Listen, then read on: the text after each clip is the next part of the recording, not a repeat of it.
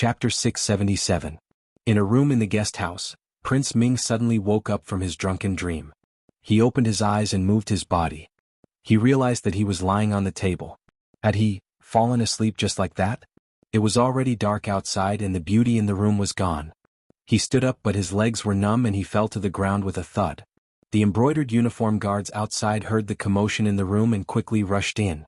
"Your Highness." They bowed in unison. The leader of the group walked forward and helped Commander Prince Ming up. Prince Ming was in great pain from the fall and his head felt like it was about to explode. "What's wrong with me?" He held his forehead and asked angrily. The embroidered uniform guards helped him back to the stool. No, my butt hurts." He had been sitting on a wooden stool for an entire afternoon. Even an iron butt would not be able to withstand the pain. There was no bed for him to lie on. The leader of the embroidered uniform guards had no choice but to ask his companions to help him sit on each side. Although this was not comfortable, at least his butt would not suffer. Where is Miss Gu?" Prince Ming asked as he held his head that was about to explode.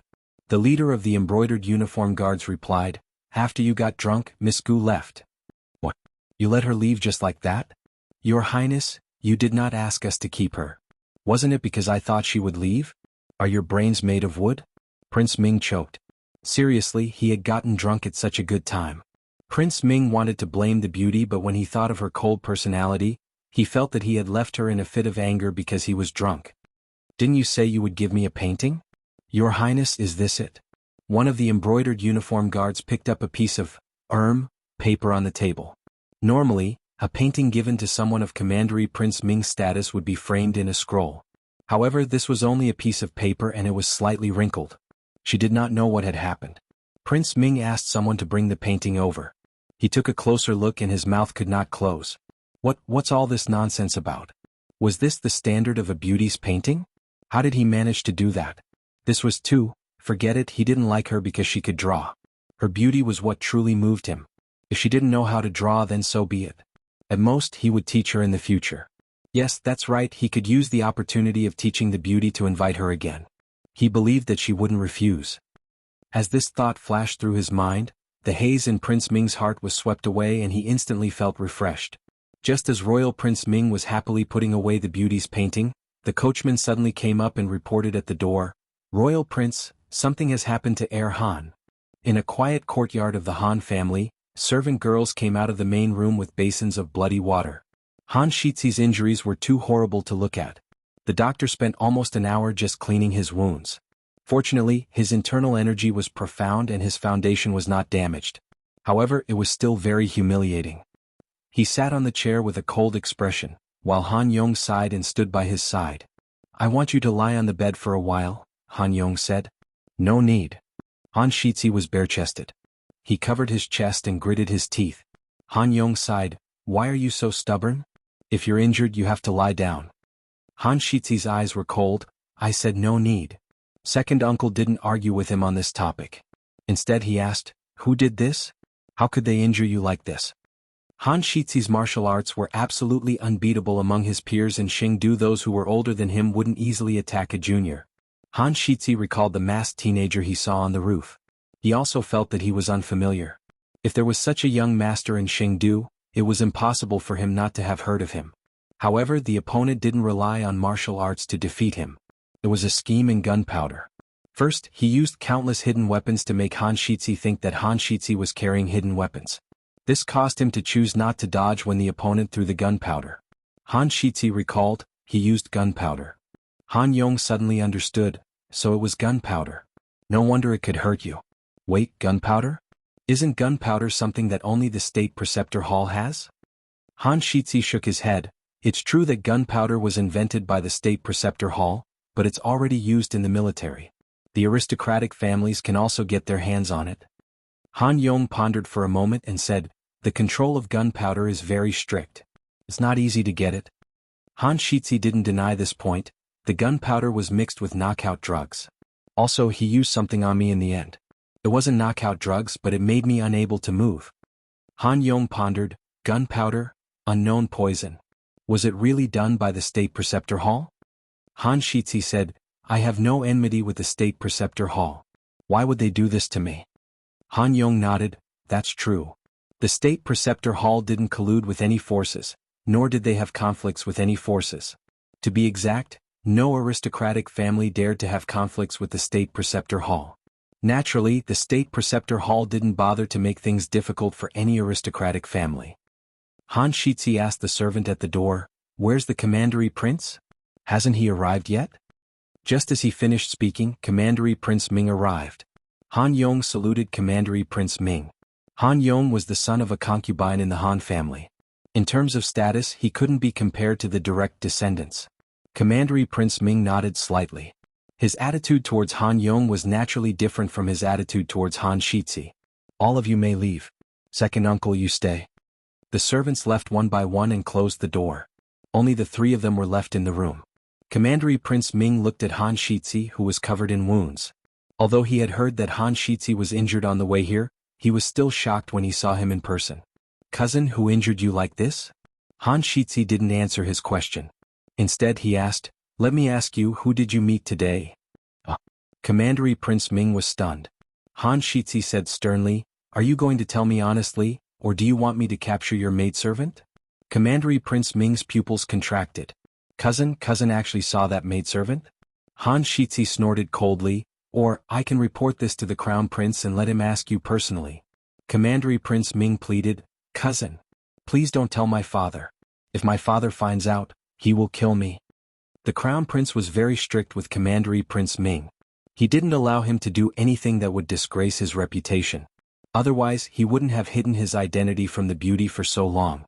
Han Shitzi said, "If you don't want me to find the Crown Prince, tell me honestly. Who did you meet today? What did you do?" Commandery Prince Ming had no choice but to tell Han Shitzi everything that happened. "Cousin, you promised me that you can't let my father find out." Han Shitzi said indifferently, "Men, send Commandery Prince Ming back to his residence." "Yes." After Commandery Prince Ming left, Han Shitzi closed his eyes in frustration and asked, "Second uncle, what do you think?" Han Yong said, "That student from the Kanglan Women's Academy must have something to do with this." She purposely lured Commandery Prince Ming and the 6 embroidered uniform guards away. Han Shitzi's eyes were deep as he said, "Since second uncle thinks so, then we have to investigate this person." It was a dark and windy night. Little Jing Kong had already fallen asleep on the soft bed in one of the bedrooms of the Kanglan Women's Academy's Linglong Pavilion. He opened his little mouth and snored evenly. Xiao Heng called Little Nine and asked it to guard Little Jing Kong. Then he went to the gatehouse and gave the gatekeeper 1 tael of silver to let her sit in his room. Little Jing Kong usually didn't wake up. However, if he woke up halfway, it was always good to have someone around.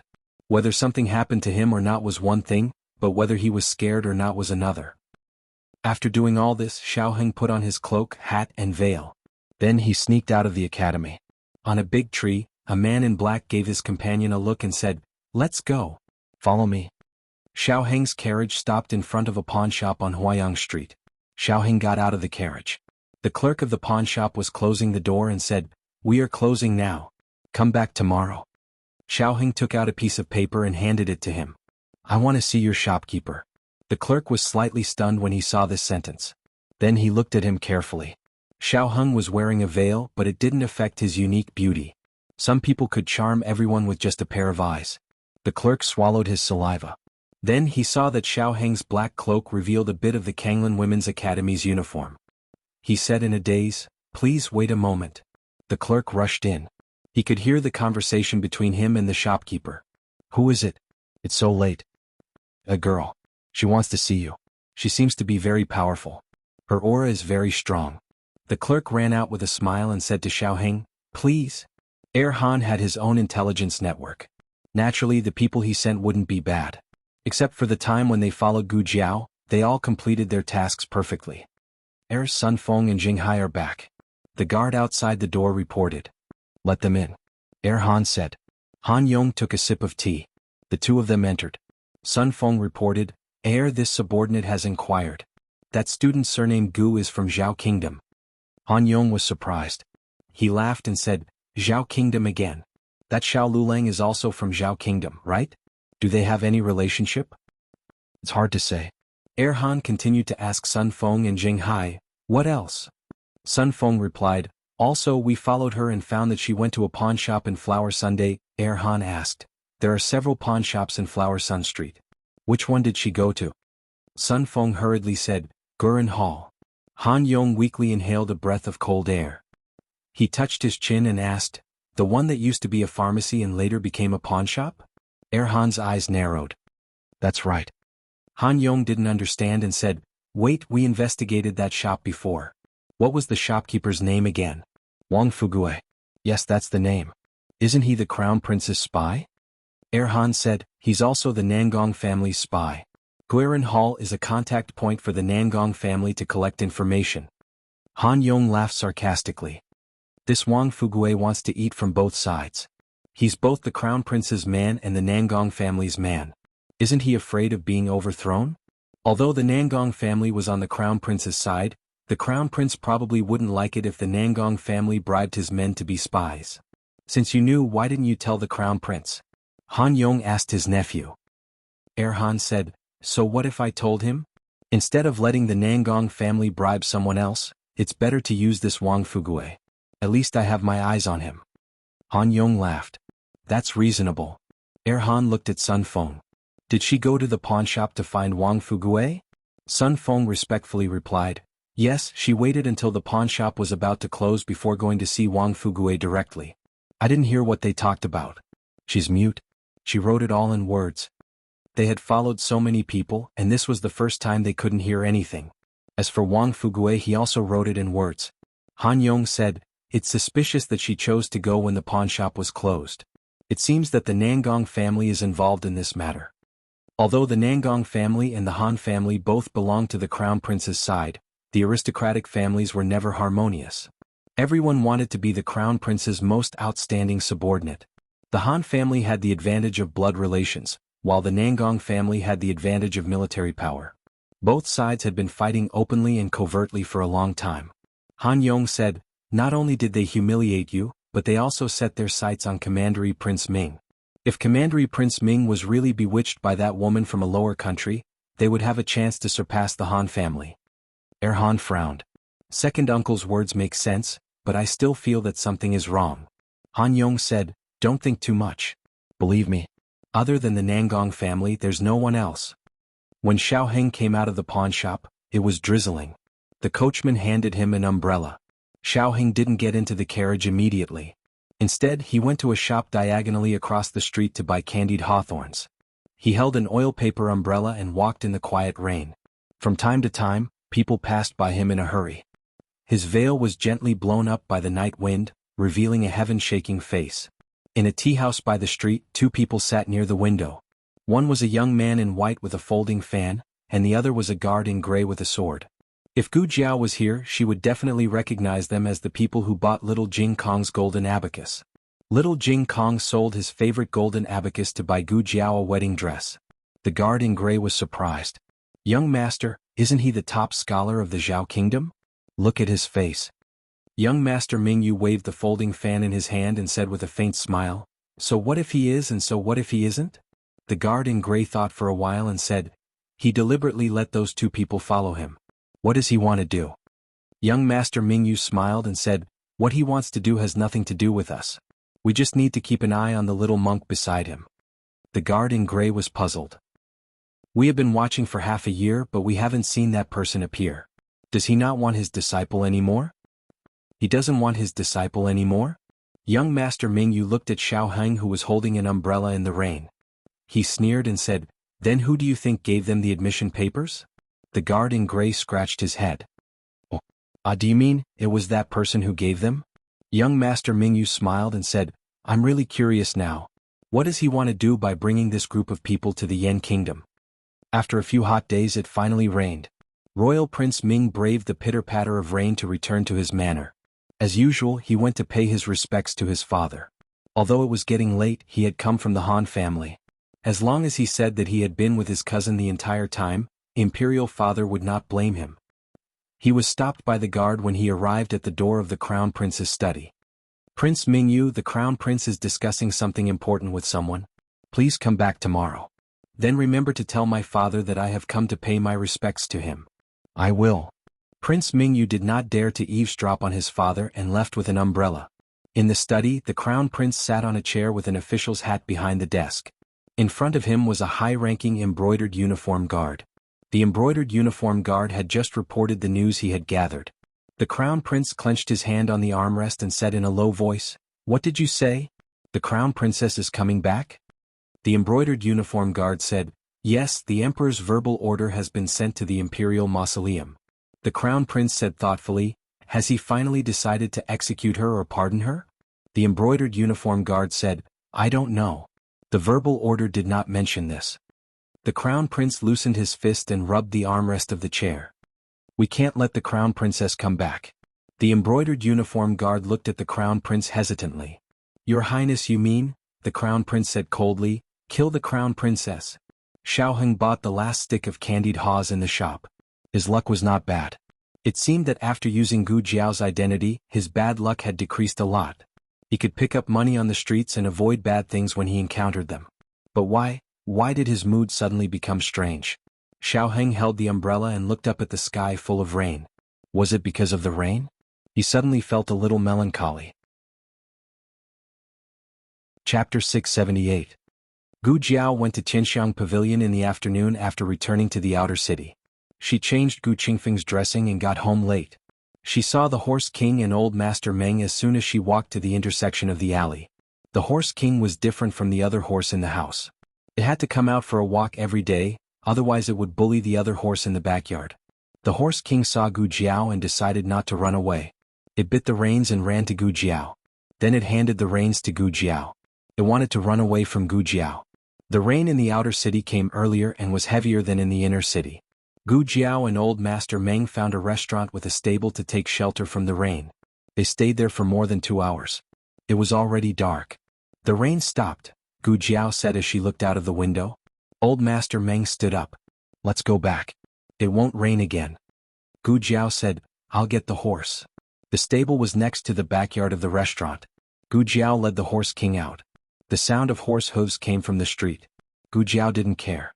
The road was wide and she didn't need to give way to anyone.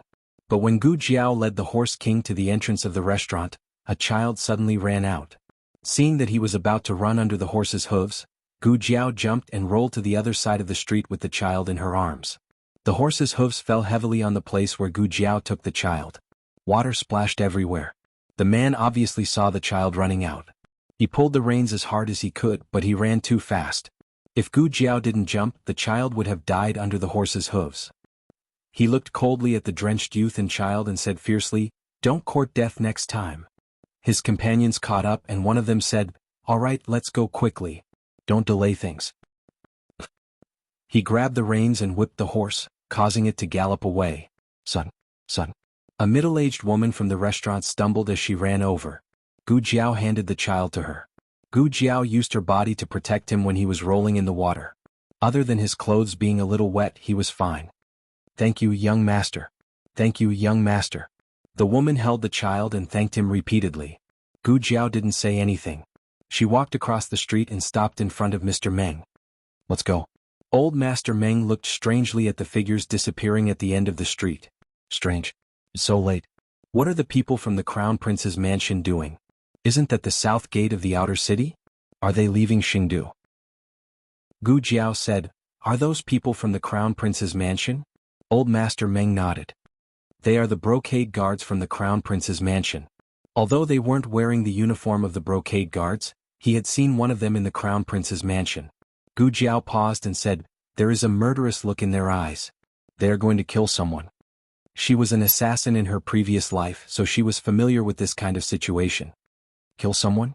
Old Master Meng frowned and looked in the direction they left. They were so fast that they had already disappeared from the street. That direction seems to be the Imperial Mausoleum. The next day the sky was clear. Gu Jiao and Gu Shaoshan went to the academy for class. After winning another game, Gu Jiao deeply felt the enthusiasm of the students of the academy. From the moment she entered the academy, she felt like she was walking on a flower path. "Lulang. Lulang. Lulang Lulang. You are so handsome." Gu Jiao looked at the people who were lining the streets to welcome them. That was not necessary. Wu Fuzi sympathized with them for their hard work in the competition, so he didn't let them stay for training today. Gu Jiao and Gu Shaoshan went home early. As soon as they arrived at the door, a squishy little ball rushed over. Jiao Jiao. Gu Jiao caught him with one hand. Jing Kong. Hey, you are faster. Little Jing Kong looked up and said cutely, that's because I have been practicing hard every day. Then he greeted Gu Xiaoshan. Brother Xiaoshan. Gu Xiaoshan pinched his face. Gu Jiao held his little hand and walked inside, looking at the central room as they walked. Don't look. Xiaoheng is not here. Along with a familiar voice, Gu Qingfeng swaggered out from inside.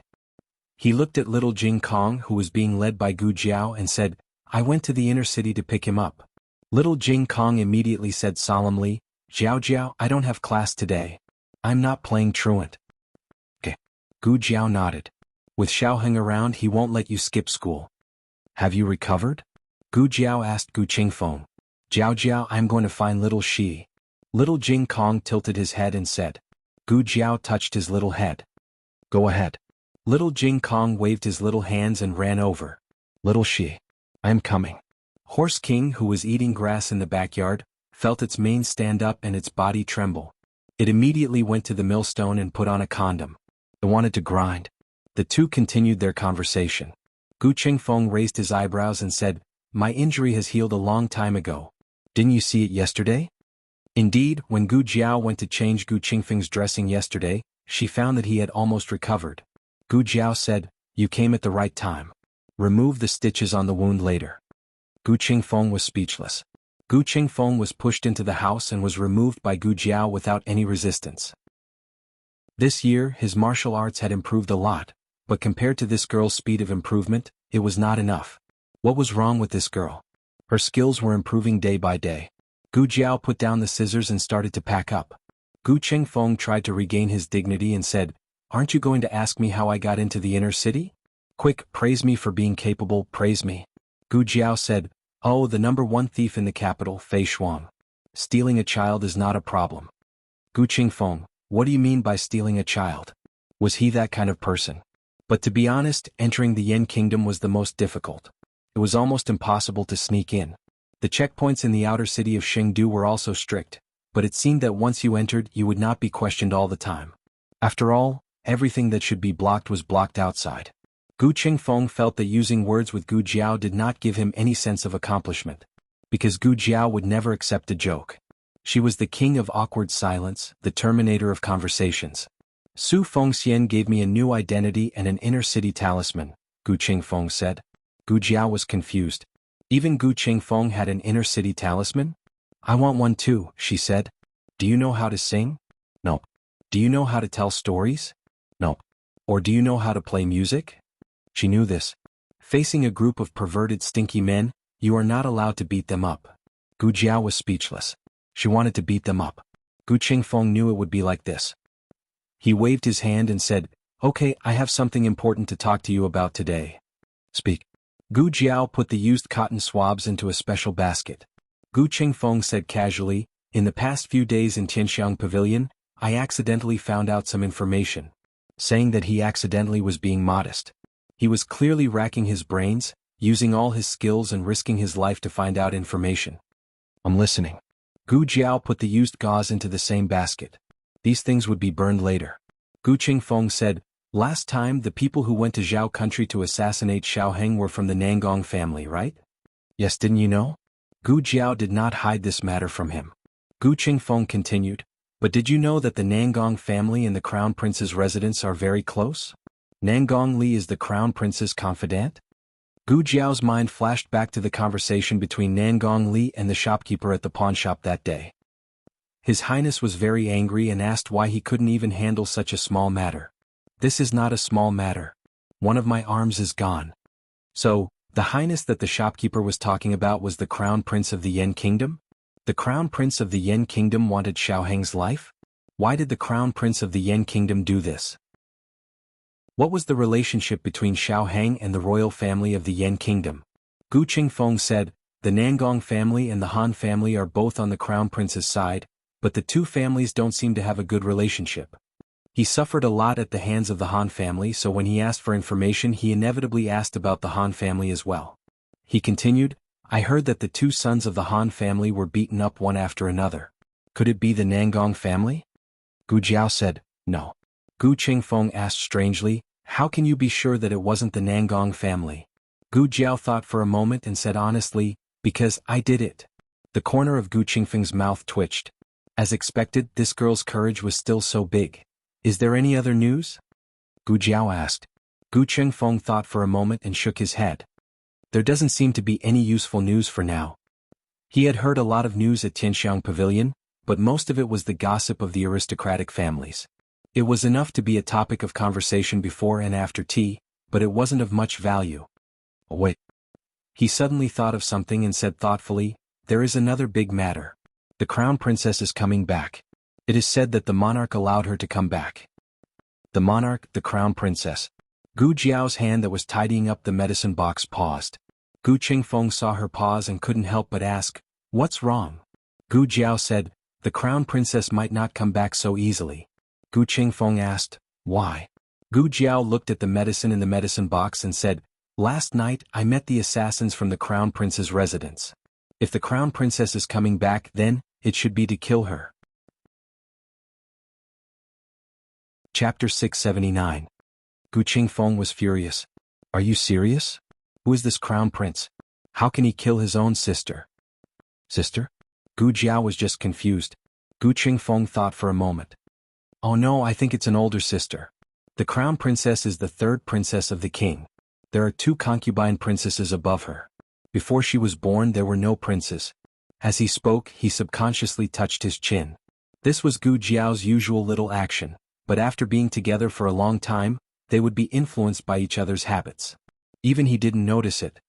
He said suspiciously, the crown prince wants to kill Xiao Heng and the crown princess. What's the relationship between the 3 of them? I don't know. Gu Jiao said. Gu Qingfeng asked curiously, did they send many killers? Gu Jiao said, 6. Regardless of what kind of person the crown princess was, the crown prince wanted to kill Xiao Heng. So in all fairness, Gu Qingfeng didn't want the crown prince to succeed. Can we report it to the officials, and let them get him back? As soon as he said this, Gu Qingfeng was shocked. Was it because he had been with this girl for a long time that he became bold? The Yan kingdom was a superior country. How could small people like them get involved in the internal strife of a superior country's royal family? One mistake and they would be doomed eternally. They wouldn't even know how they died. Moreover, the crown princess was not related to them. Just because they didn't like the crown prince, they risked their lives to save the crown princess. Wasn't the price too high? Gu Jiao closed the small medicine box with a click. Gu Qingfeng was startled by the sudden sound. Gu Jiao picked up the small basket and started to pack the hidden weapons. Send Jing Kong back later. Of course I will send him back. Gu Qingfeng said without hesitation. I brought him here. If I don't send him back, who will? As he spoke, he suddenly felt that something was wrong. Wait, why did you tell me? What do you want to do? Gu Jiao put her hand on her belt. Gu Qingfeng covered his eyes and turned around. Even if I'm your biological brother, you can't do this. You should be more careful between men and women. Oh. Gu Jiao said, I forgot that you're a man. Gu Qingfeng. What a heart-wrenching sister. Gu Qingfeng ran out of the house.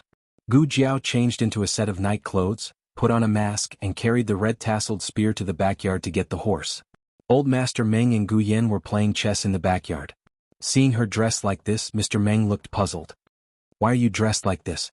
Madame Nan's body was fine now. She went to the kitchen to start the fire, intending to make some food for little Jing Kong.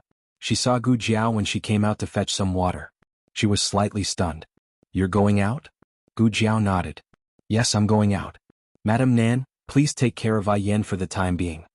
It was her duty to take care of Gu Yan. After all, he was her husband's disciple. But how long would she be out for? She even asked for his help? Gu Yan looked down and squeezed the chess piece in his hand.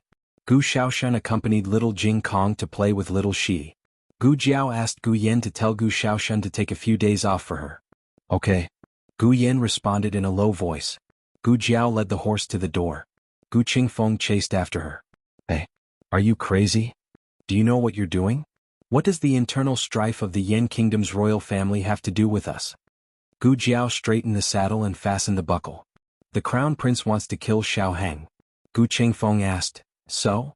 Gu Jiao muttered, there's something I need to verify personally. Gu Qingfeng was anxious. What's the matter? Gu Jiao got on the horse. I'll tell you when I'm back. Gu Qingfeng looked at the departing figure. He was so angry that he clenched his fists and gritted his teeth. Hey, you brat. Stop right there. Come back here. They've been walking for a day and a night. You can't catch up with them. Gu Jiao went far away. Gu Qingfeng wanted to kill someone. How did this brat grow up? Did she eat bear's heart and leopard's guts? They were from the Crown Prince's residence. The Crown Prince's residence. Run if you can't beat them. You're not allowed to take off the protective talisman. The imperial mausoleum of the Zhao Kingdom was built near the capital. The Yan Kingdom's imperial mausoleum was 100 miles away on Mount Guan. It was said that Emperor Taizu had asked someone to check the feng shui. The mountain range of Mount Guan was shaped like a dragon. It was beautiful and could be called another dragon's vein. Building the imperial mausoleum here could ensure the inheritance of the Yan Kingdom's imperial aura and prosperity of the country. If it was only 100 miles, one day and a night would be enough to cover it if the horses didn't stop. However, it rained in Chengdu last night. It was hard to guarantee that the other places on the road didn't experience heavy rain, which would slow down their speed. As for how much, it would depend on the specific situation at the time. Moreover, they could not rest at all. It would easily affect their fighting ability. Gu Jiao felt that she still had hope of catching up with them, even if the hope was very slim. But even if it was slim, she had to try. She wanted to know the answer. The sun was setting. In a post station near Mount Guan, 6 men in cloaks led the horses in and gave them to the workers of the post station to feed the horses. They also ordered a table full of dishes. We'll enter Mount Guan soon, the leader said. Don't make any mistakes in this operation. The man beside him said, Don't worry, big brother. Don't you know our strength? The Crown Princess's martial arts have been destroyed. How can the guards in the Imperial Mausoleum be our match? The leader said, Do it cleanly. Don't let people find out that it's Her Highness. Of course. Besides, we only want to kill the Crown Princess. The guards in the Imperial Mausoleum should avoid them if possible. If they can't, we'll kill them to avoid new problems. Got it, big brother? They finished the dishes on the table. The leader left a silver coin on the table and led a few people to the stable to lead the horses out of the post station. The sky was gloomy and the mountain was stuffy. A man in black said, Big brother, it's going to rain again. The leader looked at the Imperial Mausoleum not far away and said with cold eyes, The heavy rain will cover the breath. It's a good time to kill. As he spoke, he covered his face with the black cloth around his neck. The others also covered their faces with cloth. He ordered, Let's go. They gripped the reins and pulled out the swords at their waists. With murderous intent, they galloped toward the Imperial Mausoleum in the night. To reach the Imperial Mausoleum, they had to cross a cable bridge. Just as they were about to step onto the bridge, an arrow suddenly flew from behind them. It carried a biting cold murderous intent and an extremely sharp sound as it tore through the air. It seemed to tear a hole in the dark night. The leader instantly became alert and cut the arrow in half with his sword. Who goes there? He pulled on the reins and stopped at the entrance of the cable bridge. When he stopped, the 5 men in black behind him also stopped. They all lined up. The leader turned his horse around and stood at the front of the group. His eyes were like torches as he looked at the youth who was riding toward them in the dark night. Moonlight chased after the youth. He held the bow in one hand and the reins in the other. His entire body exuded the powerful aura of a purgatory azura. Everyone was shocked. The leader looked deeply at the youth who had suddenly appeared. He narrowed his eyes and asked again, Who are you? Gu Jiao pulled out 3 arrows from behind her and placed them on the bowstring. She aimed at the other party, the person who wants your lives. After she said this, she let go of the bowstring and the arrows left the bowstring. It was clearly 3 arrows, but she was still skillful. The 3 arrows were not aimed at anyone, but they shot under the hooves of their horses. The horses were frightened. They raised their front hooves and almost stood up straight. They let out a frightened neigh. The several people quickly dismounted and with a few nimble rolls, they steadied themselves in front of the cable bridge. The leader coldly said, Little brat, good archery? Which archery camp are you from? Archery camp? When the other 5 people heard this, they couldn't help being stunned. There were many people who knew archery, but the archers of the military camp were different from the experts of the common people. This little brat was actually an archer from the military camp. No wonder he was able to force the 6 of them off their horses. Gu Jiao still didn't talk nonsense with them. She once again pulled the bowstring. The leader disdainfully snorted, Little brat, do you really think you can hurt us like this? You guys cross the bridge first, I will deal with him. They were forced off their horses not because their martial arts were not good, but because their horses were not good enough. In fact, they were the real experts after they got off their horses. Gu Jiao fired 3 arrows at the same time again. Only 1 arrow was aimed at the leader's heart. The other 2 arrows were off target. The leader almost laughed. I thought you had some skills, but it turns out you are only so-so. He raised his sword and effortlessly slashed apart the arrow that was flying towards him. Big brother. Behind him, a black-clothed man shouted. He turned his head to take a look and saw that the 2 arrows that he thought had missed were actually nailed accurately to the rope at the other end of the suspension bridge. The strength and accuracy of the arrows were so great that they actually broke the rope. Such a long distance. Such a thin rope. How did he do it? When did such a young and promising archer appear in Chengdu? The leader shouted, Little brat. Where did you learn your archery skills? Unfortunately, Gu Jiao still didn't intend to pay attention to him. The bridge fell with a bang. Big brother. The bridge is broken. The leader's eyes were completely cold. Little brat. You are courting death.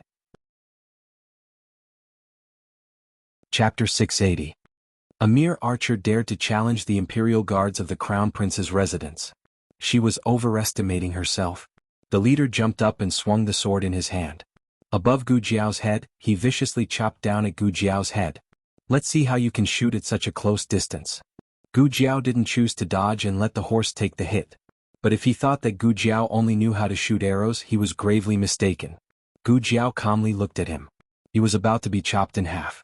Why was this kid still so calm? Gu Jiao's calmness wasn't because she underestimated the enemy. In fact, these people's martial arts weren't weak. They were all close to the strength of Sirius. She had never tried to deal with 6 Sirius at once. But she wouldn't let herself panic. If she needed to fight, she would fight. If she needed to kill, she would kill. If she needed to fight, she would fight seriously. If she wasn't, she would fight half-heartedly. Anyway, there was no way out. The sword energy came. Her long hair and the corners of her clothes flew backwards. She pulled out the red tasseled spear from behind her back and blocked the opponent's attack. The sword energy shattered the white cloth wrapped around the red tasseled spear, revealing the small braids at the tip of the spear and the large red flowers all over the spear. The leader's eyes were almost blinded. His breathing stopped for a moment. What the fuck is this? Gu Jiao swung her spear and hit his waist. Shit. He was directly sent flying. It wasn't that he couldn't dodge or catch it. It was just that the red tasseled spear was too ugly. He had been practicing martial arts for so many years, but he had never seen such an ugly weapon in his life. Before he fell to the ground, he touched the ground with his sword and flipped over to stabilize his body. Big brother. The rest of the people gathered around. The leader looked coldly at Gu Jiao and said, You guys think of a way to get over. Even if you have to swim, you have to swim over. I can deal with this kid. Yes, big brother. Everyone agreed in unison. In fact, they could tell that this kid only had the strength and tenacity of his body. He did not have the slightest bit of internal energy. No matter how strong his moves were, he would not be able to last more than 10 moves in the hands of any one of them. Big brother is more than enough to deal with her. The few of them stepped forward. Gu Jiao urged her horse to gallop in front of them. She propped her red tasseled spear on the ground and used the momentum to flip around and land in front of them. She held the red tasseled spear in her hand, holding back 10,000 men. Today no one will be able to pass. An embroidered uniform guard said, You sure talk big. Take this. He swung his sword at Gu Jiao.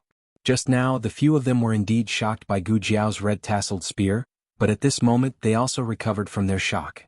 He used 50% of his power. This was considered giving this kid face.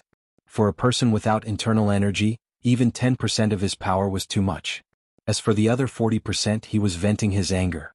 He wanted to chop this brat into mincemeat. However, who would have thought that something unexpected happened? This brat was clearly in front of him, but the moment his sword fell, he suddenly dodged. What a fast movement. After Gu Jiao dodged, she attacked him with her spear. However, Skywolf was Skywolf. How could he be so easily hurt by Gu Jiao? He also dodged easily. He was ranked 5th among the 6 people. He smiled coldly. You do have some skills, but this is the end. Die. He concentrated his chi in his dantian and used 70% of his power. Gu Jiao felt a familiar aura. It turned out that they were also men of sacrifice. However, they were not ordinary men of sacrifice. They seemed to have practiced some kind of skill that could hide their aura. At first glance, they looked like ordinary masters. Gu Jiao exchanged a few moves with him. She had to admit that the other party's strength was very strong. She did not have time to make a detonator. The black gunpowder in her hand was also used up when she was dealing with Erhan. Lu Dong, can you do it? Another embroidered uniform guard asked. The embroidered uniform guard called Lu Dong had a serious expression. This brat was a bit difficult to deal with. He had to use all his strength. It would be a joke if word got out that the embroidered uniform guard of the Crown Prince's residence was forced to use all his strength by a brat without any internal energy. He attacked Gu Jiao with a fatal blow. His companions did not help him because they felt that it was unnecessary. It was just a brat. Why would they need to work together? Puchi, the sharp blade pierced through the body. Everyone was stunned. The leader's pupils shrank. How could Gu Jiao's red-tasseled spear pierce through the embroidered uniform guard's heart? She kicked him away. The moment the red-tasseled spear left his body, blood splattered on her mask. Thanks to the Shaolin martial monks, she had recovered 40% of her strength from her previous life. Therefore, even if she did not have any supplementary skills, she could still kill a sky wolf. But there were 5 more left. Gu Jiao panted slightly. Who's next? She did not say that if they came together, there was a need to consider the situation. I'll deal with you. Another embroidered uniform guard walked out. Fortunately, these people were not like Marquis Shen Ping. Otherwise, if they ganged up on her, she would be dead in a matter of minutes. Gu Jiao withstood 30 moves from this person. Finally, her spear pierced his vital point. At this time, Gu Jiao was also injured. Her breathing was gradually becoming disordered. Damn it! Attack together. A square-faced embroidered uniform guard said. Gu Jiao wiped the blood from the corner of her mouth. Hey, do you have any shame? So many people attacking me. Aren't you afraid of being laughed at? The leader said coldly, no one will laugh at us if we kill you. He said to his companions. Kill him. Kick him into the water. Leave his red-tasseled spear. It looked ugly, but it was very useful. Gu Jiao held the red-tasseled spear in her hand. As expected, no one could escape from the red-tasseled spear. Unfortunately, this red-tasseled spear was her brother's. She could not give it to him. The 4 people joined forces to kill Gu Jiao. Gu Jiao and the 4 people exchanged more than 100 moves. Her body was already stained with blood. The opponents had the advantage in martial arts and numbers, so their injuries were not as serious as Gu Jiao's. It seemed that the 4 people had the upper hand. In fact, the 4 of them were very surprised. Where did this kid come from? How could he still fight? They said that he was like an archer from the barracks, but he could also use the red-tasseled spear so well.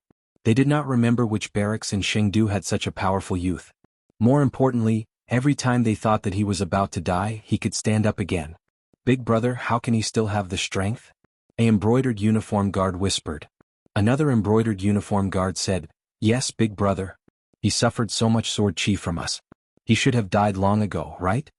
The leader looked at the youth whose clothes were already soaked in blood with a complicated expression. The youth's mask had fallen off during the fight, but he could not see the youth's face because it was covered in blood. The leader suddenly felt reluctant to kill him. Boy, I don't care who sent you. That person is not a good person. You are not a match for us, but he sent you alone.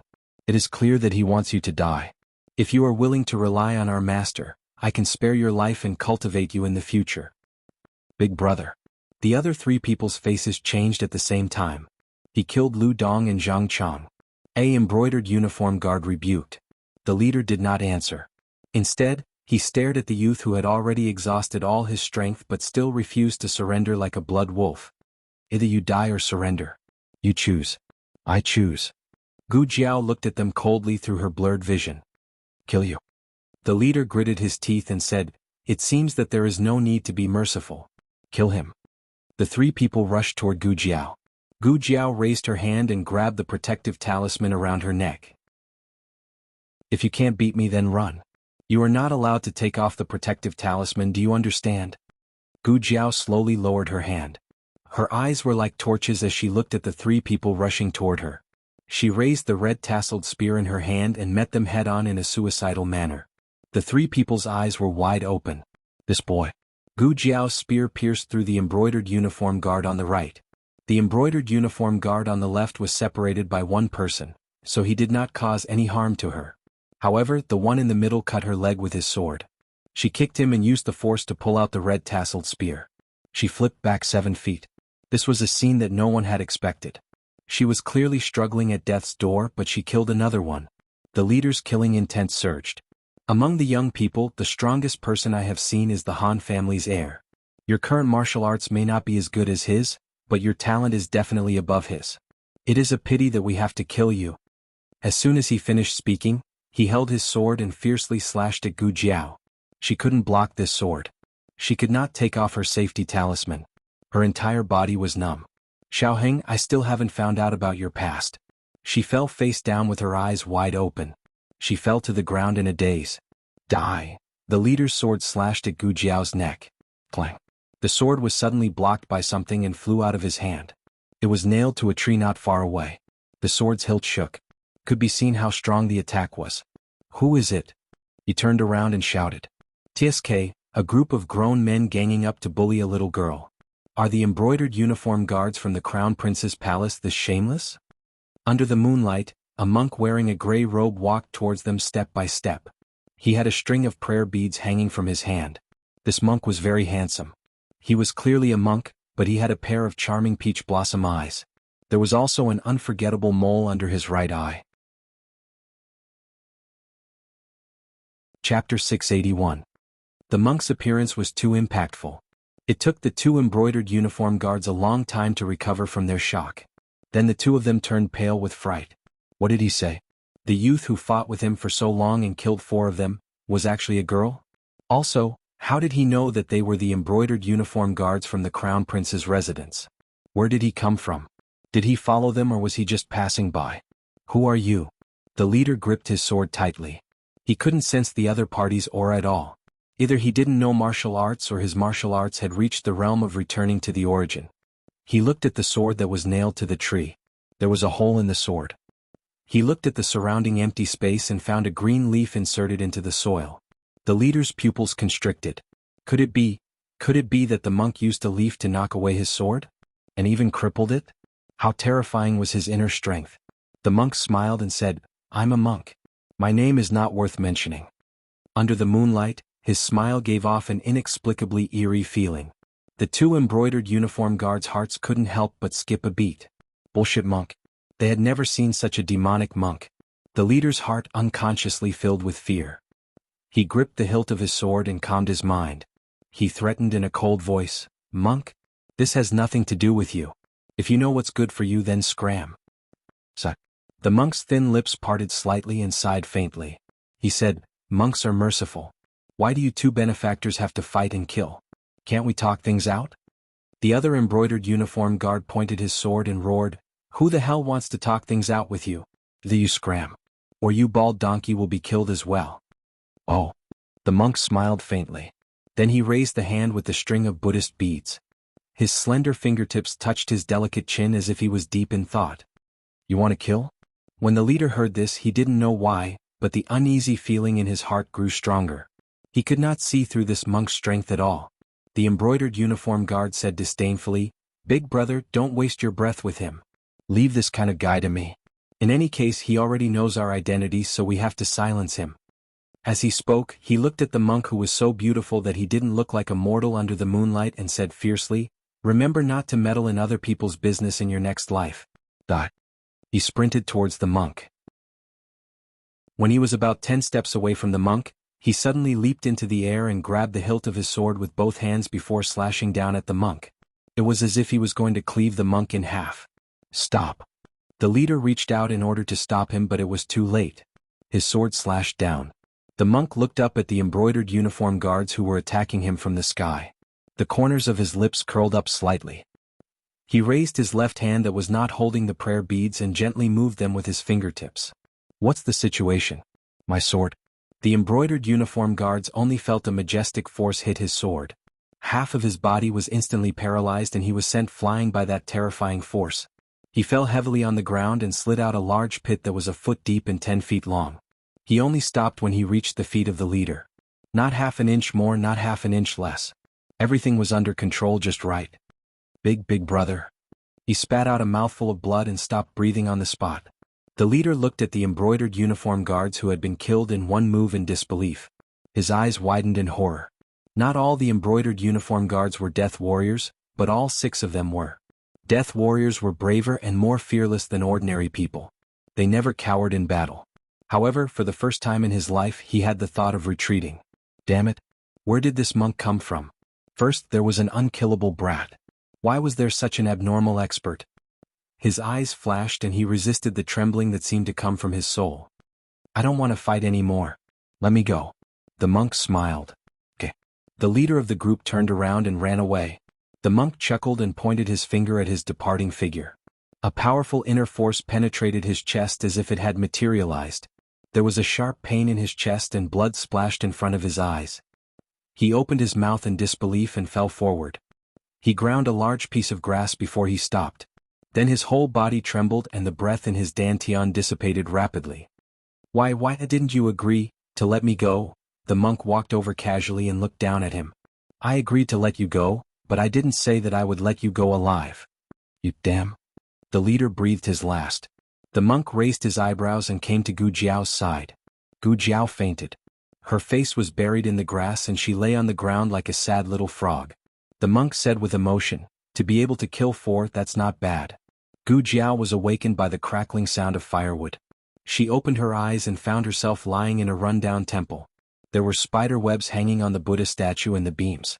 She didn't know how long it had been since someone came here. She smelled the delicious aroma of meat that made her want to eat heartily. Someone was roasting meat. The sound just now came from the pile of firewood. Awake. A lazy man's voice came from behind the firewood. The voice was a little familiar, as if she had heard it before. Gu Jiao's first reaction was to sit up and restore her alertness. Then she saw the monk behind the firewood. It's you? Wasn't this the beautiful monk she met in the countryside? She went up the mountain to find the abbot and met a monk who fell into a trap on the way. Her deepest impression was that the monk was really good-looking and the second deepest impression was that the monk was really weird. The monk was bitten by a poisonous snake and then he killed it. Gu Jiao blinked and looked at him without blinking. Why did you come to the Yen Kingdom? The monk roasted the meat and said, How can you be sure that this is the Yen Kingdom? Gu Jiao was stunned. I went back to the Zhao Kingdom. Ah. The monk suddenly laughed. Gu Jiao did not find it funny. She stood up and checked her own condition. The wounds on her body had been applied with the golden sore medicine, and they had healed well. She looked around and found that she was sleeping on a pile of hay. Her small basket and red-tasseled spear were lying at her feet. She clearly remembered that the red-tasseled spear had 8 small braids, but now it had become 10. Could it be that the monk did it? Do all monks have a hobby of braiding their hair? Those 2 people, are they dead? Gu Jiao remembered that there were 2 embroidered uniform guards left before she fainted. They are dead. The monk said. Okay. Gu Jiao didn't ask how they died.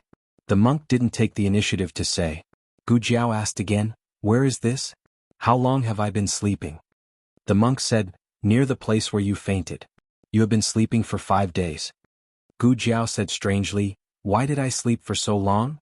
She shouldn't have slept for so many days because of her injuries, right? The monk spread out his hands. How would I know? Gu Jiao took out the first aid kit from the small medicine box and counted the medicine. The corner of her mouth twitched. You gave me a whole bottle of tranquilizers? The monk suddenly realized, Is that a tranquilizer? You didn't label it on the bottle. You had a high fever so I applied your golden sore ointment on you, but you were still as hot as a small stove. I had to find some medicine for you and it seems that it was indeed medicine. I was worried that I had made a mistake. Gu Jiao's face darkened. You didn't even know whether the bottle was filled with medicine or not, but you gave me dozens of pills. Can you be more unreliable? The monk turned the rabbit on the shelf around and took out a small bamboo tube from his wide sleeve. He removed the lid and sprinkled some salt on the rabbit meat. Look, I didn't forget to add salt this time. If he didn't mention this, Gu Jiao would have almost forgotten that the monk had fallen into her trap because of a rabbit. She thought that he, a monk, wanted to save the rabbit. Who would have thought that he killed the rabbit and roasted it without saying a word? She once suspected that he was a fake monk and she still suspected so. Gu Jiao looked around. She was a little thirsty. Is there water? The monk threw her a water bag. Gu Jiao caught it in her hand. It was empty. The monk said, There is a small stream outside the back door of the temple. Take this to get water. Gu Jiao said, Then I can drink without a water bag. The monk looked at Gu Jiao and said confidently, I'm asking you to get some water for me. Gu Jiao was speechless. What kind of monk was this? Gu Jiao took the water bag to the backyard to get water. The monk looked at her walking as if she was flying. He narrowed his charming peach blossom eyes. You recover so quickly. Gu Jiao came back after drinking the water and threw the water bag to him. He raised his hand to take it and smiled. Thank you. He was born beautiful. With such a bright smile, all living beings wanted to fall for him. If the monk saved all living beings with this appearance, all living beings would be possessed by the devil. Gu Jiao squatted down in front of the monk. She grabbed a small branch and drew circles on the ground while waiting to roast the rabbit. She asked the monk several questions. Except for the question of how he came to the Yen Kingdom, he answered all the other questions. There were only two ways to come to the Yen Kingdom. One was to have an official travel permit, and the other was to be marked as a slave. She didn't know which type the monk belonged to. Are you from the Zhao Kingdom or the Yen Kingdom? Gu Jiao asked. Does it matter? The monk asked with a smile. Gu Jiao thought seriously, oh no. She continued to draw circles. The monk continued to roast the meat. The meat was delicious. Gu Jiao was really hungry. Chapter 682. The monk's skills in roasting the rabbit weren't bad. The rabbit fat on the surface was all roasted, and small bubbles came out with hissing sounds. He crushed the salt and sprinkled a few grains from time to time. The temple was instantly filled with the crisp fragrance of salt and pepper. Gu Jiao swallowed her saliva. She gradually changed from drawing circles to drawing rabbit, roasting rabbit, braising rabbit, spicy rabbit head, cold eating rabbit meat. In fact, other than roasted rabbit there were also a few roasted mushrooms on the rack. But Gu Jiao only wanted to eat rabbit. Finally the rabbit meat was roasted. The monk took out a sharp knife from his wide sleeve and was about to cut off a rabbit leg when a murderous aura suddenly came from outside the temple. Gu Jiao's eyes turned cold and she stood up. It wasn't late yet, but the sky was overcast, giving people an ominous premonition. The murderous aura quickly approached, and the sound of something sweeping through the branches and leaves came from the forest. It was Qinggong. It was even faster than Gu Qingfeng's Qinggong. It must be known that Gu Qingfeng's Qinggong could even shake off the dragon shadow guards. The commotion stopped in the open space outside the temple. Gu Jiao sensed 3 auras. They were all real sky wolves. And one of the auras was faintly above sky wolves. The people inside get out. Among the 3 people one of them coldly spoke. Gu Jiao had already seen through the crack in the door. Although the 3 people were disguised, the swords at their waists were the same as the 6 embroidered uniform guards from that day. They were people from the Crown Prince's residence. The monk sat cross-legged on the ground, calmly roasting the meat on the ground as if he didn't hear anything. Stop hiding. You have the guts to kill people but don't have the guts to admit it? Gu Jiao grabbed the red-tasseled spear on the ground and walked out with a strong aura. The red-tasseled spear in her hand landed heavily on the ground, and the powerful force seemed to shake the ground. A trace of surprise flashed through the eyes of the 3 people at the same time. They did not expect that the person they were looking for was actually such a young boy. The strongest man wore a purple cloak while the other 2 wore black cloaks. The purple-cloaked man coldly said, "You're the one who killed the Crown Prince's imperial bodyguards?" Gu Jiao raised her eyebrows and said, "So what if it's me? However, are you not even planning to hide it?" The purple-cloaked man said disdainfully, "Humph, what's there to hide from a dead man?" Gu Jiao looked at him and said, "How arrogant." The embroidered uniform guard on the left said, "You're the arrogant one, brat. You even dared to kill people from the Crown Prince's residence. Brat, who sent you here?" The brocade guard on the right also opened his mouth. "Su-er, did we make a mistake? This brat doesn't look like someone who can kill 6 embroidered uniform guards." The boy in front of them was too young and too immature. Although his aura was very strong, it was impossible for him to kill 6 embroidered uniform guards in one breath. The purple-cloaked man narrowed his eyes dangerously. "Brat, do you have an accomplice?" Gu Jiao said, "So what if I do? So what if I don't? What does it have to do with you?" The purple-cloaked man said, "We spent 5 days to track you down. I have to say you do have some ability. But it's all over now. Today is the day you die." "I don't know the day of my death, but I know the day of your death." Gu Jiao looked at the 3 people without fear and said arrogantly, "Do you want to come one by one or the 3 of you together?" Their hatred reached the peak in an instant. The purple-cloaked man said with murderous intent, "Brat, if you want to die early we'll help you. Come together." Gu Jiao raised her other hand that wasn't holding the red-tasseled spear and made a stop sign. "Wait, I didn't say I wanted to fight with you." The 3 people were stunned. Gu Jiao flashed back into the temple and stood behind the monk. She stuck her head out and pointed at the monk. "You guys, fight with him." The monk. The three people. The temple was barbecued meat and roasted mushrooms. The monk didn't want to ruin the results of his 2 hours of hard work, so he got up and walked out. The purple-cloaked man snorted, "You're actually a monk. What's your relationship with that brat?" The monk sighed impatiently, "If you want to fight, then fight. If not, then get lost. This poor monk doesn't like to talk nonsense." The embroidered uniform guard on the right sneered, "Each one is more arrogant than the last. Take this." He took the lead and rushed toward the monk. As Gu Jiao chewed on the fragrant rabbit meat, she observed the fight on the spot. She had killed Sirius twice. One was with the help of an auxiliary method, and the other was with a safety talisman. She was seriously injured each time. This was the first time she observed Sirius from the perspective of a bystander. He was so fast. The 6 embroidered uniform guards couldn't compare to him. His fist arrived in front of the monk in the blink of an eye. Was the monk too late to dodge? Why wasn't he moving? This punch would give the monk a concussion, right? The wind from the fist blew the monk's robe back. The monk stared at him without blinking. When his fist was about to break the monk's nose, he suddenly raised his hand and grabbed the man's wrist. "You guys shouldn't have disturbed this poor monk's meal." He didn't use any fancy moves and just threw the man out. The dignified Sirius couldn't even fight back in the hands of the monk. The moment the man fell to the ground, he spat out a mouthful of blood and didn't get up again. Gu Jiao, so powerful. The purple-cloaked man saw this and a strong sense of surprise flashed across his eyes. Then a murderous aura surged, "Very good. I didn't expect that the first time I used my full strength would be against a monk." He raised his internal force to the extreme. A force that was far more terrifying than Sirius swept through the whole world. He was like a lion that had just woken up and finally bared his fierce fangs. "Take this." He rushed toward the monk with the force of a landslide and a tsunami. Slap. The monk grabbed his forehead with one hand. The purple-cloaked man, Gu Jiao, counted the moves. He used 1 move and 3 moves to deal with the 2 Sirius. He used 7 moves to deal with the super Sirius. Gu Jiao recalled how many moves he used to fight the 2 Sirius. Oh, he forgot to count. He would never admit that he didn't know how many moves he used. Gu Jiao basically ruled out the possibility that he entered the Yen Kingdom by being marked as a slave. Therefore, he had a proper travel permit from the Yen Kingdom. Then the question was, how did he get the Yen Kingdom travel permit?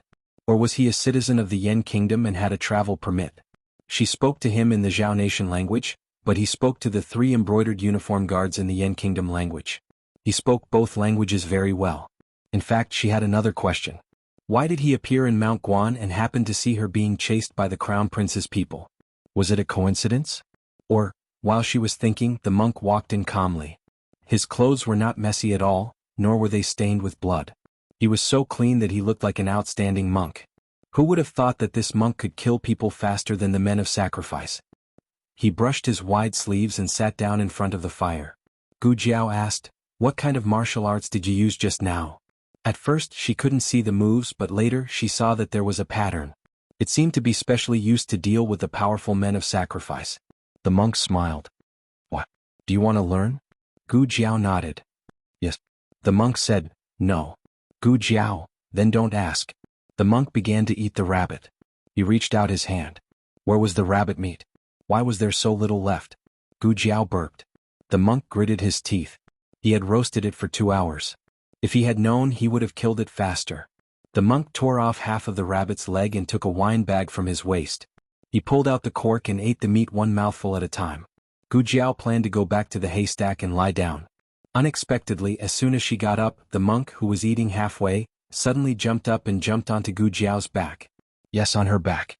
Not on her back. Gu Jiao, what's going on? What's wrong with you? Gu Jiao asked in confusion. The monk, who was lying on her back and holding the rabbit's leg in the wine bag, stuttered, "Snake, snake, snake, snake." Gu Jiao found the snake under the table. She walked over with him on her back, bent down and picked it up by its tail. She said calmly, "It's just a small cauliflower snake. It's not poisonous." The monk, who had killed 3 celestial wolves a second ago, was terrified now. He almost roared, take it away. Hurry up and take it away." Gu Jiao tilted her head. "Are you afraid of snakes?" The monk said, "I'm not afraid." Gu Jiao said, "Oh," and shook the small snake behind her. Ah!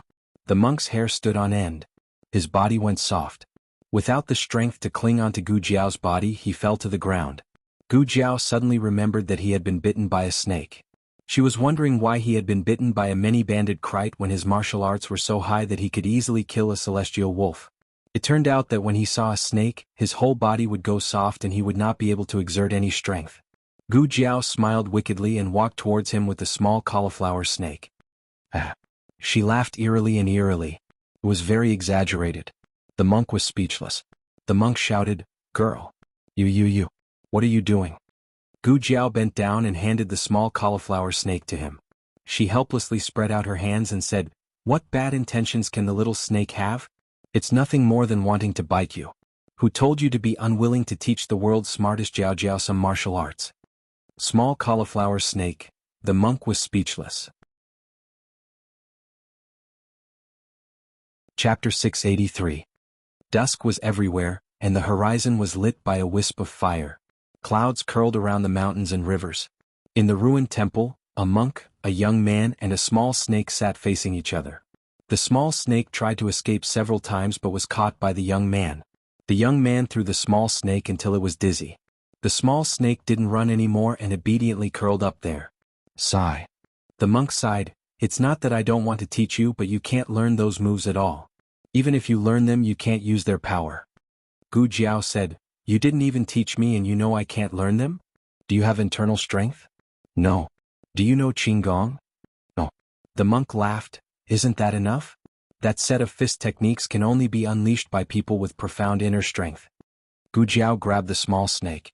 The monk's expression changed and he stretched out his hand. "Wait. I haven't finished speaking." Gu Jiao's movements paused. The small snake hung upside down in the air and cooperatively stuck out its harmless tongue. The monk calmed down and glanced at the red-tasseled spear beside the straw mat. "Your weapon is a spear. I'll teach you a set of spear techniques." Oh, the monk also knows spear techniques. Gu Jiao's current spear techniques were taught by the old marquis. There were only a few moves in total and there was only one move as a killing move. The old marquis chose that for her based on her situation at that time. In fact, with her strength recovered, that move was indeed not enough. The monk stood up and walked over to pick up the red-tasseled spear leaning against the wall. He walked to the open space outside the temple. "Watch carefully." He pointed the spear to the ground and his eyes turned cold. His breath instantly circulated as if there were invisible wind blades sweeping through the world. Gu Jiao clearly felt that the monk's aura had changed. In fact, when she thought about it carefully, this monk had always changed a lot. She couldn't sense any trace of martial arts from him, so she didn't find it strange when he fell into her trap the first time. However, the terrifying power he displayed when he killed Sky Wolf made him look like a completely different person. Gu Jiao really couldn't describe it. Gu Jiao couldn't. Perhaps, he was like a Buddha who had fallen into the demonic path. But now the Buddhist chi and demonic chi were gone. He danced with his long spear and stood in the heaven and earth. His body was full of righteousness, and even his pair of peach blossom eyes became especially serious. "What kind of spear art is this?" Gu Jiao muttered. After the monk finished his last move, he threw the spear to Gu Jiao and said, "All right, it's your turn." This spear was very heavy. Wasn't he afraid that she wouldn't be able to catch it if he threw it over like this? It was unknown whether it was intentional or not, but the spear carried a trace of the monk's own strength. Gu Jiao almost couldn't catch it. She steadied herself and stabbed the spear heavily into the ground. Only then did she not fall to the ground. The monk slightly raised his eyebrows and said, "Oh, you caught it. So you did it on purpose? Let's see how well you've recovered. If you don't have enough strength, then I can't teach you the next few moves." He said, "Let's see how well you've recovered, not let's see how well you've recovered." The difference between these few words was like heaven and earth. He knew what she was like before she was injured. Then, could she think that he was already there when she was fighting against the 6 imperial guards from the Crown Prince's mansion 5 days ago? He had been secretly observing her and only made a move when she couldn't take it anymore. "Why aren't you making a move? Did you not remember? Then I'll show you again." "No need." The spear art that the old duke taught Gu Jiao laid a very strong foundation for Gu Jiao. She could basically understand some of the complicated moves. The only problem was that her injuries had not healed. She was indeed lacking in strength, but she didn't need to kill people. It was enough for her to practice her spear. The monk stood at the door and looked at Gu Jiao without blinking. The first move. The first move was the simplest. It was not much different from the most important move that the old marquis had taught Gu Jiao.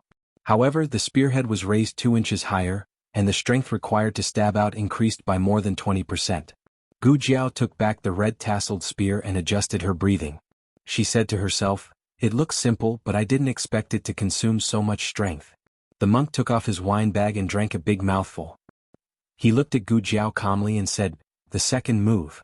The strength of the second move was increased. Gu Jiao jumped up and stabbed the long spear from top to bottom.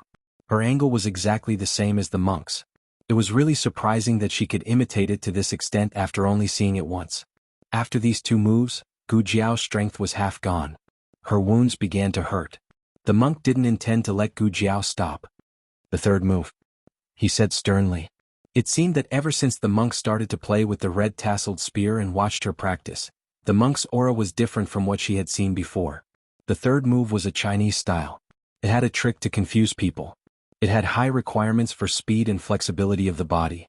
Gu Jiao hadn't stopped practicing since she came to this world. Otherwise, her waist would have been broken. After this move, Gu Jiao was slightly out of breath. The monk looked at Gu Jiao with surprise. "You still have strength." Gu Jiao finished all the moves in one go. Although it was said to be all, there were actually only 5 moves. However, the difficulty of each move after that was multiplied. The monk murmured, "This girl, I originally planned to let you finish it in 3 sessions. Gu Jiao's legs were weak. She could fall down at any time, but she supported herself with the red-tasseled spear. She raised her hand and wiped the sweat on her forehead. She gasped, "Is there more?" The monk was stunned. "There is more." He paused as if he was hesitating. It was as if he had made a big decision. 3 moves. Gu Jiao was so tired that she was seeing stars. She didn't notice the hesitation in his eyes. She passed the red-tasseled spear to him. "I'll take a few breaths. You can start." Otherwise, she wouldn't be able to see clearly. The monk stood in the open space with the red-tasseled spear in his hand. The night wind blew and his robe fluttered. He stared at the sky. "I'm ready," Gu Jiao said. The monk didn't move. Gu Jiao tilted her head. "Monk." The monk held the red-tasseled spear tightly. "Since you want to learn, I'll teach you. But remember, you can't use this spear to do evil. You can't use it to hurt the innocent. Otherwise, I'll kill you with my own hands." Gu Jiao sat on the threshold and looked at him. "You're suddenly so serious. I'm not used to it." The difficulty of the last 3 moves couldn't be compared to the first 6 moves. Gu Jiao could see it, but she still couldn't perform it all. "Let's stop here today," the monk said. Gu Jiao put away the red-tasseled spear. The 2 of them practiced for the whole night and didn't have time to eat. The monk went to the stream behind the temple and caught 2 fish to roast. He also went to the vicinity to pick some wild fruits. When he came back with a pile of wild fruits, only bones were left of the 2 roasted fish. Gu Jiao's cheeks were bulging. Her small mouth moved quickly as she tried to eliminate the evidence. The monk was furious. "Why did you finish it again? Couldn't you leave some for me?" Gu Jiao's cheeks were bulging. She looked like a little fat squirrel that was eating. She said vaguely, "I used up too much energy. I was so hungry that I couldn't hold it in." The monk was speechless. The monk went to catch 2 more fish. This time he didn't leave. He was determined to prevent someone from eating. The little snake was released by Gu Jiao. After all, it had nothing to do with it. The monk focused on roasting the fish. Gu Jiao sat on the hay. She took a cotton cloth from the small basket and carefully wiped the red-tasseled spear as if she was wiping a treasure. The monk looked at her wiping the red-tasseled spear and pursed his thin lips. Gu Jiao felt that he was sizing her up. When she looked at him, he had already looked away and continued to roast the fish. The monk had never asked her why she appeared in Zhao country, why she dressed as a man, and why she encountered the brocade guards from the crown prince's residence. Was he not curious about her at all, or had he already? The monk coldly snorted. "Stop looking. It's useless. I won't let you eat." Gu Jiao's thoughts were interrupted. She paused and decided to ask him. "What's your name?" The monk didn't have a name. She naturally asked for his Dharma name. For example, Jing Kong was a Dharma name. However, Jing Kong liked this name. Even after he returned to the secular world, he was still called Jing Kong. After asking, Gu Jiao secretly wondered what kind of Dharma name the monk would call her. In the end, she heard him say a word softly. Gu Jiao was stunned. "Steamed? What's steamed? Steamed rabbit or steamed pork ribs?" The monk roared, "Can't you think of anything else other than food?" Gu Jiao, "No, I've been starving for the past few days." The monk sighed. He picked up a withered branch and wrote a word on the ground in Yen language. Zheng. This word, it seemed that it wasn't his Dharma name. It was his secular name. The monk ended the conversation. It's late. Go to sleep. Gu Jiao, I want to eat fish. The monk, after eating another fat and juicy grilled fish, Gu Jiao rubbed her round belly and fell asleep contentedly. At night, Gu Jiao had a dream. After coming to Chengdu, she had more dreams than before. However, the interesting thing was that she basically forgot everything after waking up. In the dream, all the memories seemed to be strung together. For example, after coming to the dream, she remembered the courtyard full of bellflowers and the graveyard without a tombstone. Tonight, it was neither a courtyard nor a graveyard. Instead, it was a battlefield that stretched as far as the eye could see. Shimmering spears, armored horses, and blood stained the yellow sand. There were endless battles and soldiers constantly fell. A bloody mist filled the sky with the color of blood. Above the thousands of bones, a man in silver armor was riding on a similarly armored black-winged horse. He held the reins tightly in one hand and a red-tasseled spear in the other. His silver armor was already covered with blood, but there was no sign of retreat in his eyes. He looked at the thousands of soldiers and horses in front of him and said word by word, "The sons of the Xian Yuan family will never surrender even if we fight to the last man." The next second the scene in the dream changed. It was still this man. He was wearing silver armor and standing in the camp. He looked at the officials opposite him and said coldly, "Rebel? So what if my Xian Yuan family rebels? The heavens have wronged my Xian Yuan family, so my Xian Yuan family will go against the heavens." Inin, it was that man's voice. The scene changed again. His voice was especially gentle and doting in this scene. However, his appearance was too horrible to look at. He had been shot in the shoulder and 2 in the thigh. He lay on the ground with blood flowing like a river. He tried to support himself with both hands so that he could sit up. Beside him squatted a little girl who was only 2 years old. "Uncle, you're bleeding. You're bleeding a lot." He smiled as if nothing had happened and wiped the blood off his palm on his armor. Then he raised his hand and touched the little girl's head. "Big uncle isn't bleeding. Big uncle was just playing with Inin." The girl tilted her head as if she was trying to discern the truth in his words. Then she asked, "Uncle, does it hurt?" He smiled and said, it doesn't hurt at all. Inin, let's play a game, okay?" "What game?" the girl asked. He raised his head with difficulty and endured the tearing pain all over his body.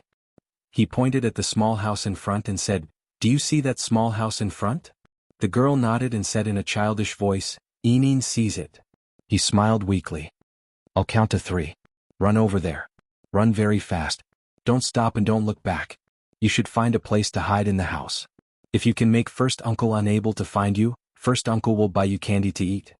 The girl hid in the darkness for a long time. It was so long that when she woke up, the sky was dark and then bright. She crawled out of the box with great difficulty and stumbled back with her short legs. The mountains of the past had become a sea of corpses. Her lonely little figure crawled over the corpses lying in pools of blood. "Uncle, where are you?" "Inin doesn't want to play with you. Inin doesn't want candy.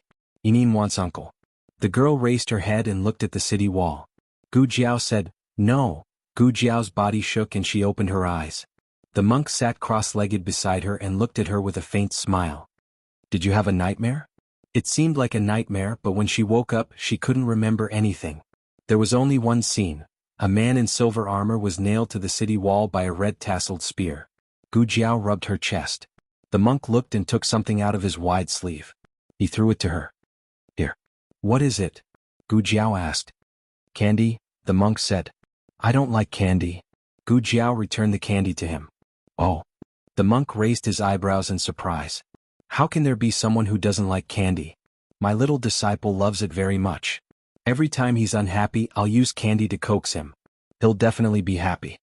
Gu Jiao asked him strangely, "You have a disciple? What kind of disciple can survive 3 days in your hands? How tenacious must his vitality be?" Gu Jiao didn't dream in the latter half of the night and slept until dawn.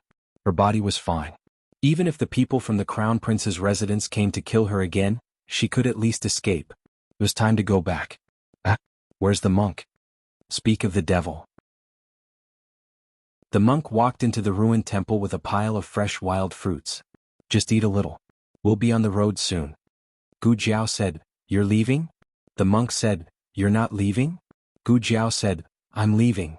The monk said, then what are you waiting for? Hurry up and eat. Gu Jiao ate a few wild fruits. They were very sour. After filling her stomach, Gu Jiao packed her things.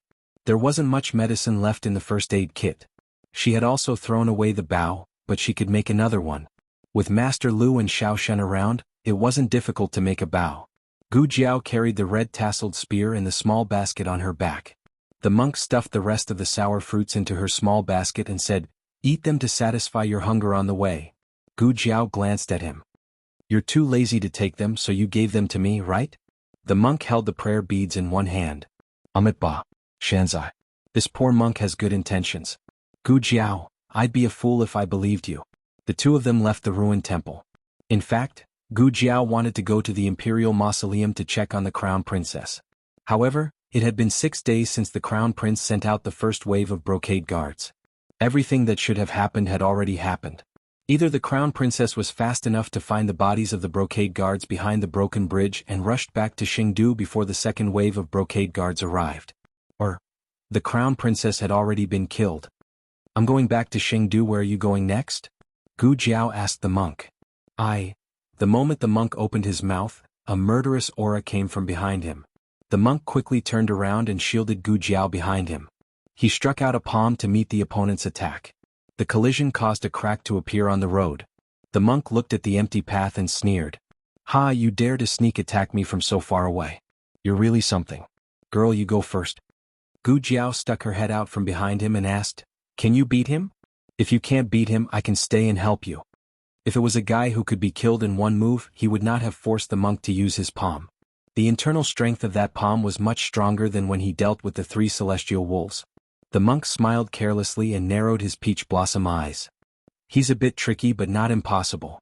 I let you go first because I don't want that ox nose to see your face and think that you're with me. If he can't beat me, he'll find trouble with you in the future. Of course, if you have doubts, you can stay. Before he could finish his words, he turned his head and saw that Gu Jiao, who had wanted to help him a second ago, had already run away without a trace. The monk was speechless. Gu Jiao spent 2 days to rush back to Xingdu from Mount Guan.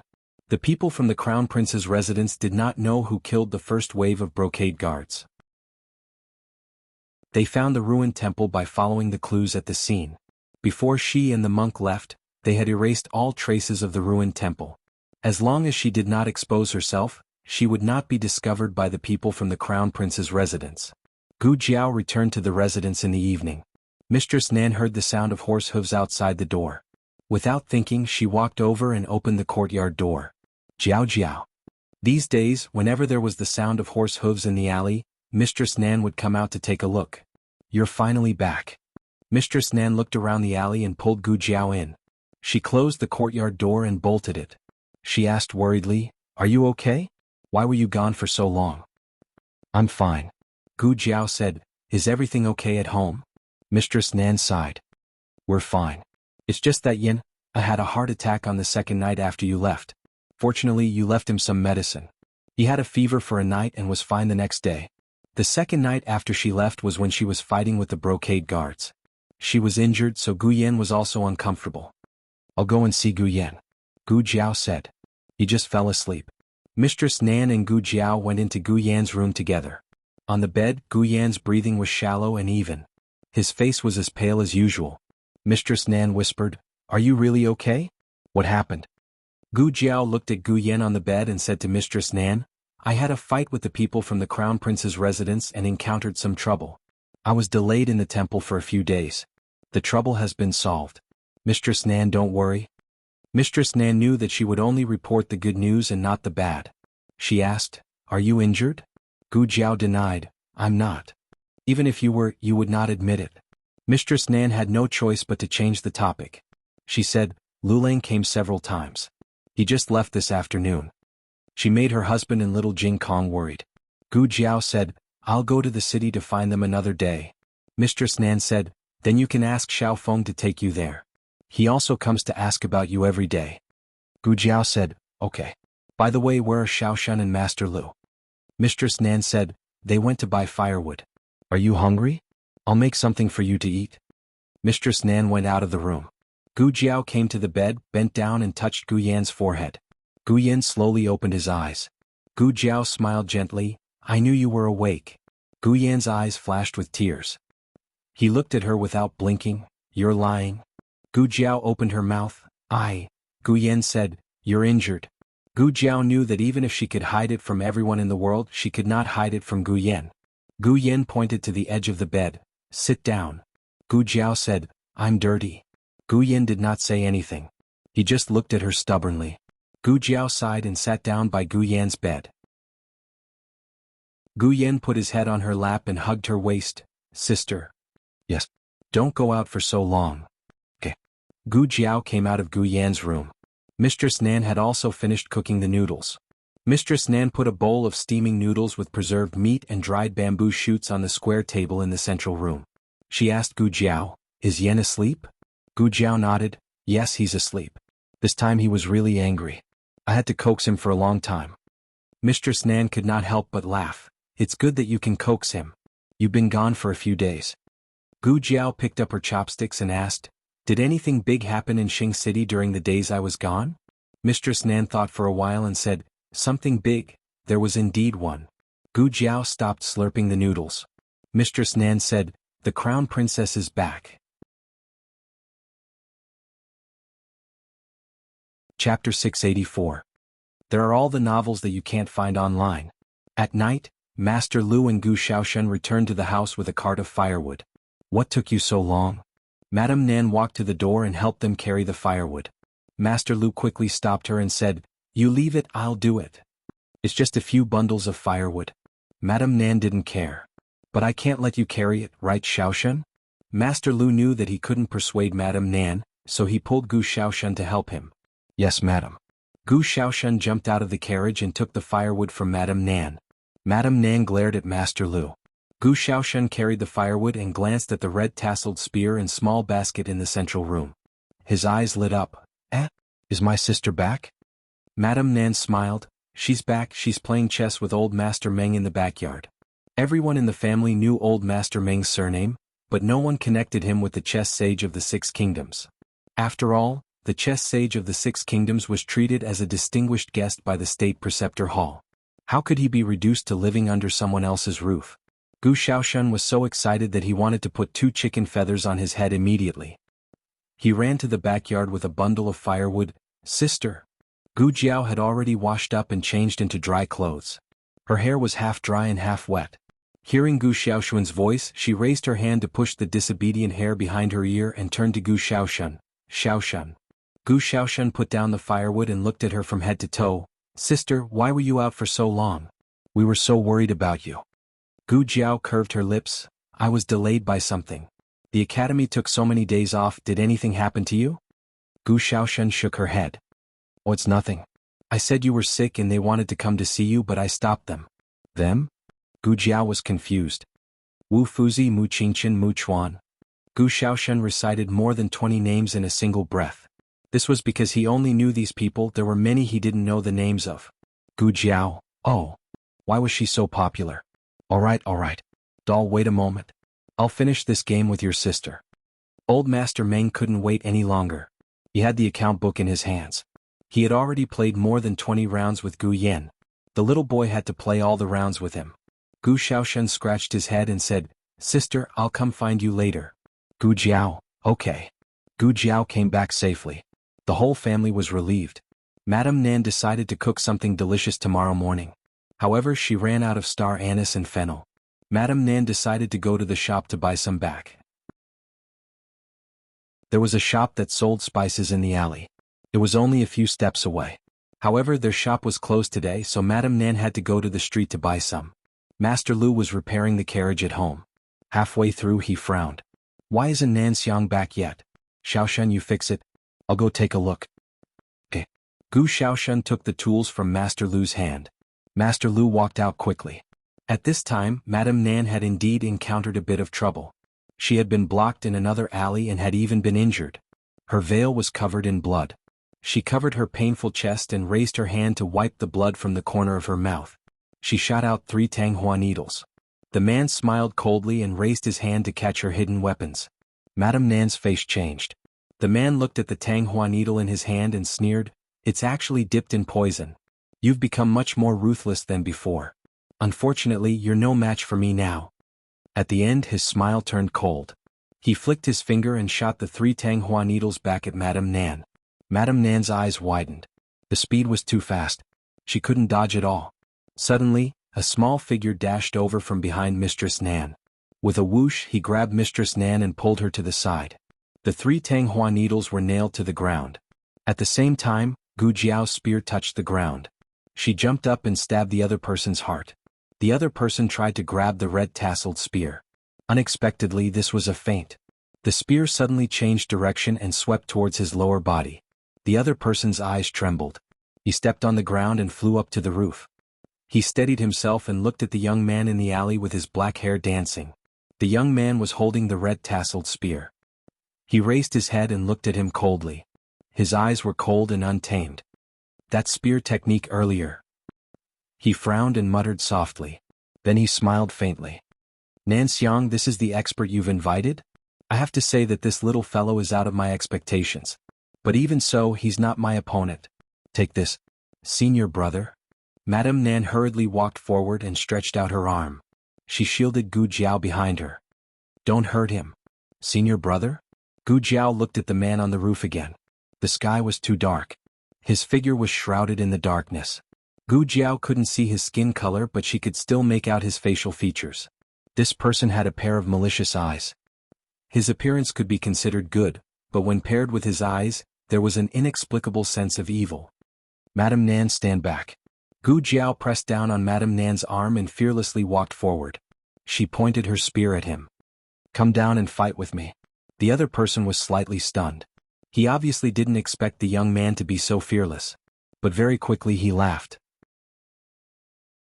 Little junior sister, I haven't seen such an interesting person in a long time. Since he calls you Madame Nan, then he can be considered as half a martial nephew. Forget it, I only heard that you came to Xing City, so I came over to say hello. I didn't want to do anything to you. You were too nervous and attacked me first. Madame Nan gritted her teeth. Shameless. Alright, I've said my greetings. I should go now. Goodbye, junior sister. After saying that, he smiled coldly and used his qinggong to disappear into the night. Gu Jiao turned around and reached out to support her forearm. Madame Nan, you're injured. Madame Nan waved her hand. It's just a small injury. I'll be fine after a few days. Why are you here? Gu Jiao said, you didn't come back, so we came out to look for you. Master Lu also went to look for you. He probably went in another direction. Madame Nan panted slightly. Let's go back. Gu Jiao held the red-tasseled spear in one hand and supported Madame Nan with the other. The two walked out of the alley. Madame Nan smiled bitterly. I didn't tell you about me in detail before. Do you blame me? Gu Jiao shook her head. I didn't tell Madame Nan about me either. Madame Nan smiled. She didn't want to compare who had more secrets with her. The person just now was called Qi Xian. He was the direct disciple of the Tang sect. The Tang sect is a Jianghu force outside the 6 countries. I used to be a member of the Tang sect. Later, I was dissatisfied with the marriage arranged by the Tang sect for me. If I still had my martial arts, Qi Xian wouldn't have been able to hurt me today. Gu Jiao suddenly understood. I see. No wonder Madame Nan's poison and hidden weapons are so powerful. Madame Nan shook her head slightly again. These two things are actually the worst for me. Otherwise, I wouldn't have destroyed my martial arts. I would have destroyed my own hands. When it comes to hidden weapons and poison, Qi Xian is far above me.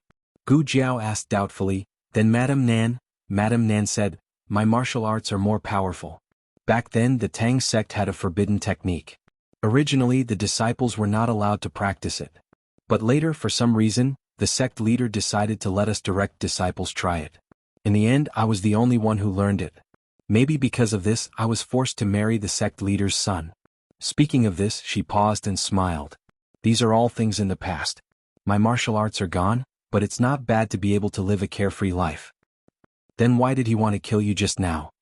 Gu Jiao didn't believe that he just came over to say hello.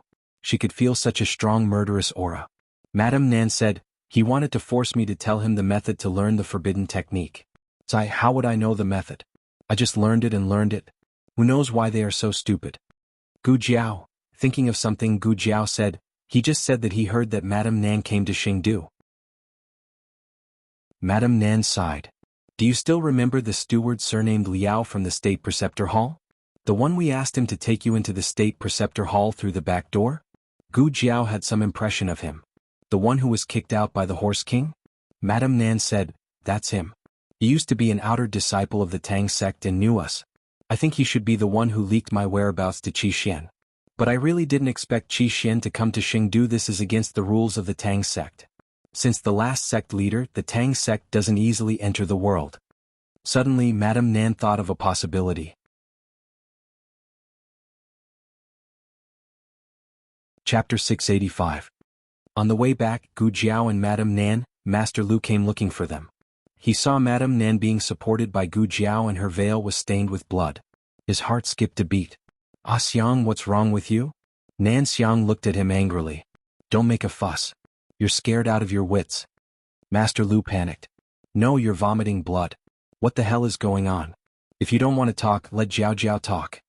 Gu Jiao looked at Madame Nan. Madame Nan sighed. Okay, don't make things difficult for the child. I met Qi Xian. Master Lu was stunned. Which Qi Xian? Your former senior brother? Madame Nan said, that's him. Master Lu was shocked. He came to Xingdu? Aren't the disciples of the Tang sect not allowed to leave the Tang fortress at will? Madame Nan said, his appearance is indeed against the rules of the Tang sect, but that's between him and the Tang sect. It has nothing to do with me. Master Lu asked, he's not here to take you back? Madame Nan shook her head slightly. No, he's here to interrogate us about the forbidden technique. He could have continued to fight with Jiao Jiao just now, but he didn't. I guess he has more important things to do and can't stay with us all the time. He won't come in a short time. Master Lu looked doubtful. You know him so well? Madame Nan smiled bitterly. He's been my senior brother for many years. I know him well. Don't worry, let's go back. The three of them returned to the house. Madame Nan took some pills for internal injuries and went back to her room to rest. Gu Jiao also went back to her room. She lay on the bed and thought about the fight with Qi Xian just now. She could feel that Qi Xian was an out-and-out expert, and he was the type that she had never come into contact with before. First, it was the beautiful monk, then the troublesome ox-nose who dared to sneak attack the beautiful monk, and now Qi Xian. It was getting more and more lively. The trip to the Yin Kingdom is really not simple. Sis, are you asleep? Gu Xiaoshuan's voice came from outside the door. Gu Jiao sat up and opened the curtain. Come in.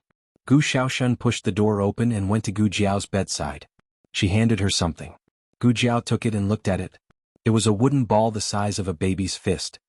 This is mechanical ball for you to protect yourself. Gu Xiaoshuan scratched his head and chuckled. I've modified the mechanism that Master taught me to make. It's similar to how you use your black fire pearl. You just have to throw it out. The ball will trigger the mechanism and the poison needles inside will shoot out from every hole. Gu Jiao looked at the ball and said, this ball is full of holes. It can attack from all angles. Gu Xiaoshuan, although he didn't understand what his sister was saying, it seemed like she was praising him. Gu Xiaoshuan opened his other hand and took out a small ball cover. Just in case if you accidentally drop it and hurt yourself, you'll be fine with this cover. Gu Jiao smiled and said sincerely, Xiaoshuan is really good. Gu Xiaoshuan blushed. This is just a basic mechanical ball. Sis, you can use it for now. If I can make better ones, I'll give them to you. Gu Jiao, okay. The next day, Gu Jiao, who had been absent for many days, finally went to the academy. As soon as she entered the classroom, a group of people surrounded her. Zhou Tong and Zhong Ding squeezed at the front. The two of them asked in unison, Lulang, are you okay? Gu Jiao was still not used to being surrounded like this, but looking at the pairs of small eyes full of concern, she did not push them away. She said, I'm fine. I'm cured. Zhong Ding said, Gu Xiaoshuan said that you were seriously ill and couldn't get out of bed for a few days. We were all scared and wanted to see you, but he said that you had acne and it was contagious. We'd better not go. Gu Xiaoshuan himself had acne, but he did not forget to use his experience to help her lie. Zhou Tong said with lingering fear, acne is very dangerous. You're lucky to be able to survive. Gu Jiao said, it's okay. Mu Qingchen did not come today, but Mu Chuan Yuan Xiao and Zhao Wei heard that Gu Jiao was coming to class and hurried over from their own classrooms. The class had not started yet. The three of them came in through the back door of the classroom. Excuse me, bro, Yuan Xiao said to Zhou Tong, who was sitting in front of Gu Jiao. Oh. Zhou Tong did not dare to provoke the people from Team Ju, so he quickly moved aside. Zhao Wei stared at the student next to him. "We're still short of a seat, bro." That person hurriedly left with his bag. The two of them sat in front of Gu Jiao and turned to stare straight at Gu Jiao. Mu Chuan sat down on the seat that originally belonged to Mu Qingchen on Gu Jiao's left. The three of them stared at Gu Jiao with 6 eyes. Gu Jiao closed the book that she was halfway through. "What's wrong? It's like you're looking at a monkey." "You've lost weight," Mu Chuan said. "Yeah," Gu Jiao said faintly. Mu Chuan whispered, "Do you really have acne?" Gu Jiao said seriously, "Yes." Mu Chuan suddenly reached out and touched Gu Jiao's forehead. After that, he touched his own. "It's not hot anymore. You've recovered quite quickly. My fourth brother had acne when he was young and was sick for more than 10 days. Gu Jiao said without changing her expression, "I recover quickly." The three of them exchanged glances. Zhao Wei looked at Yuan Shao. "Go ahead." Yuan Shao looked at Zhao Wei. "Go ahead." Mu Chuan raised his hand. "Forget it. Stop arguing. I'll do it." Zhao Wei and Yuan Shao were speechless. "We're not arguing." Gu Jiao looked at the three of them strangely. Mu Chuan cleared his throat and said seriously, "The three of us came to you not only to see you, but also to bring you 2 pieces of news. One is good news and the other is bad news. Which one do you want to hear first?" Gu Jiao said without hesitation, "The bad news?" The three of them felt awkward at the same time. Mu Chuan braced himself and said, "Well, while you were sick, we had a competition with Canaan Academy." Yuan Shao said hurriedly, "What do you mean by, while you were sick?" "It was yesterday." Gu Jiao looked at the three of them and said, "The bad news is," Mu Chuan said with shame, "we lost. We failed to live up to your expectations." We didn't fail you at all. You're all heroes. I'm proud of you." Gu Jiao said with bright eyes, "What's the good news?" "I got 10,000 taels, but there's still good news? Could it be that there's an additional 1,000 taels of gold?" Mu Chuan straightened his back and said, "The good news is that even though we lost, the people of Canaan Academy finally agreed to exchange rewards with us after my hard work in persuading them. We can go and see the king soon." "Ah, aren't I awesome?" Gu Jiao threw a punch and Mu Chuan's head fell onto the table. "Awesome my ass. Who the hell wants to see the king? Give me back my gold." For the whole day, the murderous aura in the back row was particularly strong. Gu Jiao sat in her seat with a dark face. The whole classroom became her small battlefield. The students of Clearheart Hall collectively held their books and trembled. On the other hand, Xiao Heng had just sent little Jing Kong to Lingbo Academy. He had applied for leave from Tsanglan Academy. He had good grades and was the top student in every subject. He was the most promising student in the academy. Even if he applied for leave for several days, none of the teachers rejected him. He wanted to go to the outer city to see if Gu Jiao had returned. After sitting in his carriage, he changed back into his own clothes and said, "Let's go out of the city." The coachman was a servant he bought. He knew that Xiao Heng was a man and knew that he must be going out of the city through the southern gate. The coachman drove the carriage to the south. When they passed by an old shop, Xiao Heng said to the coachman, "Stop for a while. I'm going to buy something." "Yes." The coachman stopped the carriage by the roadside. The coachman wanted to say that he could buy something, but according to his observation, his young master would always choose the things he bought for the people around him. Xiao Heng was going to buy dried meat for Gu Jiao. The dried meat in this shop was very suitable for Gu Jiao's taste. There were not many people in the queue at this time. Xiao Heng ordered a bit of each of the 2 flavors. After the spicy flavor was sold out, the boss went to the back to get new ones. "Young master, please wait for a moment. It will be ready soon." Xiao Heng waited patiently. A few people waiting for the dried meat came one after another. A young scholar said, "Hey, have you heard? The crown princess is back?" His companion beside him said, "She's back? Why didn't I know?" A middle-aged man came over and said with a smile, "She didn't put up the crown princess's guard of honor. Of course you didn't know. Speaking of which, isn't she too feminine? Didn't the king depose her long ago? He even issued an imperial edict."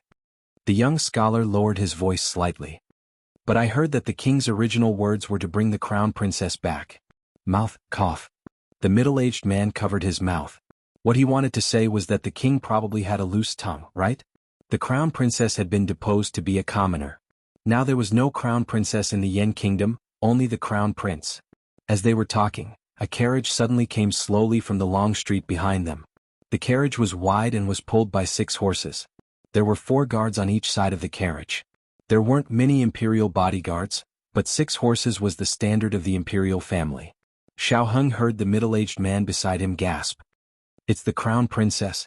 Perhaps he did not expect them to speak of the devil, or perhaps he was too surprised. Everyone around heard him call out the crown princess. Everyone rushed towards the carriage. There were too many people. Xiao Heng did not plan to join in the fun at this juncture. He took the dried meat from the boss and turned to leave. Unexpectedly, the people who wanted to see the crown princess were so excited that they knocked him out. He was caught off guard and fell in front of the carriage. Chapter 686. Xiao Heng never expected that he would fall out of the crowd. How long has it been since he encountered such a thing? When he encountered robbers, the robbers would be smashed to death by a plaque. When he encountered thieves, the thieves would be knocked away by a passing carriage. Could it be that he would be unlucky again after changing back to men's clothes? If he was trampled by the horse's hooves, he wouldn't even know how he died. Fortunately, because the crowd flocked to see the crown princess, the road was narrow and the carriage was forced to slow down slightly. He still had time to get up and leave. Xiao Heng supported himself with his hands on the ground and endured the pain in his knees to stand up. But as soon as he took a step, he stepped on something and slipped, falling down with a thud. He fell flat on his face. This time it was really, oh no. The coachman really didn't expect that this person would fall down again after getting up. I can't slow down even if I reduce the speed. Besides, who's to blame if I brake too fast and throw the crown princess out? The guards lined up on horseback to protect the carriage on both sides, but they didn't have time to rein in their horses. At the critical moment, a blue figure jumped up from the front and flew over everyone's heads. The distance was very far, but he arrived in front of the carriage in the blink of an eye. He didn't stop. He quickly reached out his slender and powerful hand, grabbed Xiao Heng from the ground and rushed forward with a whoosh. Because he was too fast to save people, he couldn't stop. He's going to hit the crown princess carriage. Oh no! The crowd didn't dare to watch. However, what they were worried about didn't happen. He suddenly jumped up, grabbed Xiao Heng and flew over the roof of the crown princess carriage. The two of them landed on the street behind the carriage. In the crowd, someone recognized this person and exclaimed, "It's Taoish Qing Feng." It's really Taoish Qing Feng. Taoish Qing Feng came down the mountain. Taoish Qing Feng hasn't come down the mountain for 5 years, right? He's still the same as before. He hasn't changed at all. Taoish Qing Feng is so handsome. In the attic, a girl clutched her handkerchief and said infatuatedly. The other girl beside her snorted disapprovingly, "What's so handsome about a cow's nose?" There was no woman in his eyes at all. I think that the young master he saved is even more handsome. Of course not. Taoish Qing Feng is the most handsome. That young master is the most handsome. Xiao Heng steadied himself, and the other party let go of his hand. Then Xiao Heng looked at the other party. When he heard someone call him Taoist, he thought it was an old Taoist, but unexpectedly, it was a young man in his 20s. The young man wore a blue Taoist robe and had a sage-like bearing. His appearance was like jade and his gaze was chilly. His entire body seemed to emanate a Tao insight that was isolated from the world, causing all the clamorous noise of the mortal world to instantly become silent around him. Actually, it wasn't that the environment was quiet. It was just that being by his side made her feel at peace. Xiao Heng cupped his hands and thanked the young man. "Thank you for saving me, Taoist." The young man seemed to have a sage-like bearing and was unapproachable, but in fact he didn't put on any airs. He cupped his hands and returned the greeting to Xiao Heng, "You're welcome." It was a voice that was otherworldly and otherworldly. After he finished speaking, he turned and left. It was as if he hadn't done anything remarkable. He went in the opposite direction of the crown princess's carriage. Well, he came from the east, so it was normal for him to go west now. Xiao Heng looked at his back, then turned and looked at the west end of the long street. The crown princess's carriage and guards had already left decisively, gradually disappearing into the long street. In contrast to Taoish Qing Feng's bravery, the crown princess's indifference aroused a burst of anger among the people. So many years have passed, but she's still as domineering as before. The person who spoke was the middle-aged man who had lined up in front of the meat shop. He was older, so he had heard more about what had happened in the past than the young people present. So a young man asked him, "Was the crown princess very domineering in the past?"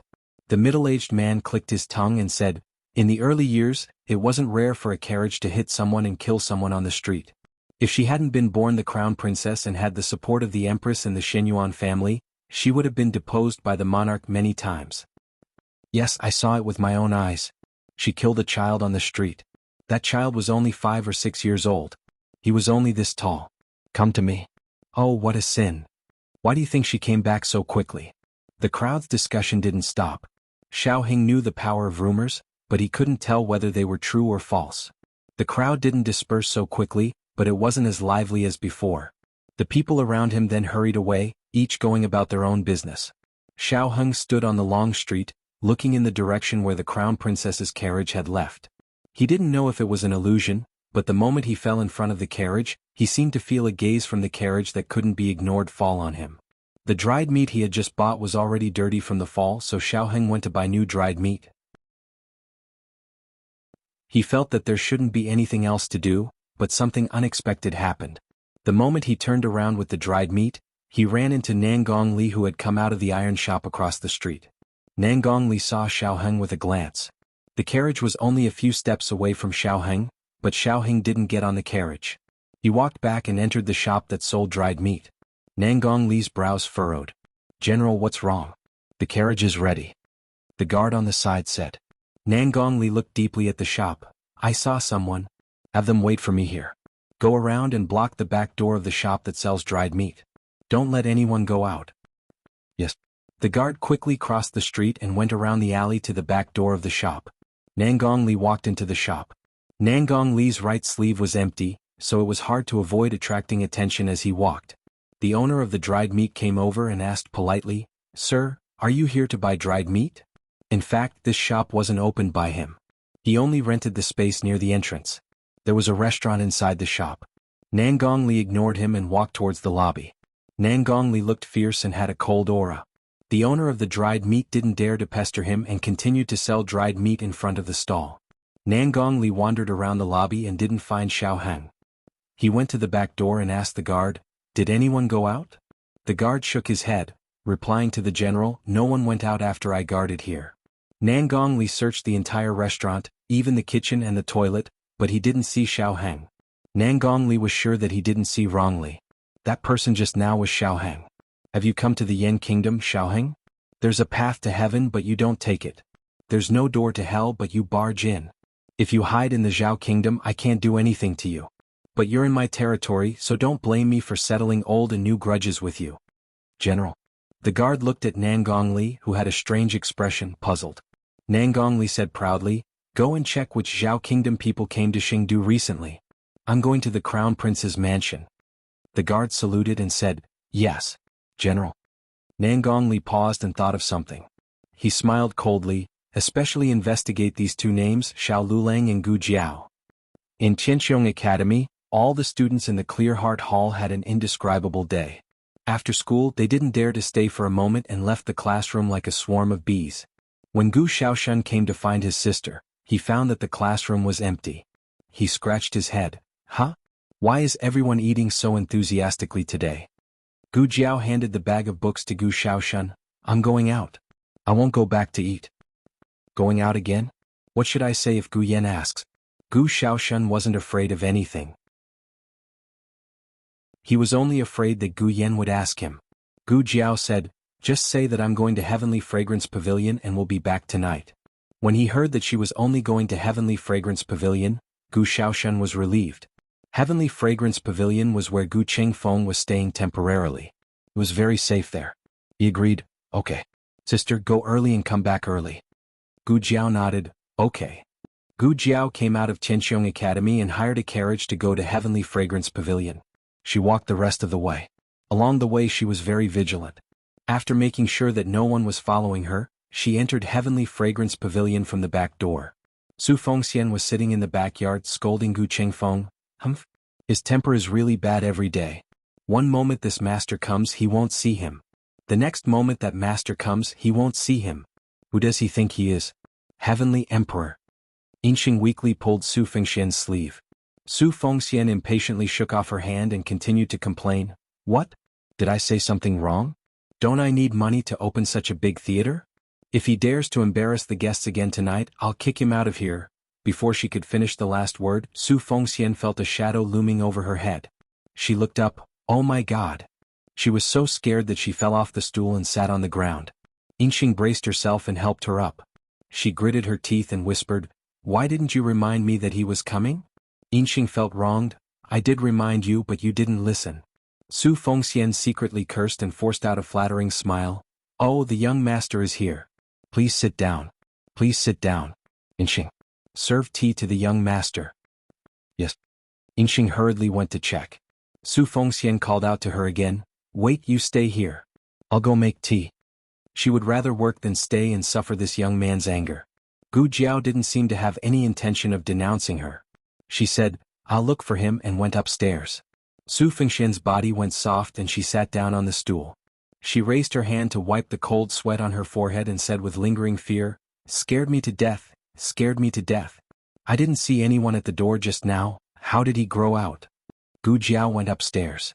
Gu Qingfeng was doing very well in the theater now. Not only did he have his own luxurious room, he also had a few servants that he could order around. Su Fengxian was complaining but she really couldn't bear to kick out Gu Qingfeng, this money tree. Gu Qingfeng was memorizing the script. These were all the scripts written in the old Chancellor's storybook. The story was also from the storybook, commonly known as the play within the play. One couldn't help but admit that the plays written by old Chancellor were indeed marvelous. They were twisted and bizarre, gripping the heartstrings of the audience. Most importantly, the ending of every play would be stuck in everyone's throat, making one's heart itch and unable to sleep. They couldn't wait to watch the next play. Just like that, Heavenly Fragrance Pavilion's business became better. With more customers coming, it was naturally easier for Gu Qingfeng to inquire about information. However, he didn't plan to inquire about information tonight. He wanted to see if that lass had returned. Who knew that just as he put down the booklet in his hand, Gu Jiao walked into the room. "You." Gu Qingfeng only came back to his senses after a while. He sized her up and hurriedly walked over to close the door. He sat down at the square table with Gu Jiao and asked in a deep voice, "When did you come back? Why were you gone for so long?" Gu Jiao said, "I came back yesterday. I ran into something and was delayed." "Something?" Gu Qingfeng grabbed her hand and rolled up her sleeves. Looking at the bruises on her arm, he said in a bad mood, "This is something?" So many days had passed and there were still bruises. Could be seen how swollen it was when she was injured. Gu Jiao pulled her hand back. "Think of a way to contact Xiaoheng and tell him that I'm back safely." Gu Qingfeng snorted. "Did you come here just to tell that guy that you're safe?" "Not really," Gu Jiao said. Gu Qingfeng's eyes lit up. "Say it quickly and tell him that you're safe too." "Also, I wanted to ask you what you've heard recently," Gu Jiao continued. Gu Qingfeng's face darkened. Opera houses were popular in Xingdu. It was easier to survive in an opera house than a brothel. This was also the reason why Su Fengxian changed the brothel into an opera house. Those who went to the brothel were all men, but those who came to watch opera were all men and women. If the opera was good, even the eunuchs in the palace would come to support it.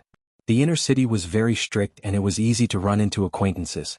Over time, the outer city became the best choice for guests. These days, Gu Qingfeng really did find out a lot of information. Xingdu has been a lot livelier recently. The crown princess has returned. Some disciples and aides of aristocratic families who were traveling outside have also returned. I know of Dawish Qing Feng from the Feng family and Qi Xian, the master of Air Han from the Han family. Gu Jiao heard a familiar name. Qi Xian? The Qi Xian from the Tang sect? This time it was Gu Qingfeng's turn to be surprised. "How do you know?" "Oh," Gu Jiao replied. "I fought him before." Gu Qingfeng was shocked. You fought with him? You were injured by him? You're not disabled, are you?" "That guy is not to be trifled with. It's said that his martial arts are very high. Even the state preceptor hall has to be polite to him. It's all Qi Xian's credit that Air Han can become the #1 master of his generation in Xingdu." Gu Jiao shook her head. "No, he didn't hurt me. He left after 2 moves." Gu Qingfeng asked in confusion, "Then how do you know he's Qi Xian?" Gu Jiao said, "Madame Nan said that she knows him." Gu Qingfeng had been in contact with Madame Nan so many times that he probably knew that the other party had a background. He curiously asked, "Who is Madame Nan?" "Qi Xian's former junior sister." Gu Jiao said truthfully. Gu Qingfeng's mouth suddenly opened wide. Qi Xian's former junior sister. Didn't that mean she was also from the Tang sect? "Girl, what kind of master and mistress did you find for Gu Yan?" Gu Jiao hadn't been in contact with the Feng family for the time being, so she naturally didn't have much interest in Dawish Qing Feng. In contrast, she cared more about Qi Xian. Qi Xian is actually an aide of the Han family. That's good. They were jackals of the same tribe. It wouldn't be difficult to fight in the future. Thinking of the reason why Gu Jiao left Qingdu, Gu Qingfeng asked, "Last time you said you wanted to confirm something. Did you confirm it?" No. She didn't see the crown princess. Gu Qingfeng, is it related to Xiaoheng? Gu Jiao, yes.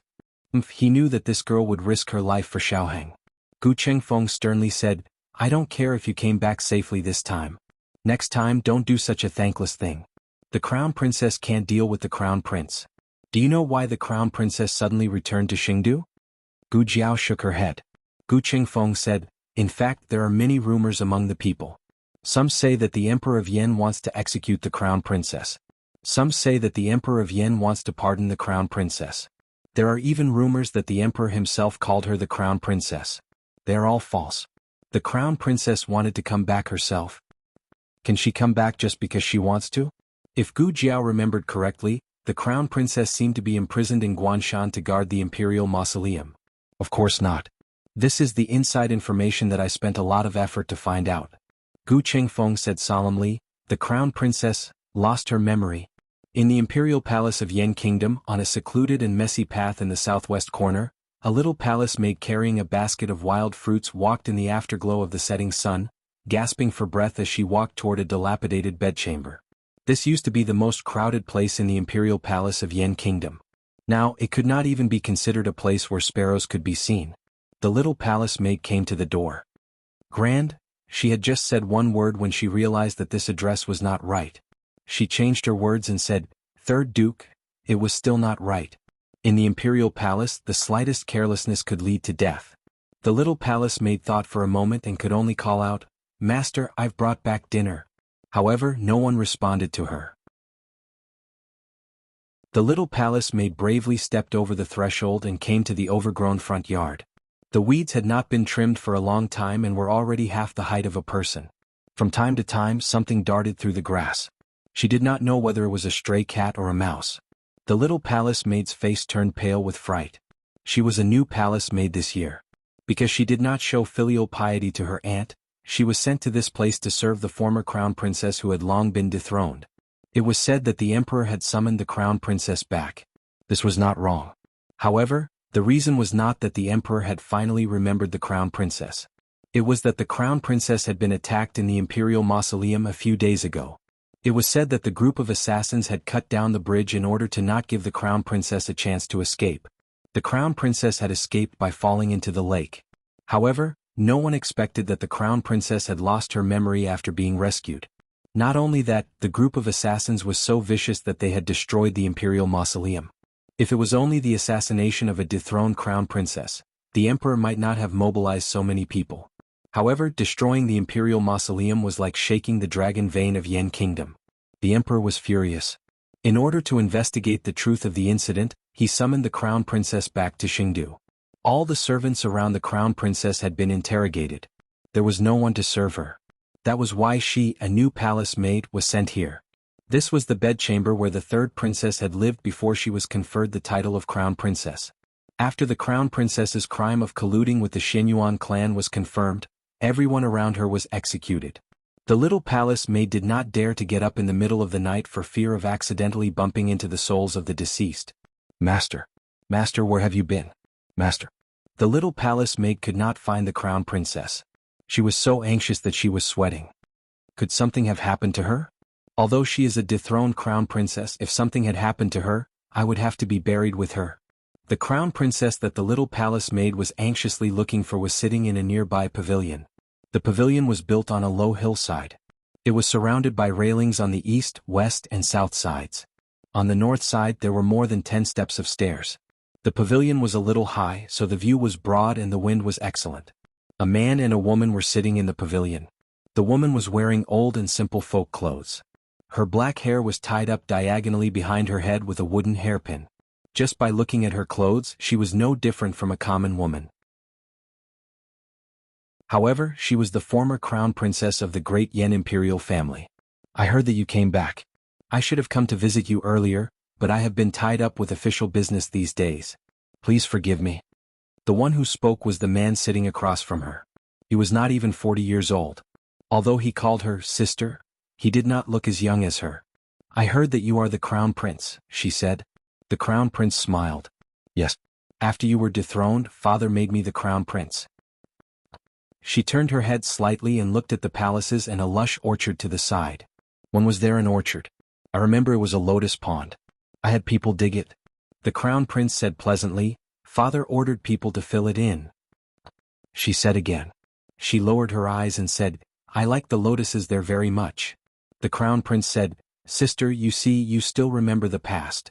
She shook her head slightly and said softly, "I only remember things before I was 17. "Is that so?" The crown prince picked up the teacup on the table and took a sip. "Then what do you remember?" She looked into the distance. "I remember mother, uncle, eldest cousin, second cousin, third cousin, eldest cousin, younger cousin, and younger cousin." The crown prince looked deeply at her and said, "Mother has passed away." She nodded slightly as if she was numb and resigned to her fate. "Yes, the new palace maid told me. Also, the Xinyuan family is gone. I am alone. Father does not favor me. I have to be careful in the palace. Otherwise, I may lose my life at any time." The crown prince did not miss any of her expressions. "Sister, don't say that. You still have father and me." She said softly, "Mother Han is very good to me. Second brother, you are also very good to me." The crown prince smiled. "It is what I should do." She did not reply and continued to admire the scenery in the palace. It was as if she had not seen enough after leaving for so long and suddenly returning. The wind brushed past her beautiful face. It made people jealous that time had not left any marks on her face. The crown prince dismissed the eunuchs and palace maids guarding the steps. "All of you leave." "Yes." The palace maids retreated. The afterglow of the setting sun shone into her eyes. Her beautiful eyes seemed to contain a galaxy of stars. It was this pair of eyes. This pair of eyes was exactly the same as the bloodline of the Xinyuan family. Even if she was not angry, it made people feel an invisible pressure that seemed to come from the soul. "Sister." The crown prince called her. She did not look at the crown prince. She continued to admire the scenery. "You talk a bit too much today. I want to see the scenery." The crown prince looked at her without blinking. His smile disappeared. He said quietly, "Sister, did you really lose your memory?" She sighed. "I can't do anything if you don't believe me." The crown prince suddenly smiled. "It is not that I don't believe you. It is just that what happened to you is too inconceivable. Sister, there is no one else here. You don't have to hide anything from me." She said, "I am not hiding anything." The crown prince sneered. "Is that so?" Just now, when I asked Imperial older sister what she remembered, Imperial older sister mentioned her mother and her maternal family, but she did not mention her only flesh and blood. "Imperial elder sister, have you forgotten your own son?" She shook her head. "I have said that I have forgotten everything after I turned 17. The crown prince stood up and leaned toward her across the stone table. "Sister, if you have forgotten, why don't I, as your younger brother, help you remember? Sister, when you were 17 you suddenly disappeared from the Yen kingdom. After that, you had a child with someone. That child was called— I remember now. His name was Huang Fuqing." She said with a smile. "Oh." The crown prince said word by word in her ear. "His name was Xiaoheng." She did not move. "It seems that sister really does not remember anything." The crown prince smiled and straightened up. "It is late. I will take my leave." After saying this, he turned and walked out of the pavilion. When he was about to step down the stairs, he suddenly stopped. He seemed to have thought of something and smiled carelessly. "I forgot to give you a gift." He walked back and took out a small paper bag. He opened it and put it on the table. There was a few pieces of dried meat that he picked up from the ground. They were the ones that Xiaoheng dropped. He smiled meaningfully. "Is royal sister satisfied with this greeting gift?" "Wait." When the crown prince was about to leave the pavilion, she called out to him. The crown prince turned around and looked at her with a smile that was not a smile. "Sister, did you suddenly remember something? For example, what should I tell imperial father and what shouldn't?" She smiled and shook her head. "Neither. I just remembered that I also brought you a gift." After saying this, she slowly walked to the crown prince and smiled at him. The next second, she reached out and pushed the crown prince down the steep stairs.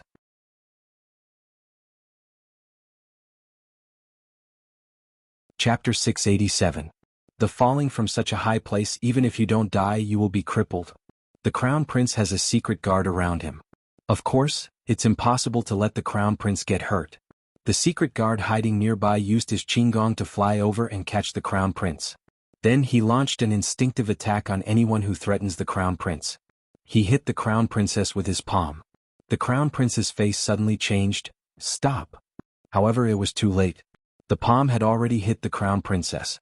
She first hit the stone table and then fell heavily to the ground. Even the corner of her mouth overflowed with blood. Master. Not far away, a palace maid exclaimed. It turned out that the palace maid couldn't find the crown princess in the bedroom. Worried that the crown princess would cause trouble, she hurriedly came out to find her. She also informed several nearby patrolling eunuchs, so there were a total of 5 people who came.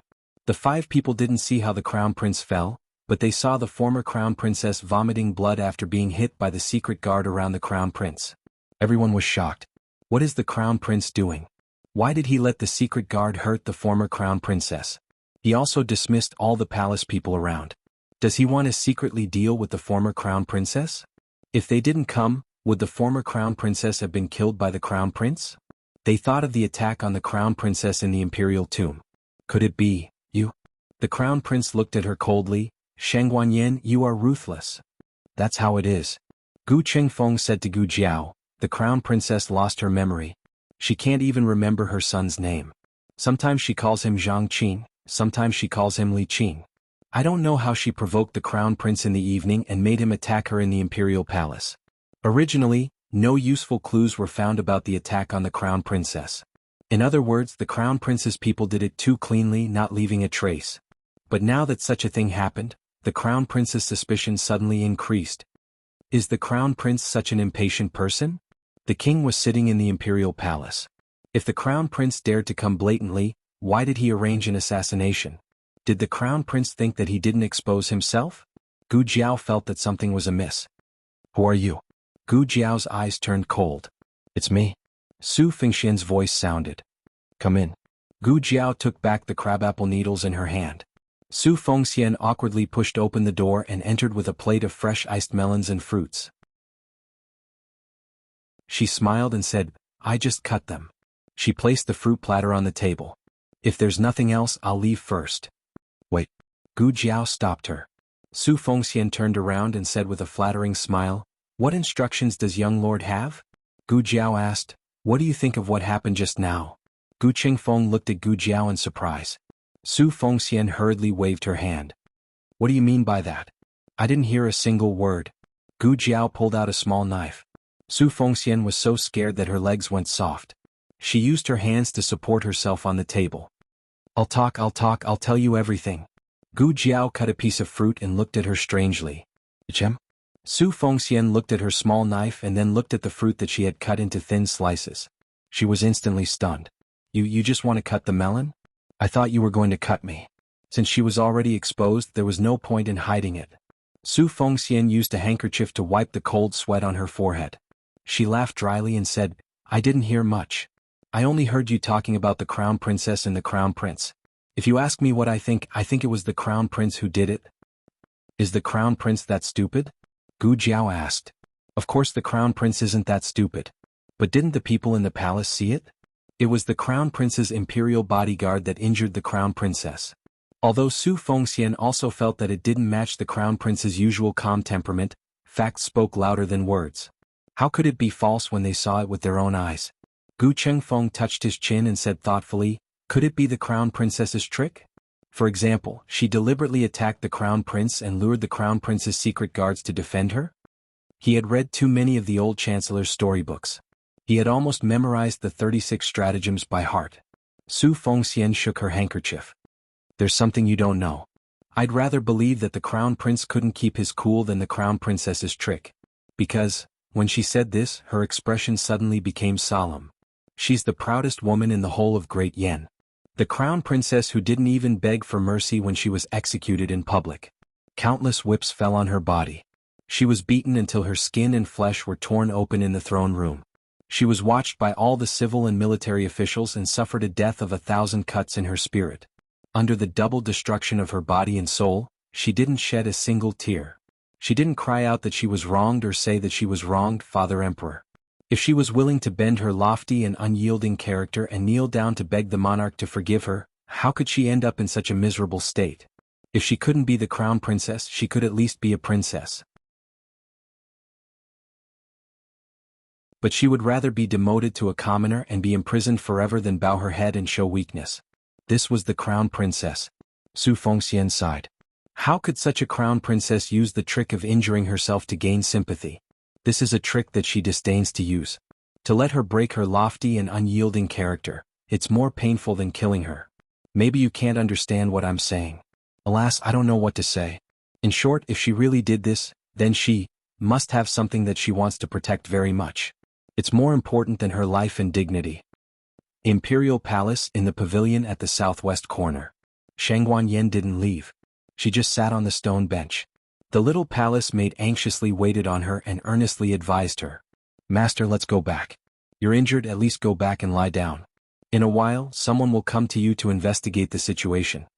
Shangguan Yin didn't speak. The little palace maid was anxious. Then go back and eat first, okay? Shangguan Yin still didn't speak. The little palace maid scratched her ears and scratched her cheeks. She didn't know what to do. Okay, I'll go and bring the food. Master, wait here for a while. The little palace maid went back to the bedroom to get the food. Shangguan Yin sat quietly in the pavilion, looking at the direction of Fengqi Palace and also the direction of the Xinyuan family. The night wind brought a hint of coolness, blowing her hair. Suddenly, a small figure carved from jade climbed the steps on both hands and feet and came to the pavilion. She poked out her cute little head from behind the pillar. Who are you? When Shangguan Yin heard the child's tender little voice, she regained her consciousness and turned her head to look at the other party. Seeing a beautiful little girl wearing a palace dress, she smiled slightly. I am Shangguan Yin, who are you? Children have an instinct to distinguish malicious intentions. The young princess felt goodwill from her, so she came out from behind the pillar. I am Shangguan Shui, they all call me young princess. Little Junju. Shangguan Yin also called out. The young princess went to climb the stool. But the stool was too high, she couldn't climb up. Shangguan Yin helped to carry her up. After she sat down, she said seriously like a little adult, Thank you. By the way, your surname is Shangguan. Are you a princess? Or are you a princess like me? If she was outside, she might not ask this. But in the palace, the Shangguan women were generally royalty. Shangguan Yin said, Neither. The young princess grabbed the corner of her clothes. She obviously didn't understand why there was a Shangguan woman in the palace who was neither a princess nor a princess. But children's logic was different from adults. If she wasn't, then she wasn't. Oh, the young princess said, My father is Yen Shanjun, who is your father? Shangguan Yin looked at the young princess with an epiphany, So you are ninth uncle's daughter. The young princess was a smart child. When she heard this sentence, she quickly reacted, You call my father ninth uncle, so I am your little cousin. But why haven't I seen you before? Which uncle's child are you? Why don't you speak? Could it be? She had several uncles who had passed away because of their old age. The young princess seriously frowned and climbed to the stone table. She stretched out her small hand and patted Shangguan Yan's shoulder. Don't be sad. I'm not sad. I haven't seen him for more than 10 years. Even when she returned to the palace, he didn't summon her. She also didn't take the initiative to greet him. The two of them were in a deadlock. The young princess understood and no longer mentioned this sad topic. Young princess. Young princess. Where did you go, young princess? Oh, they found me. I can't play with you today. The young princess slipped down from the stool and waved to Shangguan Yin. Cousin, goodbye. The young princess was brought back to the emperor's bedroom by the palace servants. Yen Shanjun was the posthumous son of the Empress Dowager. He was more than 20 years younger than the emperor. He was raised by the emperor as his own son. The emperor had feelings for Yen Shanjun as if he was his own son, but he didn't have the expectation that his son would succeed. Without expectations, there would be no disappointment. Therefore, Yen Shanjun became the emperor's favorite younger brother. Because of this, the young princess was particularly favored. The young princess went directly to the emperor's study. The study was an important place. Even the princes and princesses couldn't enter and leave at will. But for the young princess, it was just a small vegetable garden. She could enter whenever she wanted. At this moment, the terrifying tyrant of the great Yen was looking at the memorial in his hand with a cold face. When he saw the little fellow come in, his face slightly relaxed, but in fact, it was still very scary. It's just that the young princess didn't feel this kind of horror. Where did you go today? The emperor asked the young princess. Uncle, your majesty. The young princess first gave a dignified salute, then raised her small head and honestly said, I went to the pavilion to play. I met a cousin today. The emperor picked up the teacup and took a sip. The young princess sighed sadly. Her name is Shangguan Yan. She is so pitiful. Her father died more than 10 years ago. The emperor spat out a mouthful of tea.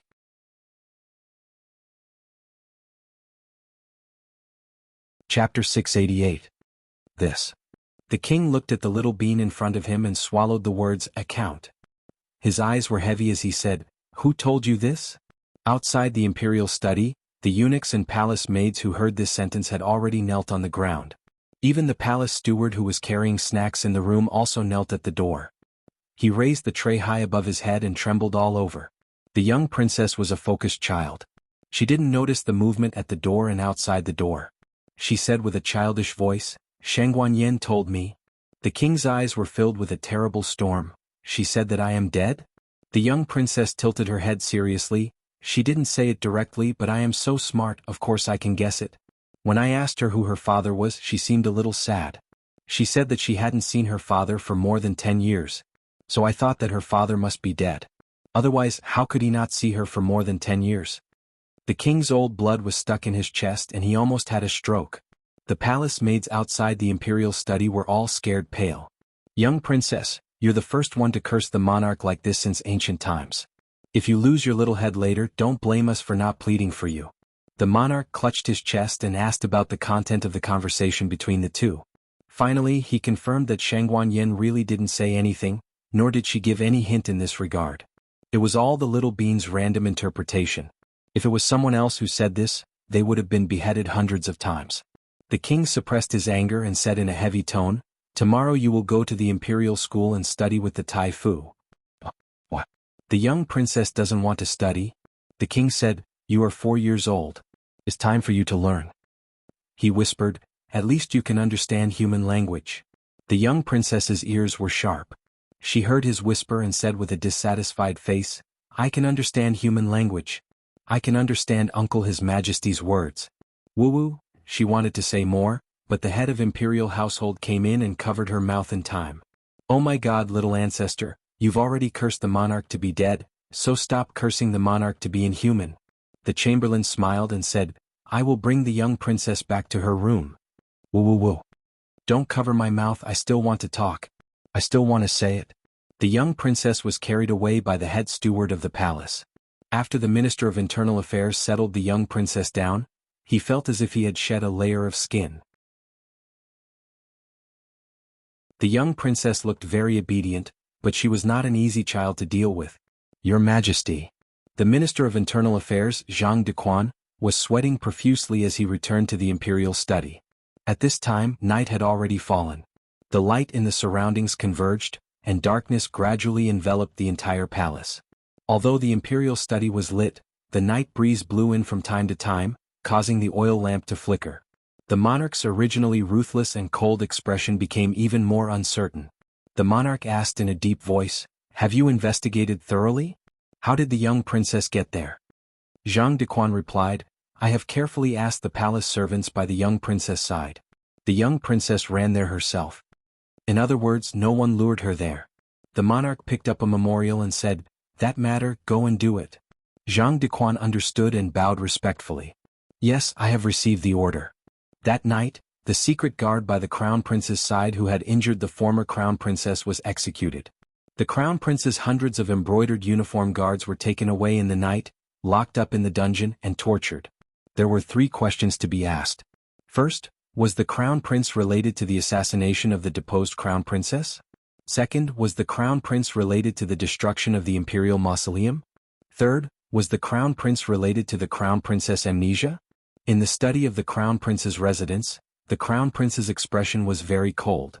I really did not expect that she would give me such a big show of strength as soon as she arrived.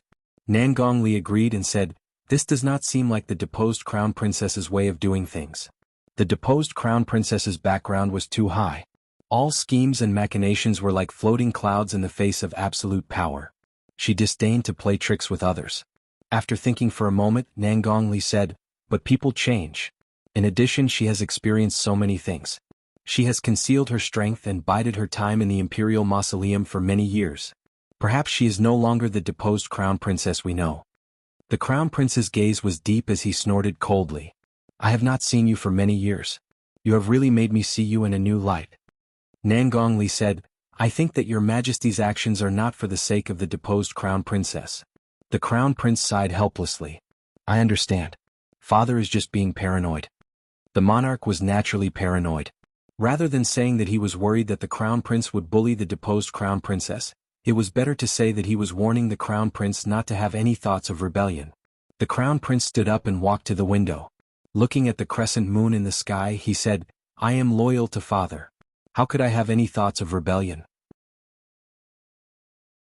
Nangongli walked to the crown prince's side. It is not only for the crown prince to see, but also for all the princes and civil and military officials. After all, His Majesty does not wish for a second Xinyuan family to appear. Thinking of the events of the past, the crown prince was silent for a moment. Nangongli asked worriedly, Zhang Dequan won't be able to get anything out of the interrogation, right? The crown prince smiled coldly. I really hope that he can get something out of the interrogation. I'm also very confused. How was the bridge broken? How was the imperial mausoleum destroyed? How did the crown princess lose her memory? Amnesia. Hearing this, Nangongli more or less understood that the crown prince's side had been cleaned up. The brocade guards that were taken away should have nothing to do with the assassination of the crown princess. Thus, no matter how they were interrogated, there would not be any evidence against the crown prince. The crown prince looked coldly at Nangongli. Didn't you say that there was no one by her side that she could use? Why did none of the people I sent come back? Nangongli hurriedly bowed and said, I have secretly investigated the crown princess. These years, the crown princess has indeed not had any powerful experts by her side.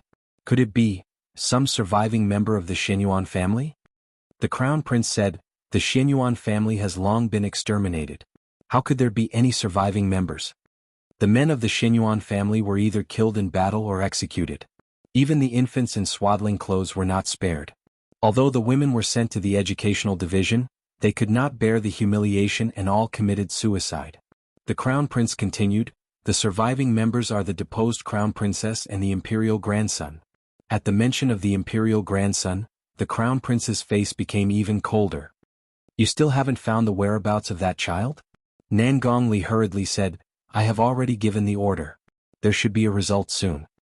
The crown prince said coldly, to cut the weeds you must remove the roots. Nangongli said, I obey. Father. Father. Suddenly, a young and tender voice came from outside the study. The crown prince's expression changed and he gave Nangongli a look. Nangongli understood and hid behind a bookshelf. A toddler stumbled into the room. The crown prince walked over with a smile and picked up his younger daughter. Ling, why are you here? The younger daughter said, I can't sleep. I miss father. The crown prince smiled. Father will sleep with you, okay? Okay. I also want father to tell me a story. Okay. Tell me, what story does Ling want to hear?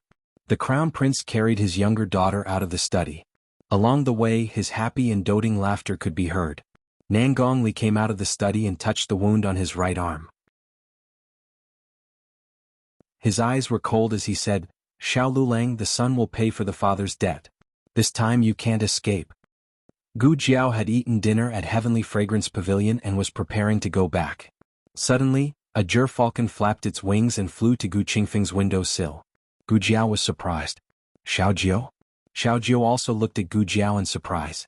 Its wings stopped flapping in midair. The only one who was not surprised was Gu Qingfeng. It seemed that Xiao Jiao had come here more than once or twice. There was a rolled-up piece of paper tied to Xiao Jiao's right leg with a red string. Gu Jiao looked at Gu Qingfeng. Gu Qingfeng said, take it down and take a look. It's most likely written by Xiao Heng. Gu Jiao learned from martial mother Nan that Xiao Heng and Gu Qingfeng had frequently gone to her rented residence to wait for her in the past few days. Thus they had bumped into each other. However, Gu Jiao did not expect that the two of them would secretly send letters. Gu Qingfeng explained, it's inconvenient for him in the inner city. If there's a day when he can't leave the city, he'll have Xiao Jiao send a letter to ask me if you've returned. Gu Jiao untied the piece of paper from Xiao Jiao's right leg. On the paper was Xiao Heng's handwriting. There weren't many words. It first asked about Gu Jiao's whereabouts and then said something. What's wrong? Gu Qingfeng saw that Gu Jiao's expression was cold and could not help but ask, "Did something happen to Xiaoheng?" Gu Jiao handed him the piece of paper. He met Nangong Li. It was because he met Nangong Li that Xiaoheng gave up on leaving the city. He did not want to accidentally bring Nangong Li's people to Gu Jiao's place. With Nangong Li's methods, he would definitely investigate the people of Zhao Kingdom who entered Xingdu, especially the identities of Gu Jiao and Xiao Lulang. Xiaoheng reminded Gu Qingfeng to pay attention to the movements of Tianqiong Academy on the note. Seeing this name, Gu Qingfeng's eyes darkened. It was Nangong Li who injured Gu Yan, right? It caused Gu Yan's heart disease to act up and he was half dead. He had no choice but to go to Yan Kingdom for surgery. It's him. Gu Jiao looked in the direction of the inner city through the window, her eyes overflowing with murderous intent. It's time to settle the score with Nangong Li.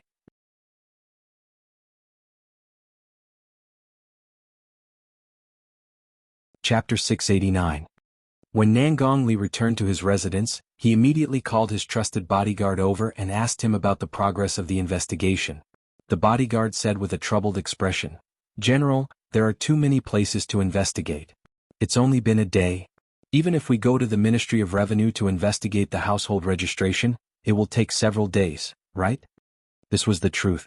Investigating a person's information was not that simple. Although the household registration of the country and the household registration of foreigners were recorded separately, the problem was that there were many foreigners. In addition, the Ministry of Revenue wouldn't really give them the household registration of foreigners for investigation. In fact, if someone went to watch the archery competition, they wouldn't find the name Xiao Lulang unfamiliar. However, the distance between them was like a mountain. Nangong Li didn't pay attention to archery, so he had never heard of the new student of Zhao country, Xiao Lulang, who single-handedly changed the style of the 3 archery competitions. It wasn't that Nangong Li didn't empathize with the difficulties of his subordinates, but he also had his own difficulties. The crown prince didn't even tell the Han family about the assassination of Xiao Lulang and entrusted him with an important task. As a result, he messed up in Zhao country and let the person escape to the king's eyes. If the king knew about this, they would all be finished. Nangong Li frowned and said, "I don't care what method you use. You must find Xiao Lulang within 3 days." The bodyguard felt bitter. Not to mention 3 days, even 30 days might not be enough. There were so many people in Xingdu. Finding Xiao Lulang was tantamount to finding a needle in a haystack. The bodyguard sighed, "It would be good if we had people in the Ministry of Revenue." The Minister of Revenue was a member of the Wang family. He had never interacted much with the Nangong family. The Wang family was a true century-old prosperous family. The strength of the family was above the Han family.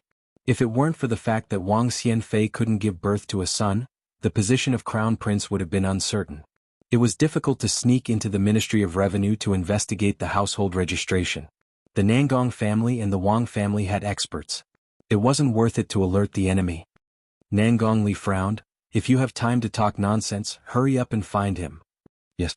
The trusted guard hurriedly retreated. Nangong Li closed his eyes. He had to find Xiao Lulang as soon as possible and kill him. The crown prince had already been disappointed in him once. He couldn't afford to be disappointed a second time. Before Nangong Li returned to his room to rest, he inexplicably thought of his injured youngest son. He hadn't gone to see him for 2 days.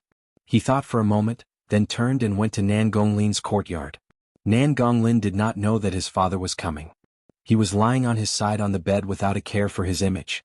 As he shook his legs, he leisurely listened to the servant talking about the bowls competition. "Are you sure? The Tianqiong Academy lost?" The page boy smiled and said, Yes. Little young master, I went to see for myself. He lost so miserably." Nangong Lin patted his thigh gloatingly. "A bunch of people who overestimate themselves. Don't you know who opened Jianan Academy? That's the Academy of the Imperial Preceptor Palace." The page boy said flatteringly, "Little young master is right." Nangong Lin plucked a grape from the tray held by the maidservant kneeling beside the bed and threw it into his mouth. "By the way, how angry was that Xiao Lulang?" The page boy said, "He didn't go." Nangong Lin frowned. "What do you mean?" The page boy explained, "It means that he didn't go. That day, even Mu Chuan, who had just recovered from his injuries, went on stage, but Xiao Lulang didn't appear from beginning to end. I asked around later and it seems that Xiao Lulang is sick. He's very sick and can't come to the competition." Nangong Lin laughed heartily. "Serves him right. Xiao Lulang has such a day. Isn't that so, master? The page boy was halfway through his words when he suddenly saw Nan Gongli standing at the door. He was so scared that his face turned pale and he bent down. Father. Nan Gonglin hurriedly put away his bad manners, sat up properly, and waved at the maidservant beside him without batting an eyelid. The maidservant put away the fruit tray, stood up and bowed to Nan Gongli. Master. Nan Gongli thought of his son's frivolous appearance just now, and his heart was filled with anger. However, he still saved his son's face in front of the servants. All of you leave. Yes. The page boy and maidservant hurriedly walked out, and the page boy did not forget to close the door for the two of them. Nan Gonglin asked, Father, it's so late, why are you here? Nan Gongli glanced at him coldly. You're recuperating at home so you don't go to the academy. Is this how you look when you're recuperating? Aye. Nan Gonglin rubbed his sleeves guiltily. I'm stretching my muscles and bones. The most infuriating thing was not to catch a child making a mistake, but to deny it even after catching him. Nan Gongli really wanted to slap him. He raised his hand and Nan Gonglin was so scared that he quickly covered his head with his hands. When Nan Gongli saw the scar on his wrist, he suppressed his anger and put down his hand. Get back to the academy tomorrow.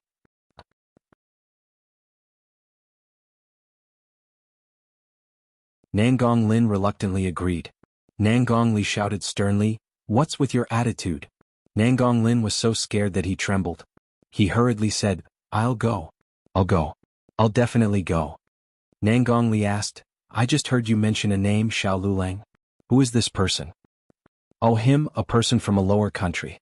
Nan Gonglin did not tell the truth about his injury to his family. First, his father did not allow him to cheat. Second, it was fine if he cheated, but he also fell down. It was so embarrassing. Therefore, everyone in the family thought it was just an accident, and did not deliberately ask about any of the bowlers on the field. Nan Gongli's eyes were slightly cold. Which lower country? Nan Gonglin thought for a while. It seems to be Zhao country or Zhao country. I don't remember. Nan Gongli slowly clenched his fist. Newcomers? Nan Gonglin nodded. Yes. Which academy? Nan Gongli asked. Nan Gonglin said, Tianqiong Academy. They entered the last round but they were beaten by Jianan Academy. Tianqiong Academy, Xiao Lulang, a person from a lower country. It was really a case of wearing out iron shoes in a fruitless search, but finding it without any effort. Xiao Lulang, your death date has arrived. Gu Jiao returned to the house. It was very late. Madame Nan was embroidering in the central room waiting for her. Madame Nan was not only bad at cooking, but she was also very stupid at embroidery. However, she was now a mother. Although she was just an adoptive mother and Madame Nan, she still decided to learn these things as soon as possible. Jiao Jiao, you're back. She put down the embroidery in her hands. You haven't eaten yet, right? Gu Jiao said, I've eaten. Madame Nan, you should rest early. I'll go to sleep after I'm done with this. What do you think of my embroidery? Madame Nan showed the results of her night's work to Gu Jiao. To be honest, Gu Jiao hadn't seen an embroidery artist who could compete with her great-aunt in a long time. You've improved. Gu Jiao said without changing her expression. Mistress Nan smiled happily and said, Is that so? I think so too. Madame Nan was praised and became even more energetic. She started embroidering in high spirits. Gu Jiao wanted to say something but stopped. Forget it, as long as Madame Nan was happy. Gu Jiao went to Gu Yan's room. Gu Shaoshun was already fast asleep. Gu Yan was a light sleeper, or it could be said that he hadn't slept at all. Gu Jiao touched his forehead. I said I would come back. And? Gu Yan made a small nasal sound. Go to sleep. Gu Jiao said softly. The next day, Nan Gongli woke up before the sun rose. If it wasn't for the fact that it was too late last night and the inner city gates were already closed, he might have killed his way to Tianqiong Academy in the middle of the night. The moment the inner city gates opened, Nan Gongli sat in the carriage and drove out. Although Xiao Lulang was just a weak scholar, he was as cunning as Marquis Xianping. He didn't feel at ease leaving him to his subordinates. He wanted to kill him personally. Nan Gongli's carriage arrived near the academy. The carriage driver was his trusted bodyguard. He disguised himself and no one recognized his original appearance. Go and ask. Nan Gongli said. Yes. The bodyguard jumped off the carriage and went to the gate of Tianqiong Academy. He handed a string of knife coins to the gatekeeper and smiled. Little brother, I'm from 5 Mountains Academy. My master admires Master Zhao's character and wants to get to know him. I'm here to ask if Master Xiao has Xiao Lulang come. The gatekeeper took the knife coins and said, Master Xiao won't come to the academy today. You've come for nothing. The bodyguard was slightly stunned. He then asked with a smile, Can I ask where he went? The gatekeeper said, He went to the palace to see the king. The bodyguard was shocked. What? See the king? Is this true? On the carriage, Nangong Li frowned when he heard the bodyguard's report. Why would he go to see the king? The monarch wouldn't just casually meet a subordinate. The bodyguard said, The gatekeeper said that they lost because of the shooting competition. However, Jianan Academy exchanged rewards with them. Jianan Academy took 10,000 taels of gold and they were qualified to enter the palace to see the king. If Xiao Lulang went somewhere else, Nangong Li could wait for him to come back. However, Xiao Lulang went to the palace to see the king. Nangong Li gritted his teeth. We can't let him see the king. Return to the inner city. On a luxurious carriage heading to the inner city, except for Mu Qingchen, the other 4 members of the shooting competition from Chenxiong Academy were all there. Mu Chuan touched his aching head and asked strangely, Lulang, didn't you say you didn't want to enter the palace? Why did you change your mind? Gu Jiao smiled evilly. I thought about it. It's not bad to enter the palace. Nangong Li, if you want to kill me, come to the palace.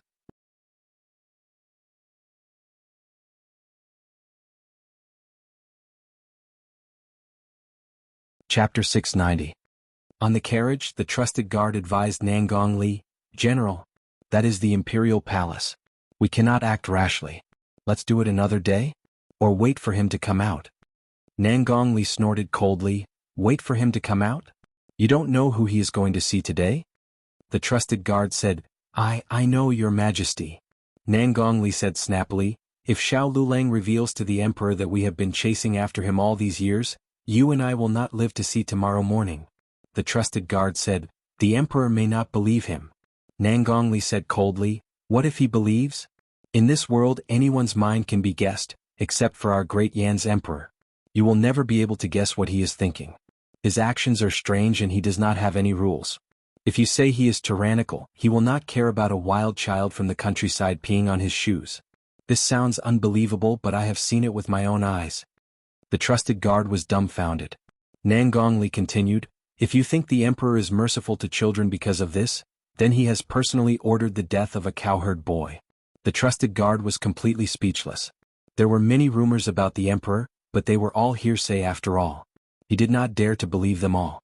He did not expect his general to have seen the emperor's crazy actions with his own eyes. No wonder there was another name for the emperor, Crazy Emperor. Nangong Li said, Now you understand that I cannot take this risk, right? Even if Xiao Lulang only has a 1 in 10 chance of making the emperor believe him, I cannot gamble with my life. The trusted guard cupped his fist. I understand. General, this trip is dangerous. Let me assassinate him. Dangerous? Nangong Li smiled meaningfully. Xiao Lulang really put in a lot of effort to see the emperor. But does he think this is foolproof? He will soon know that it is 100 times easier for me to kill him in the imperial palace than outside. The carriage wobbled into the inner city. The furthest place Gu Jiao had walked in the inner city was the Canglan Women's Academy. She didn't know what it was like after that. Along the way she did not hide her curiosity. She lifted the curtain and openly looked around. In fact, other than Mu Chuan who had entered the palace before, the rest of them were entering the palace for the first time. They were also quite curious. Mu Chuan was very happy to be their guide. He pointed at the shops by the roadside and introduced them one by one. Which shop had delicious preserved fruits and which shop had greasy pork knuckles. We've arrived at Changyang Street. After the carriage made a turn to the east, Mu Chuan exclaimed excitedly, We'll reach Great Yen Gate after making another turn. Although he had the experience of entering the palace, the feeling of going with his family and classmates was very different. Wu Fuzi was in the carriage in front. He looked calm, but in fact he was eavesdropping. After all, it was his first time entering the palace. What is Great Yen Gate? Gu Jiao asked. Mu Chuan introduced it with pride. You're from Zhao Kingdom. You may not know, but there are 5 gates in Great Yan's palace. The first gate is Gao Gate, followed by Fengtian Gate, Duan Gate, Meridian Gate, and Taihe Gate. The place we're going to is one of the 3 main halls behind Meridian Gate, the Golden Imperial Hall. It was originally called Taihe Hall, but it was later renamed. As expected of Zhao Kingdom, there were several more gates than Zhao Kingdom's palace. The carriage couldn't travel too fast near the palace, so it took them about 15 minutes to reach Gao Gate. Today's visit to the palace was scheduled, so there was a 30-year-old eunuch waiting outside Gao Gate. When he saw the carriage stop, he went up and asked with a smile, "Are you a teacher and student from Tianqiong Academy?" Wu Fuzi lifted the curtain and got out of the carriage. He saluted the eunuch and said politely, "I'm Wu Cheng from Tianqiong Academy." The eunuch said with a pleasant expression, "Ah, you're Wu Fuzi. I've heard a lot about you. My surname is Li. Wu Fuzi can call me Li Sandy." Wu Fuzi didn't take others' politeness as his confidence. He smiled and saluted, "So it's eunuch Li." Li Sandy's smile deepened. "Then please get out of the carriage with Wu Fuzi and the other young masters. I'll bring you into the palace." Gu Jiao and the others got out of the carriage. Among them, Li Sandy only recognized Mu Chuan. He smiled and greeted Mu Chuan, "Young Master Mu, long time no see." Mu Chuan obviously didn't know Li Sandy. Li Sandy smiled, "I used to work in Baohe Palace and was transferred to the Imperial Palace last year. I've seen young Master Mu from afar at the Spring Lantern Festival banquet." "I see." Mu Chuan nodded and greeted, then called eunuch Li. "Don't underestimate the eunuchs of the throne room. They went to the Imperial Palace every day and were the closest people to the Emperor. Although they didn't want to win them over, at least they shouldn't look down on them." Mu Chuan usually looked silly and sweet, but he had a keen sense of social interaction as a young master of an aristocratic family. Li Sandy smiled until his eyes couldn't be seen. Gu Jiao, Yuan Shao, and the others didn't deliberately get close to Li Sandy. Li Sandy didn't pay attention to everyone. He gave face to Wu Fuzi because he was the master of the fencing team. He gave face to Mu Chuan because he was the legitimate son of the Mu family. The other three people's identities were a little. Li Sandy glanced around and saw Gu Jiao with a birthmark on the left side of her face. He paused for a moment. This kind of appearance was really rare. The other party's temperament was even rarer. It was reasonable to say that people with a disfigured face would feel inferior, but this young man had an imposing appearance and a valiant posture. He exuded an unruly arrogance from head to toe. "It can't be, right? He looks so arrogant." "Eunuch Li?" Mu Chuan blocked eunuch Li's line of sight at the right time. He didn't want anyone to pay too much attention to Xiao Liulang's appearance and look down on Xiao Lulang. Li Sandy came back to his senses and smiled awkwardly, "We'll be there soon. Speaking of which, why didn't Master Su come this time?" Mu Chuan said, "My fourth brother had something to do at the last minute." He had already asked concubine Xian to apologize to His Majesty. Concubine Xian was the legitimate daughter of the Wang family. Her sister-in-law, old Madame Wang, was the younger sister of old Master Mu. Li Sandy sighed, "Sai, you guys are really bold. You actually dared to exchange rewards with the people of Jianan Academy. Aren't you afraid of His Majesty's blame?" Gu Jiao nodded. "That's right. Give me back my gold." Mu Chuan smiled. "Jianan Academy is run by the State Preceptor Hall. His Majesty has let them play in the palace many times. Why would he still want to see them?" He had asked concubine Xian and she said it was okay. That was why he did it. They walked through a long bluestone palace path. There was a checkpoint at the Fengtian Gate and the Duan Gate respectively. After passing through the Duan Gate, they would arrive at the outer court. Mu Chuan introduced it to Gu Jiao. The east side is the Imperial Clan Court, the Six Ministries and the Honglu Temple. In the early years the Imperial Astronomer was also here. After the State Preceptor Hall was built, the Imperial Astronomer moved away. The west side is the Supreme Court and the four rearguard commanderies, front, back, left and right. As they spoke they arrived at the Meridian Gate. The checkpoint at the Meridian Gate was obviously stricter than the previous three gates. If Li Sandy had not stopped them, Gu Jiao and the others would have been searched. "It's to prevent us from bringing weapons," Mu Chuan explained softly. This trip was really long. Fortunately they finally entered the Meridian Gate. The majestic throne room came into view. It was like a lion king under the sky, exuding a solemn aura. Mu Chuan thought they were going to the throne room, but Li Sandy brought them to the Zhanghe Hall at the back. Li Sandy smiled and said, "His Majesty is still in the morning court. I'll take you to the side hall to wait." The group arrived at the side hall of the Zhanghe Hall. Li Sandy ordered the servants to serve fresh lychees and snacks. Li Sandy probably understood that his presence would make them feel uncomfortable, so he thoughtfully stood guard at the door of the side hall. Other than Gu Jiao, the others in the room began to feel excited or nervous. "TTD, we're going to meet His Majesty." Wu Fuzi raised his teacup, his hands trembling. Zhao Wei and Yuan Zhao's hands did not tremble, but their legs did. Mu Chuan was excited. He was finally going to meet His Majesty. Although he had been to the palace, he had only met the concubines in the palace. Otherwise, he had seen His Majesty from afar during the palace banquet. He had never been summoned by His Majesty face to face. He felt that he could brag about it for the rest of his life. Gu Jiao was a little absent-minded. Was Nangongli stupid? Or did he not have the guts to come to the palace? If he did not act now, they would have to go back after meeting His Majesty. Gu Jiao stood up. Mu Chuan asked, "What are you doing?" Gu Jiao nodded and said, "I'm going to the washroom." "Do you want me to go with you?" Mu Chuan asked considerately. Gu Jiao glanced at him and said, "No need." Mu Chuan said, "Let me go with you. It's your first time in the palace?" Gu Jiao said, "Are you going to help me or what?" Mu Chuan suddenly choked. Gu Jiao stepped out of the door and asked the palace maid in the corridor where the washroom was. The palace maid pointed the way. Gu Jiao walked out of the side hall and walked towards the washroom. When she passed by a small garden, a palace maid walked towards her in a hurry. The palace maid did not look where she was going and bumped into Gu Jiao. Gu Jiao was as steady as a rock and did not move at all. Instead, she bumped into herself and fell to the ground. A few gold ingots fell out of her arms and she hurriedly grabbed them. At first, she quickly looked at Gu Jiao and lowered her head with a guilty conscience.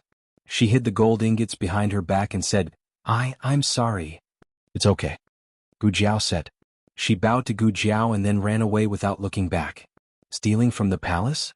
With Gu Jiao's temperament, she naturally would not care about this kind of thing. Gu Jiao continued to walk forward. When she was about to reach the washroom, an unfamiliar young eunuch caught up with her and asked, "In front, is young Master Xiao in front?" Gu Jiao stopped and looked at him indifferently. "I am. Who are you?" The young eunuch bent down and put his hands on his thighs. He said breathlessly, "I am little Deng. His Majesty. His Majesty summoned." Eunuch Li brought the others. "I came to bring young Master Xiao over. Young Master Xiao, hurry, follow me. Don't let His Majesty wait too long. Otherwise, when His Majesty blames you, young Master Xiao will suffer." "Oh." Gu Jiao turned around and said, "Then I'll have to trouble you to lead the way." The young eunuch wiped the sweat on his neck with his sleeve and said, This way please."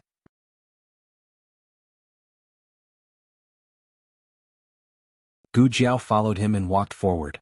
"This is not the way I came," Gu Jiao said. The young eunuch said, "That way is too late. The corridors take a long time. If we go from here we will reach the throne room in no time." Gu Jiao said, "Oh." The young eunuch continued to lead the way. The flattering smile on his face gradually froze and was replaced by a look of disdain and calculation.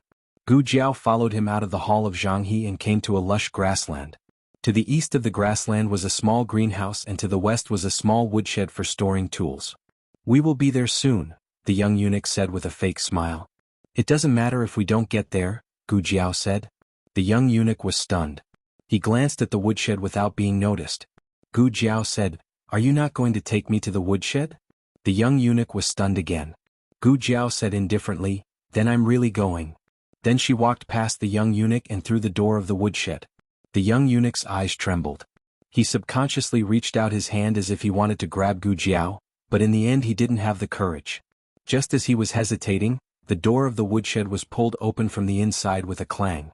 Two powerful eunuchs walked out fiercely. One of them had a rope in his hand and the other had a sack in his hand. Gu Jiao looked at the sack and raised her eyebrows. "Oh." They were on the same side. The eunuch holding the sack coldly said to the young eunuch, "Why are you talking nonsense with him? Why aren't you going to catch him?" Yes. The young eunuch received the order and steeled his heart. He gathered his courage and threw himself at Gu Jiao. The young eunuch didn't know martial arts. The two older eunuchs did, but they weren't very good. If the person entering the palace today was the real scholar Xiao Lulang, this lineup would be more than enough. So Nangongli didn't underestimate Xiao Yolang's strength. But Nangongli never expected that the person entering the palace would be Gu Jiao. Gu Jiao didn't have the time to waste with them. In the blink of an eye, the three of them fell to the ground. They were in so much pain that their facial features were twisted. "Didn't you say he didn't know martial arts?" "Who knows? I owe my old waist, Gu Jiao looked down at the three of them. Where is Nangong Li? The eyes of the three flashed, but they didn't say anything. Gu Jiao tilted her head and stepped on the shoulder of one of the eunuchs. She broke his arm on the spot.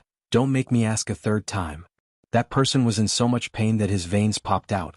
His whole body was covered in cold sweat and his breathing seemed to be choked. He used the last of his willpower to suppress the pain from his body and said, What are you saying? We don't understand. This is the palace. General Nangong, how could he come? Gu Jiao calmly said, if he doesn't see me die with his own eyes, how could he be at ease? Nangong Li had already failed once. She didn't believe that he would dare to gamble a second time. Your lives I actually don't care at all, Gu Jiao coldly said. She stepped on the eunuch and with a crack, the head of the eunuch under her foot tilted and he fell unconscious. The remaining two eunuchs were scared silly. What kind of situation was this? Did this brat kill old Xiao? What happened to the weak scholar? Gu Jiao looked at the younger eunuch and the older eunuch. Out of the three of you only one can live. Which one of you said it? I said it. I said it. I said it. The two of them said it in unison. I said it first. The younger eunuch took advantage of his young age and reacted quickly. He opened his mouth and said, General Nangong is here, Xiao. A hidden weapon flew through the air. The sound was extremely loud and its speed was very fast. It went straight for Gu Jiao's neck. Gu Jiao's ears moved. She turned her finger and shot out a Tang Hua needle. The Tang Hua needle hit the hidden weapon and it hit a tree branch not far away. So it was just a stone. Gu Jiao indifferently moved her foot and turned around. Her cold eyes looked in the direction the hidden weapon came from. Unsurprisingly, she saw Nangong Li using his qinggong to fly over. Nangong Li lost an arm and his right sleeve was empty. However, even if he used his left hand, if Gu Jiao was hit by that attack, she would not feel good. Gu Jiao faced the famous general of Great Yan country and her aura was not weak at all. The two of them were one zhang apart. She fearlessly walked forward a few steps and said with a smile that was not a smile, Long time no see, General Nangong. Nangong Li's eyes tightened. You are not Xiao Lulang. Who are you?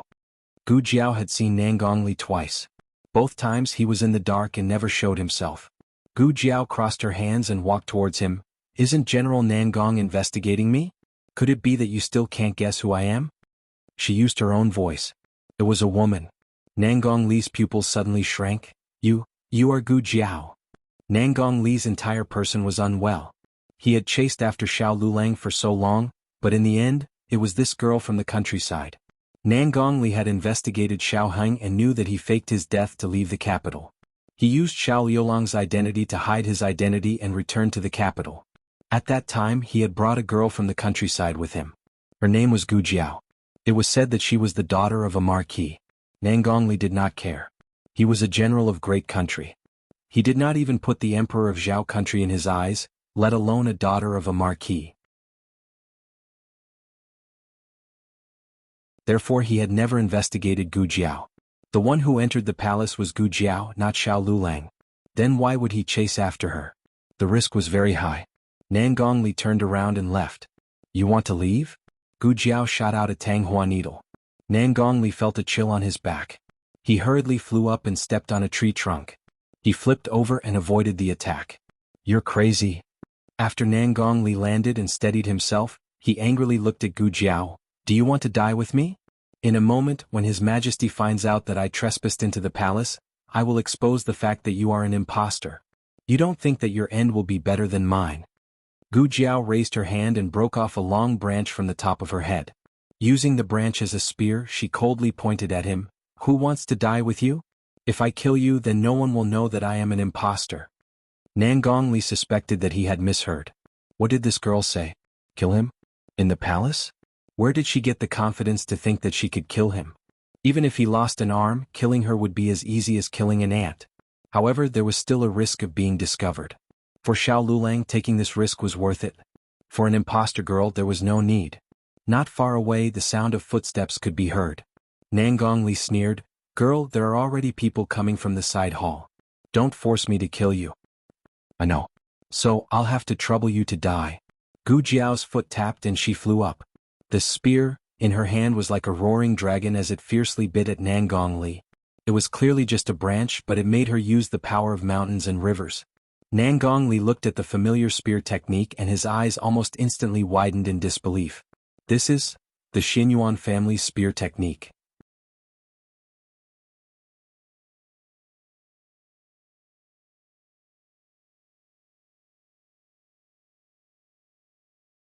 Chapter 691. Ah Ching, what were you practicing just now? It's the Xinyuan family spear technique. My father created it himself. There are 7 styles in total. Do you want to learn it? That's inappropriate. After all, it's the Xinyuan family spear technique. How can I, a member of the Nangong family, learn it privately? What's inappropriate about it? To go to war and kill the enemy, the Yen kingdom will have an extra layer of protection if we have a strong general. Xinyuan Cheng had taught him this set of spear techniques without reservation. He treated it as a treasure and was so excited that he couldn't sleep for days. He still remembered how Xinyuan Cheng had taught him, so he couldn't be mistaken. This girl was using the Xinyuan family's spear technique. But this was too strange. How could a girl from a lower country know the Xinyuan family's spear technique? If it was Xiao Lulang who knew it, he would be shocked, but at least there was some evidence. After all, Xiao Lulang and the Xinyuan family were inextricably linked. Once the Xinyuan family appeared, all ghosts would submit. This meant that even the ghosts of purgatory were afraid of the Xinyuan family. How could the living be their opponent? Nangong Li clearly understood that this girl was still wet behind the ears. So what if she used the Xinyuan family spear technique? It wasn't the real Xinyuan family. But Nangong Li's heart instinctively surged with fear. He was distracted. And in this distraction, the spear pierced his right thigh. After all, it wasn't a real spear, so it didn't pierce through him. But even so, his thigh was severely paralyzed. The boy's gaze was like a knife, and his murderous aura was like a wolf. In an instant, Nangong Li felt a familiar fighting spirit. It was the blood of the Xinyuan family. Nangong Li almost forgot to counterattack until he regained his senses and felt a sharp pain in his thigh. He used his sword to deflect Gu Jiao's spear. If it was said that he still had a trace of a fluke and thought that this girl was not using the real Xinyuan spear art, then he was completely sure now. But that was even stranger, wasn't it? The people of the Xinyuan family were all dead. Who did this girl steal the spear technique from? It couldn't be that this lass had snuck into the Nangong residence and was hiding beside him, secretly watching him practice martial arts, right? No, he hadn't practiced the Xinyuan family spear techniques for more than 10 years.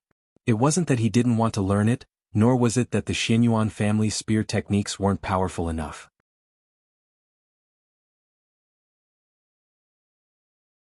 It was precisely because they were too powerful that very few people other than the Xinyuan family could learn them. This spear technique had extremely high requirements for speed and strength, but it didn't have high requirements for inner strength. People with strong inner strength would often unconsciously use inner strength when making a move, but this spear technique created by Xinyuan Li required the practitioner to store all of their inner strength into their dantian. Collecting is always harder than letting go. If he was not careful, his dantian would be damaged. Apart from the group of perverts from the Xinyuan family, no normal person would be able to endure the pain of having their dantian filled with inner strength. This was also the reason why he had given up on this spear technique back then. He had once lamented that Xinyuan Cheng had done it on purpose. The reason why he had generously taught him the spear technique was because he would not be able to learn it no matter what. But how did a little girl learn it? Nangong Li's mind was in a mess. Today's events had happened one after another, all of them exceeding his expectations. Second move. Gu Jiao spun around, her long spear was like a knife, bringing with it a domineering aura as it fiercely chopped towards Nangong Li. If this was a real long spear, Nangong Li did not doubt that he would have been cut in half by this little girl. What a vicious little girl. Nangong Li chopped off Gu Jiao's spearhead, with one slash. Anyway, it wasn't a real red tasseled spear. Even if you cut off a part of it, I still have a large part. If there was no spearhead, then it would be a spearhead. Furthermore, Nangong Li realized that he had been tricked after cutting it. This little girl wasn't here to take his life. She had purposely moved the branch by an inch, causing it to be uneven even though he had shaved off a part of it. He had shaved off a spearhead for her. Gu Jiao looked at her weapon with satisfaction, the corners of her lips curling up as she said, "Now it's not round and blunt anymore." Nangong Li fiercely choked. "You? Is this how you use the Xinyuan family spear techniques? Meet ghosts, kill ghosts, meet gods, kill gods, meet gods, kill gods. How can you use it so indecently?" The sound of footsteps came closer and closer. It seems that I have to end this battle as soon as possible. The shock that this little girl brought to him was over, now he had to use his full strength to fight. Nangong Li coldly snorted, "The last time I used my full strength was when I fought with Shenyuan Cheng, little girl." Gu Jiao interrupted him, "Nonsense, when you were chased by Chang Jing, when did you not use your full strength? If you didn't use your full strength, how could you escape?"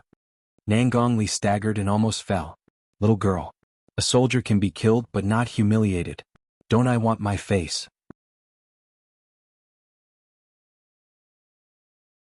No, using all his strength to escape and using all his strength to kill were two different things. Chang Jing had cut off his arm because he had underestimated her. If they really stood on the stage, he wouldn't lose to Chang Jing. After he was injured, he couldn't fight Chang Jing head-on. "Die, little girl. I don't care who you are or why you obtained this spear technique, today you will die under this general's sword."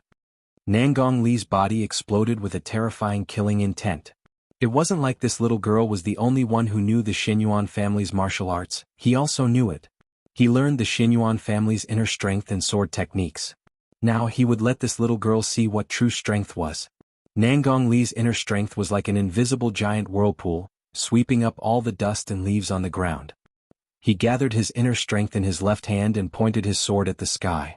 The sword energy was like a rainbow as it fiercely chopped down at Gu Jiao. "Puchi!"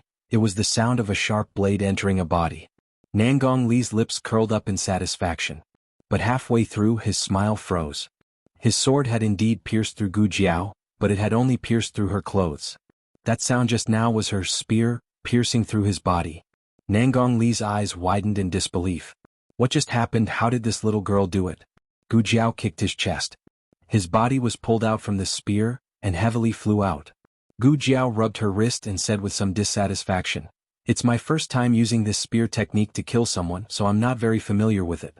It took me so many stabs to finally hit you." Nangong Li fell to the ground and suddenly spat out a mouthful of blood. It wasn't from injury but from anger. 3 moves? Under this little girl's spear technique, he actually only lasted 3 moves. And this little girl was actually still not satisfied. Blood rapidly flowed out and there was a pool of blood below him.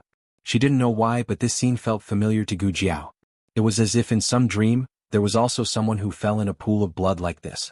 Gu Jiao tilted her head in a strange manner, trying to find the familiar scene that flashed through her mind.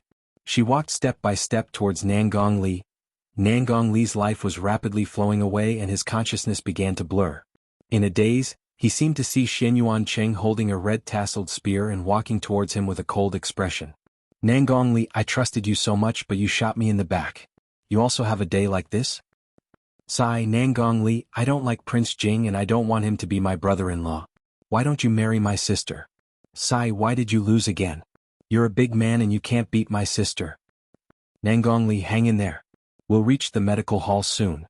Who told you to pounce on me just now? I can dodge it myself." "How? Come here." "He will be your playmate from now on. His name is Nangong Li. Can he take a beating? If not, I don't want him." Nangong Li slowly closed his eyes that were filled with blood. It was said that before a person died, they would see the person they cared about the most and think of the things they cared about the most. He met Shenyuan Cheng when he was 3 years old, but he couldn't get rid of him. "Shenyuan Cheng, you really are a thorn in my heart." Gu Jiao squatted down and looked at Nangong Li, muttering to himself with a dumbfounded expression. Nangong Li looked at the blurry shadow in front of him with a pale face. The shadow gradually overlapped with the figure in his mind, forming the appearance of a young Shenyuan Cheng. He coughed up blood and laughed out loud while trembling. "Shenyuan Hao." He used Shenyuan Cheng's name when he was young. Perhaps it was because his childhood was the most innocent and sincere. "I do deserve to die. I betrayed you, betrayed the Shenyuan family. My death is not regrettable, you came to me for revenge. I'm not surprised, and there's nothing to feel wronged, but you really think that the Nangong family did all those things? You're wrong. Haha, you're very wrong. The Nangong family can't even be considered as an accomplice. They're just a hunting dog that wants a piece of fat meat." He used the last of his strength and arched his body. His blood-stained hand grabbed Gu Jiao's collar tightly. "The person who really harmed the Shenyuan family is..."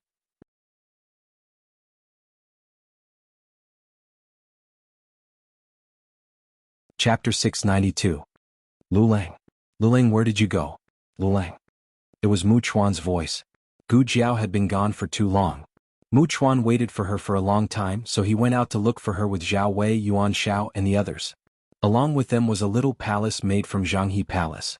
This was a small courtyard in Zhanghe Palace. Usually no one would come here. Other than a small wooden hut where sweeping tools were placed, there was only a high wall and a few big trees. At this time, Gu Jiao was squatting under a big tree near the high wall. In front of her was a man lying in a pool of blood. Behind her, there were 3 unconscious eunuchs lying near the small wooden hut.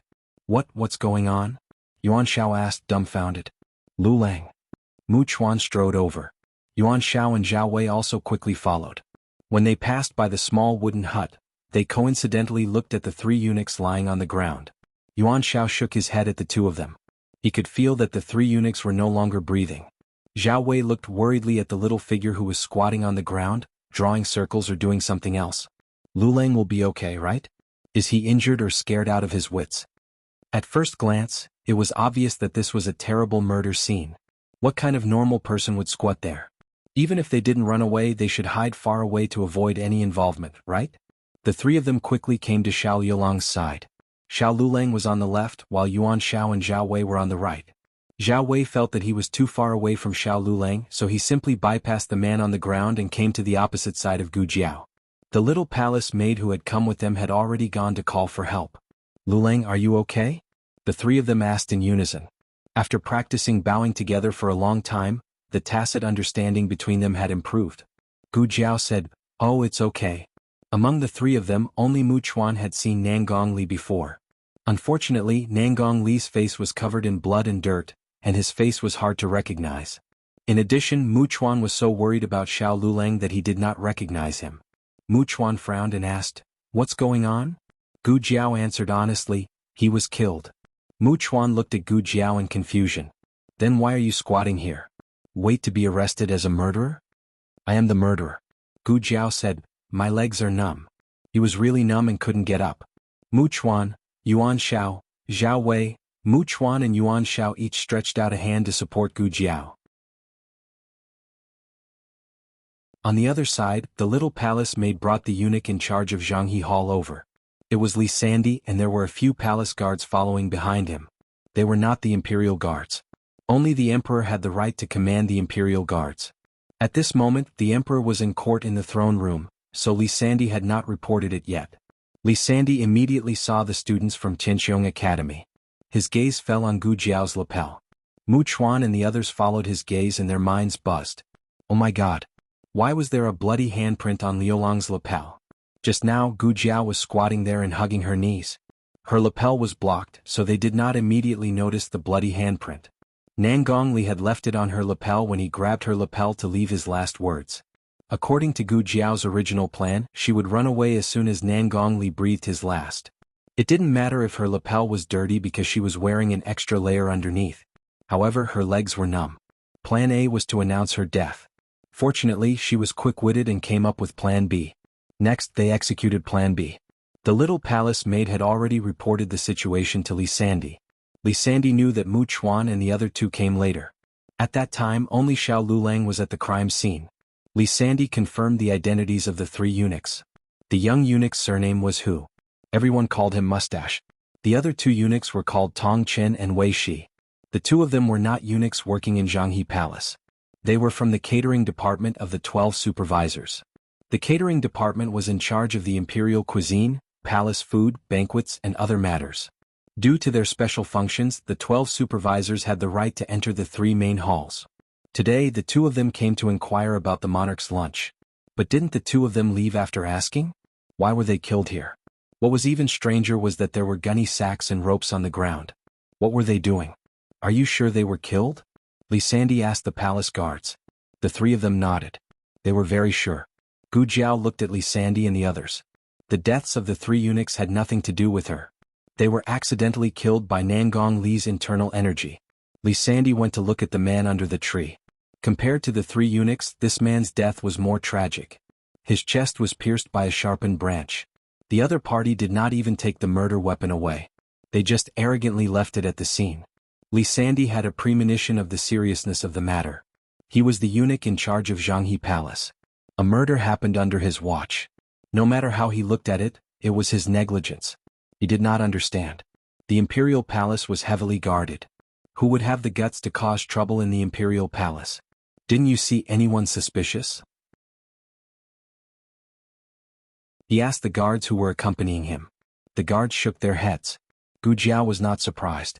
The palace was heavily guarded, but for a master like Nangong Li, it was not too difficult to avoid being seen. In addition, Nangong Li probably knew the shifts and patrols of the palace guards like the back of his hand. That was why he was able to take advantage of the loophole. Nangong Li should have carefully chosen the location of the murder. It was completely a blind spot of Zhanghe Palace. Li Sandy finally came in front of Nangong Li. This time he carefully looked at Nangong Li's face. The more he looked, the more he felt that something was wrong. He took out a handkerchief and wiped off the blood on Nangong Li's face. Then he heard a cry of surprise and stood up. Eunuch Li. The guards thought that this person had come back to life and rushed over to protect Li Sandy. But when they saw the face that had been wiped off the blood, they showed the same shocked expression as Li Sandy. This was a serious matter. Li Sandy immediately asked Gu Jiao about the specific situation. Who was the murderer? What had happened? What was the bloody handprint on his lapel? I'm not sure. I didn't see it. When I came, the other three were already dead. This one was still breathing. I know a little about medicine, so I wanted to save him. He grabbed my lapel as if he wanted to tell me who the murderer was. Unfortunately, he died before he could finish. Gu Jiao said calmly. Her expression was very magnanimous, without a trace of guilt. Mu Chuan quickly said, I can testify. Xiao Lulang really knows medicine. Zhao Wei agreed, yes. We can all testify. On the day of our duel with Pingyang Academy, the students of Black Bamboo Academy and Songshan Academy fought fiercely. In the end, the walls of the attic collapsed. Xiao Lulang was there to save them. The deans were also there. If you don't believe me, you can send someone to ask. Yuan Xiao added, there's also Angua Gong. Xiao Lulang treated Angua Gong's illness. In fact, Gu Jiao's knowledge of medicine and Gu Jiao saving Nangong Li's life did not necessarily have a causal relationship. However, as long as it was proven that her medical skills were real, her action of staying to save the injured was valid. If they wanted to overturn this fact, they had to find strong enough evidence. From the bloody handprint on her body, there were only two possibilities for her to appear here. She could either save someone or kill someone. There was already a motive to save someone. She was a doctor and had a good heart. She would not leave someone to die. It was hard to say the motive for killing someone. Mu Chuan said, Xiao Lulang is not from Yan Kingdom. He has only been in Xingdu for a month. He did not know General Nangong or the three eunuchs. Why would he kill them? Maybe he was ordered by someone? A guard guessed. Mu Chuan laughed. Ordered General Nangong to sneak into His Majesty's Zhanghe Palace? Or ordered the three eunuchs to line up here and wait for him to kill them? Yes, the appearance of the four eunuchs here was indeed a big doubt in the case. No matter how they looked at it, Xiao Lulang did not have the ability to get all four of them here. Mu Chuan continued, the most important thing is that General Nangong is highly skilled in martial arts. Xiao Lulang had not left for long. Do you think that a student from Tianxiong Academy could kill the famous General Nangong of Yan Kingdom in such a short time with a branch? Mu Chuan's words struck a chord in their hearts. Yes, putting aside the motive and the timing of the crime, it was ridiculous that a student from a lower country could kill a famous general of a higher country. However, it was not enough for Li Sandy to believe it. It was related to General Nangong, so the king had to believe it too. Li Sandy personally went to wait outside the throne room. When the king arrived, he reported to him about what happened in the Zhanghe Palace. The king's face turned ugly. Li Sandy knelt on the ground. He was so scared that his back was soaked in cold sweat. There were many suspicious points in this case. The first one was why Nangong Li sneaked into the palace. In fact, this crime alone was enough for the king to sentence him to death. However, it was one thing to be sentenced to death by the king, but it was another story to be killed by someone else. Zhang Dequan. This servant is here. Call the Supreme Court Minister and the Minister of Justice here. Yes. The king wanted to thoroughly investigate this case. The king continued, also take that student to the imperial prison and torture him. There were 49 types of torture in the imperial prison. There was nothing that couldn't be asked. If the student lied, the imperial prison would ask the truth. If he endured all the punishments, the king would not pursue the matter no matter what the truth was. The king had said that as long as he endured all the torture in the imperial prison, he would be released on the spot even if he was guilty. Unfortunately, no one had succeeded so far. There were many who died halfway through the torture. Zhang Dequan first sent people to the Ministry of Justice and the Supreme Court. Then he personally went to escort Gu Jiao. After a while he returned to the main hall of the Zhanghe Palace. His expression was a bit complicated. The king sat behind the desk and glanced at him. "What's wrong?" Zhang Dequan said in a dilemma. He wasn't taken to the imperial prison. The king closed his eyes to rest. "He committed suicide?" Zhang Dequan said, "No." The king said indifferently, "Then he confessed." "Not really." Zhang Dequan said embarrassedly, "He was taken away by the young princess." The young princess said that the student was her teacher.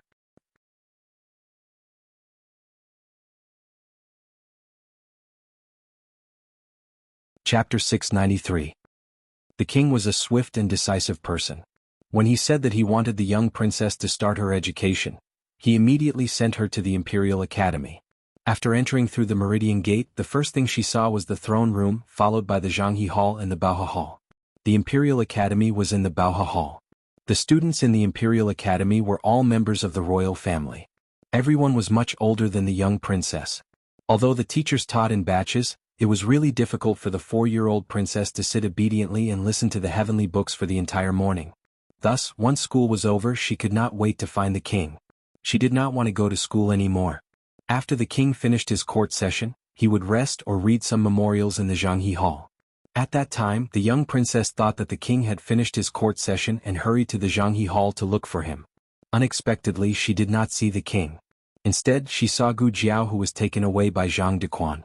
The young princess's eyes lit up. "Teacher, why are you in the palace? Are you here to teach me? Quick, take me away. I don't want to go to the imperial tutor's class anymore." Then the young princess decisively took her away. Zhang Dequan did not dare to use violence in front of the young princess. After all, if he scared the young princess and made her cry, the king would behead him. After Zhang Dequan finished telling the whole story, he stood there quietly like a cicada in winter. The study was very quiet. It was so quiet that it felt like there was an invisible pressure on Zhang Dequan's head. Zhang Dequan suddenly felt that he was going to die soon. "Uncle, Your Majesty." A cute little head popped in from outside the door. The king slowly opened his eyes. The young princess struggled to cross the threshold that was even taller than her calf. She had a high status in the family and usually considered herself as an elder. She was dignified and elegant. She stopped doing things like jumping around after she was 2 years old. Today, however, she was like an impatient little rabbit as she skipped over to the king's side. She grabbed the king's sleeves with her 2 small hands and said in a childish voice, "Your Majesty, uncle, can I ride a horse with my teacher?" Ling Yu and the others said that I can only ride a horse if Uncle His Majesty agrees. Ling Yu and the others were the palace maids who took care of the young princess. The monarch said, "I thought you didn't dare to ride a horse?" The young princess said confidently, I will dare to do it if I learn it." The monarch looked at the little fellow and said, "How about I ask Er Han to teach you how to ride a horse? Ask Er Han to give you a small black wind mount." The black wind mount was a precious horse that everyone envied, and the little black wind mount was even more precious. However, the young commandery princess was not interested in the black wind cavalry at all. She asked in surprise, "You want to change my teacher?" Without waiting for the king to say anything, she looked at the king with an incomparably hurt expression and questioned him from the depths of her soul. "Why?" "Very good, you are the second person who dares to question the monarch like this. The first was Shen Yuanli, he is already dead." Zhang Dequan broke out in cold sweat for the young princess. But soon he realized that he was too naive. He should be the one breaking out in cold sweat. Seeing that the monarch did not answer, the young princess pouted her lips and her eyes became filled with grievance. In the next second she took a deep breath and raised her head. Her 2 small arms fluttered behind her back as she burst into tears. Zhang Dequan saw that the monarch's dragon body trembled a little. When the young princess cried, it would definitely shock the heavens and earth, make ghosts and gods weep, and cause the mountains to collapse and the earth to crack. It could be said that with the strength of one person, she had the strength of thousands of soldiers and horses. If it was not for the fact that the Yen Kingdom's mad monarch could not handle anything, one of the things that happened would definitely be the young princess crying. Therefore, it was not difficult to understand why the monarch had ordered the people who made the young princess cry to be killed. I won't change your teacher, I won't change him. The monarch's face darkened. He was defeated by his little niece's invincible killing move. The young princess stopped crying in a second and bowed in a dignified manner. She raised her small chin victoriously and said, "Thank you, your majesty. Then I will go and find my teacher to ride a horse." She lifted her small skirt and jumped out like a little rabbit. Because of the unknown assassin in the palace was worried that it would threaten the monarch's safety. The palace strengthened its security, and the meeting with the monarch could only be temporarily cancelled. However, when the monarch came from the throne room, except for Gu Jiao, who was taken away by the young princess, Wu Fuzi and the others were lucky enough to see the monarch's face. For them, it was already a blessing to be able to see the monarch in such a close distance in their lifetime. When they went back, they could still brag about it for a few taels of silver. However, when they thought about Nan Gongli, they could not help but feel a little scared. They actually encountered a murder case and Lu Lang was also involved. He was almost taken away as the murderer. Fortunately, the young princess appeared in time. Wu Fuzi rubbed his chest that was still very nervous at this moment. He looked at Gu Jiao helplessly and said, "Why do I feel that since I met you my life has become so exciting? Taming the Horse King was exciting, competing in bowls was exciting, and even entering the palace was so exciting." Wu Fuzi said bitterly, "Do you know that I was almost scared to death by you just now?" Gu Jiao, "Oh. Wu Fuzi, you guys. Who do you think entered the palace to kill General Nangong?" Yuan Shao asked. "Shu, lower your voice." Mu Chuan lowered his voice and said, "Lu Lang is the only eyewitness. Even if he didn't see anything, what if the murderer thinks that he saw it? Or what if he thinks that Nan Gongli told Lu Lang the murderer's name before he died?" Yuan Shao was shocked and covered his mouth. I haven't thought about this. According to this, before the murderer is caught, won't Lu Lang be in danger?" Wu Fuzi thought deeply and nodded seriously. "I agree with Mu Chuan. After the news in the palace spreads, the murderer may harm Lu Lang. Lu Lang, I'll go to your house to pick you up for school these few days." Gu Jiao, "I'm the murderer, thank you." Zhao Wei sighed. "The Supreme Court and the Ministry of Justice are both investigating the case. I hope they can find something soon. Otherwise, if the murderer is always at large, Lu Lang won't be able to live in peace." Mu Chuan and Yuan Shao nodded in unison. Wu Fuzi didn't say anything. Gu Jiao looked at them and asked, "General Nangong is dead. Are you all sad?" Zhao Wei said, "General Nangong is the heir of the Nangong family. He's a famous general in the Yen kingdom. It's sad to think that he died in the palace. What a pitiful situation." Gu Jiao thought of the words that Nan Gongli said before he died when he hallucinated. If what he said was true, then there was another story behind the Xinyuan family's rebellion. Moreover, the Xinyuan family shouldn't have been defeated. It was Nan Gongli who stabbed Xinyuan Cheng in the back. Nan Gongli betrayed his childhood friend and the Xinyuan family that promoted the Nangong family. Most people didn't know anything about it. The public opinion was already biased towards the winning side. Otherwise, why would they say that the winner was king and the loser was in the wrong? The Xinyuan family rebelled and everyone had the right to punish them. However, the Nangong family who betrayed the Xinyuan family became the heroes of the world. They were interrogated by the Ministry of Justice and the Supreme Court when they were in the palace. Therefore, they returned to the city a little later. It was already dark when they arrived at the academy. Wu Fuzi asked Mu Chuan and the others to return to their dormitory first. "Lu Lang, I'll send you back." "No need. My house is very close. I can go back by myself." "Now I'm worried." Wu Fuzi insisted. Gu Jiao sighed. "Okay." Wu Fuzi sent Gu Jiao back to the rented alley in a carriage. Gu Jiao jumped off the carriage. "I'm home. Wu Fuzi, you can go back without worry." Wu Fuzi lifted the curtain and paused. "You must be careful these few days. I think you should move to the academy. There are guards in the academy and I'm here too." Gu Jiao said, "I'll think about it." If she didn't say so, Gu Jiao was worried that Wu Fuzi would dawdle with her until dawn. Wu Fuzi got a satisfactory answer and got on the carriage to go back. Just as Gu Jiao turned around and was about to open the door of the courtyard, a long sword was pressed against her neck from behind. The cold blade reflected a cold light in the dark night and reflected in Gu Jiao's cold and calm eyes. Gu Jiao glanced at the sword with the corner of her eyes. "Who are you?" Mu Qingshan's cold voice sounded behind Gu Jiao. Gu Jiao turned around and looked at him without blinking. "You're back in the capital? Just now?" Mu Qingshan looked at Gu Jiao with a complicated expression. I heard about what happened in the palace. Did you kill Nangongli? Last time I saw you being chased by Nangongli on the street, I hid you in the carriage. When I asked you what happened, you told me that you threw a stone at Nangongli, so he chased you. You vented your anger on him because his son, Nangonglin, played dirty on the boxing field and deliberately wanted to frame you. I asked you how you recognized him as Nangonglin's father. You said you heard the servants call him General Nangong. I believed all of it. But how do you explain what happened in the palace today? You told them that you didn't know Nangongli. You were lying. You've been lying all along. Tell me, did you kill Nangongli?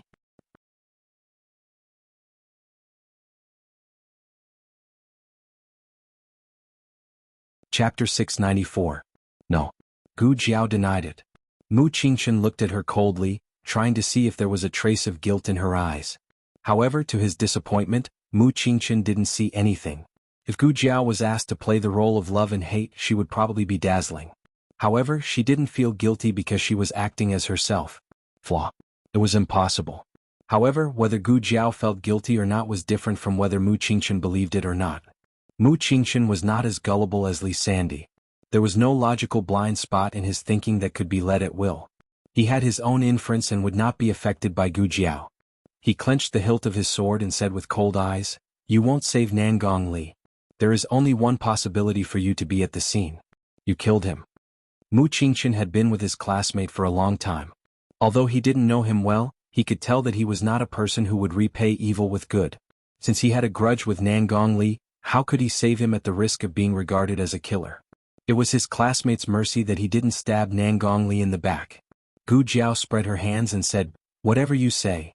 Mu Qingchen kept clenching the hilt of his sword. His anger had reached a certain peak. In fact, he couldn't tell what he was angry about. He was simply angry that he had done evil in Xingdu and assassinated a famous general of the Yan kingdom. Or he was angry that he had been hiding a lot from him and had never been honest with him. "Who are you? What's your purpose in the Yan kingdom?" Gu Jiao didn't say anything. Mu Qingchen was even angrier. Compared to quarreling with him and asking him why he didn't believe him, Gu Jiao's attitude of not wanting to say anything was the most maddening. Mu Qingchen gritted his teeth and said, "Why don't you say anything? Do you admit it?" Gu Jiao looked at him and said calmly, "If there's nothing else, I'll go in first. If you want to fight, do it another day. I don't want to fight in front of my house."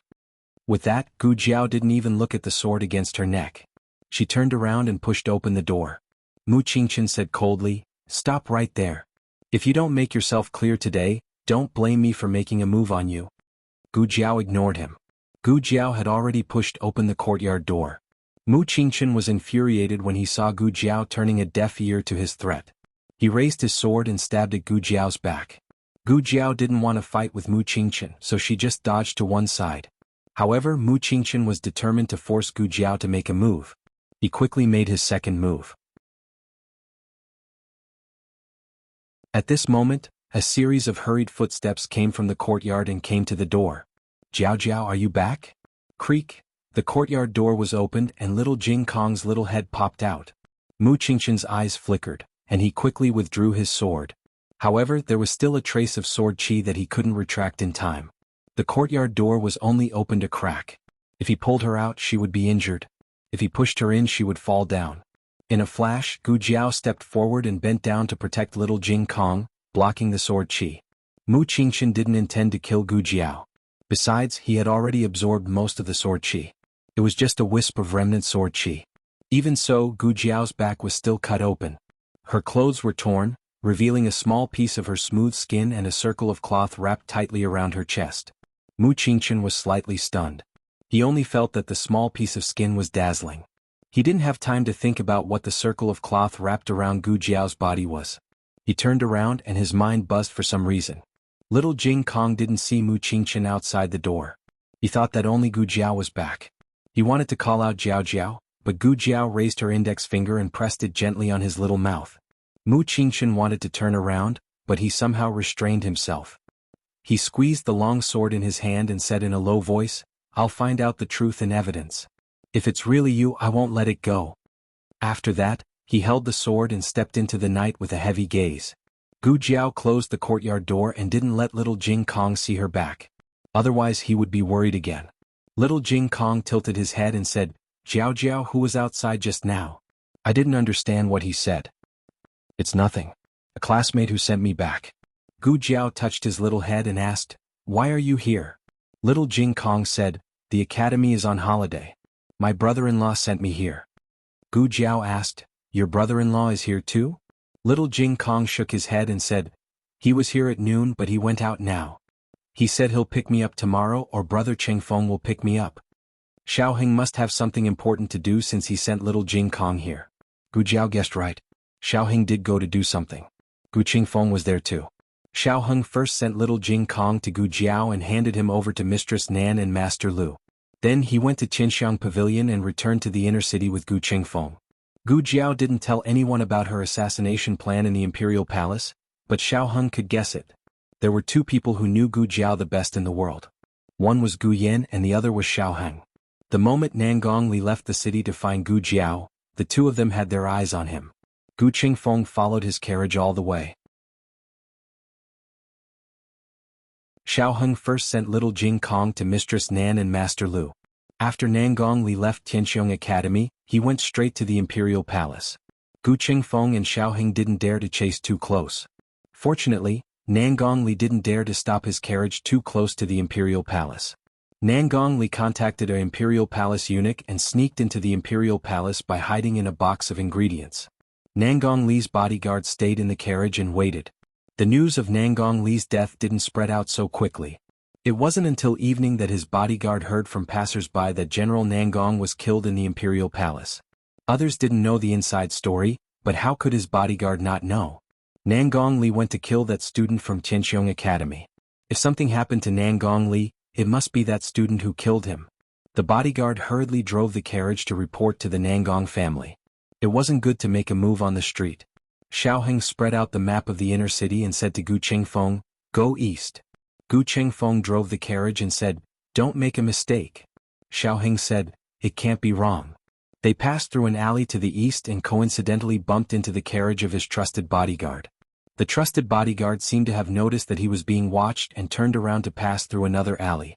Xiaoheng looked in the direction of the alley and said, turn around and go to Nanyu Street. Finally, the two of them blocked the bodyguard at the corner of Nanyu Street. After getting rid of him, no one would know why Nangong Li entered the Imperial Palace today. Nangong Li's death caused an uproar in Qingdu. There were three major doubts about this matter. First, why did Nangong Li appear in the Imperial Palace? There was no record of him entering the Imperial Palace. In other words, he sneaked into the Imperial Palace. The servants of the Nangong family said that he went out with a bodyguard named Lu Dong. The Ministry of Justice immediately sent people to search for this bodyguard named Lu Dong, but they found him dead on the street. He was stabbed in the vital gate by a hidden weapon and died in a single blow. The murderer obviously had a strong anti-reconnaissance ability.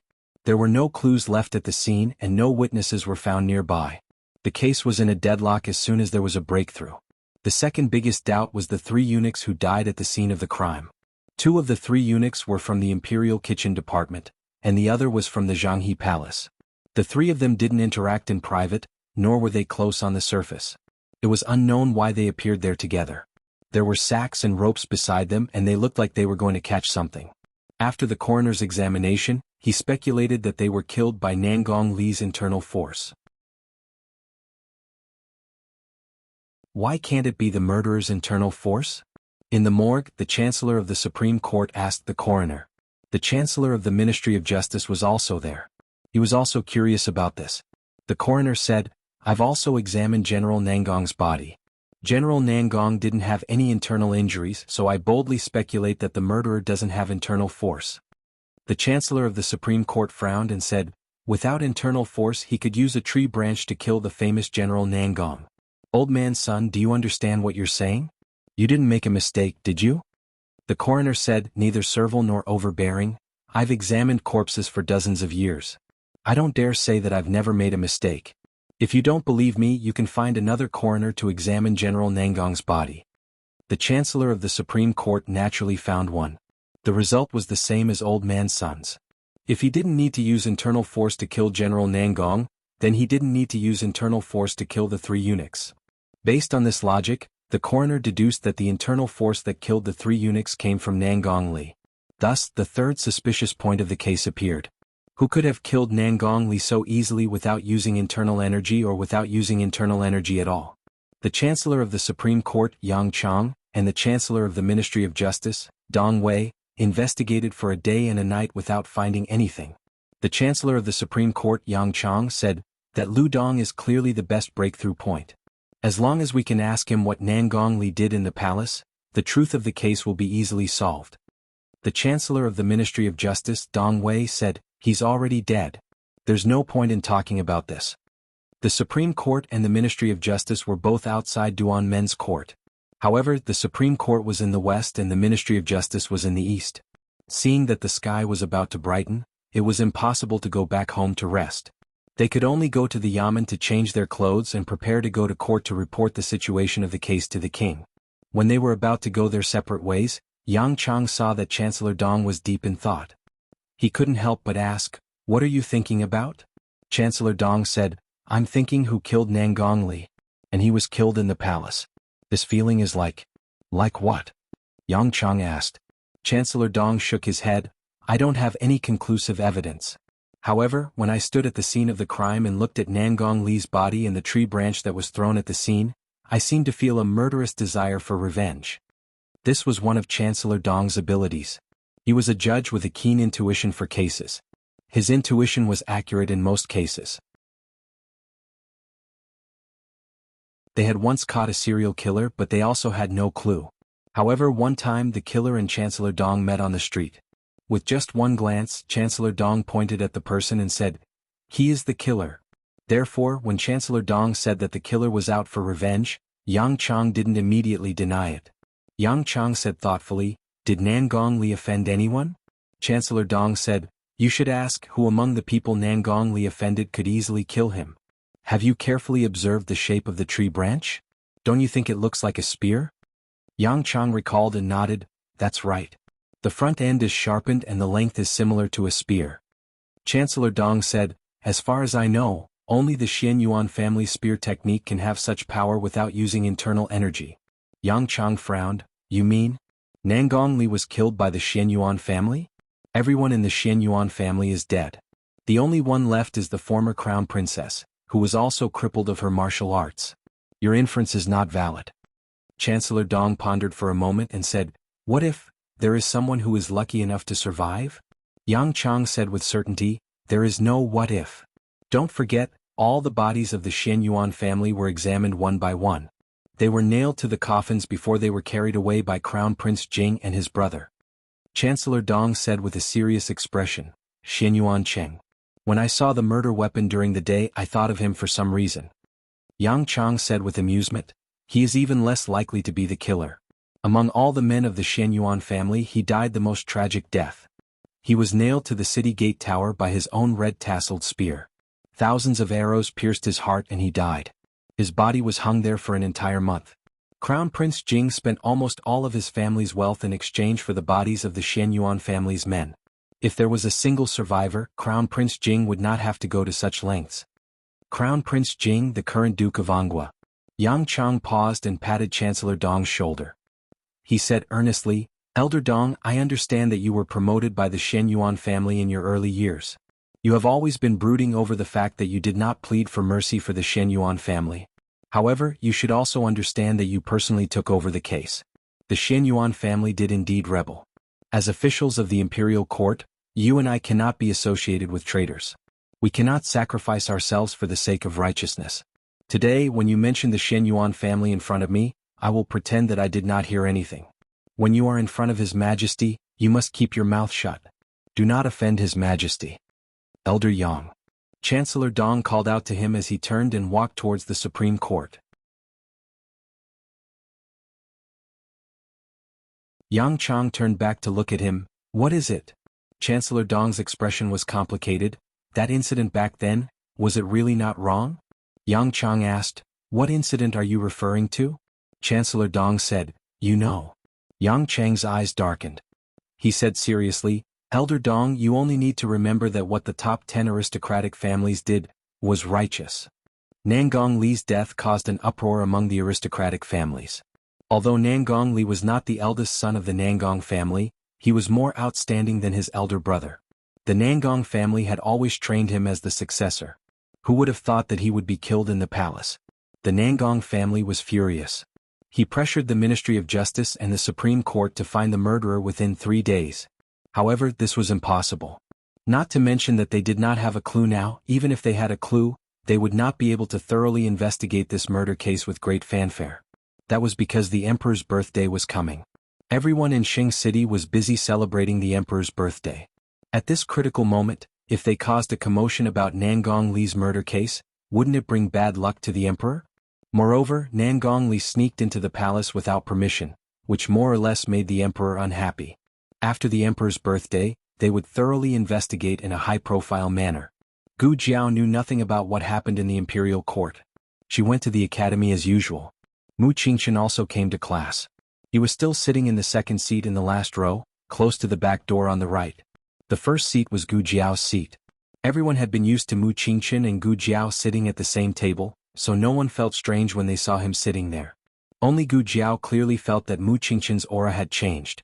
He looked at Gu Jiao with a very guarded look. Gu Jiao sat down without changing her expression. Zhou Tong, who was sitting in the front row, turned around and looked at the two with a smile. Sure enough, Lulang, you have a big reputation. As soon as you came back to class, young Master Qingchen also came. Yes, she had a big reputation, so big that the first young master of Qing City personally came to monitor her. Mu Qingchen did not speak, but his aura was frighteningly cold. Zhou Tong shrank his neck and covered his face with a book. He whispered to Gu Jiao, "What's wrong with young Master Qingchen? Is he unhappy?" Gu Jiao thought to herself, "With your voice, half of the classroom can hear it. Why are you still covering your face with a book?" "You can ask him yourself," Gu Jiao said.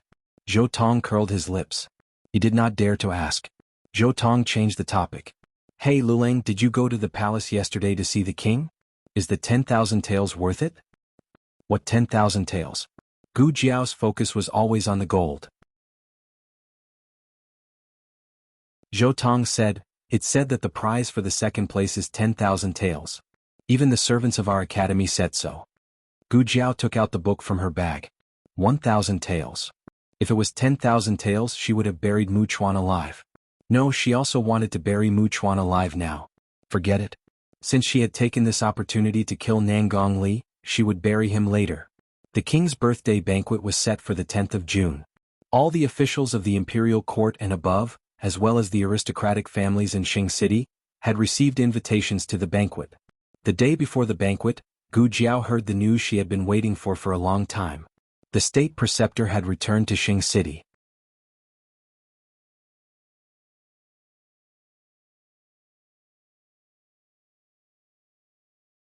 Chapter 695. Tianqiong Academy was on holiday today. Gu Jiao heard from a passing merchant when she went to the market to buy vegetables that the state preceptor returned to Qingdu in the middle of the night. Early in the morning, there was a long line outside the state preceptor's hall to see the state preceptor. So many people want to see the state preceptor? The vegetable vendor asked the merchant sitting next to him drinking soy milk. He said to Gu Jiao, 10 knife coins. Gu Jiao handed the 10 knife coins to the vegetable vendor and put 2 fresh large gourds into the small basket behind her. The merchant drank half a bowl in big gulps and said with sweat all over his head, "Of course. The line is 3 miles long. The carriage almost couldn't pass. If I wasn't in a hurry to leave the city to do business, I would also line up there." Last time when Gu Jiao went to the state preceptor's hall to ask about the state preceptor's whereabouts, the eldest disciple Yi Qing told her that the state preceptor would come back at the beginning of the month if he was early. At the end of the month at the latest. It would be best if he didn't have to wait until the end of the month. After all, Gu Yan's condition would get worse the longer it was delayed. Gu Jiao returned to the house with the vegetables she bought. "You're back." Nan Shernyoung looked at the sweat on her forehead and hurriedly took her small basket. She said, "I didn't expect Qingdu to be so hot this year. You must be bored." She was talking about Gu Jiao's chest wrap. Gu Jiao had grown too well in the past 2 years. In order to cover her body, she had to wrap herself tightly. Nan Shernyoung felt hot for her. Gu Jiao said, "It's okay. She could bear it." Nan Shernyoung said with heartache, "It's really hard for you. I boiled some mint water. It will be ready in a while." Nan Shernyoung, "I don't want to drink it. I want to go to the inner city." Gu Jiao said, "The state preceptor is back." Mistress Nan's eyes lit up. "Really? Gu Jiao nodded. Yes, I heard the news at the market just now, so I want to try my luck and see if I can meet the state preceptor. Madame Nan looked at Gu Yan, who was sunbathing listlessly in the corridor. She understood that Gu Yan's condition could not be delayed any longer. Is it true that the earlier the operation, the higher the chance of recovery? Yes, Gu Jiao said. If they delayed for too long, the surgery might be useless. Madame Nan did not urge her to stay any longer. She asked Master Lu to prepare a carriage for Gu Jiao. Gu Jiao took out the token of the chess sage of the Six Kingdoms. She rummaged through the table and said, Where's the token? I clearly put it here. Here. Old Mr. Meng appeared at the door with a brocade bag in his hand. The token was inside. Gu Jiao walked over and took the brocade pouch. Oh, you took it?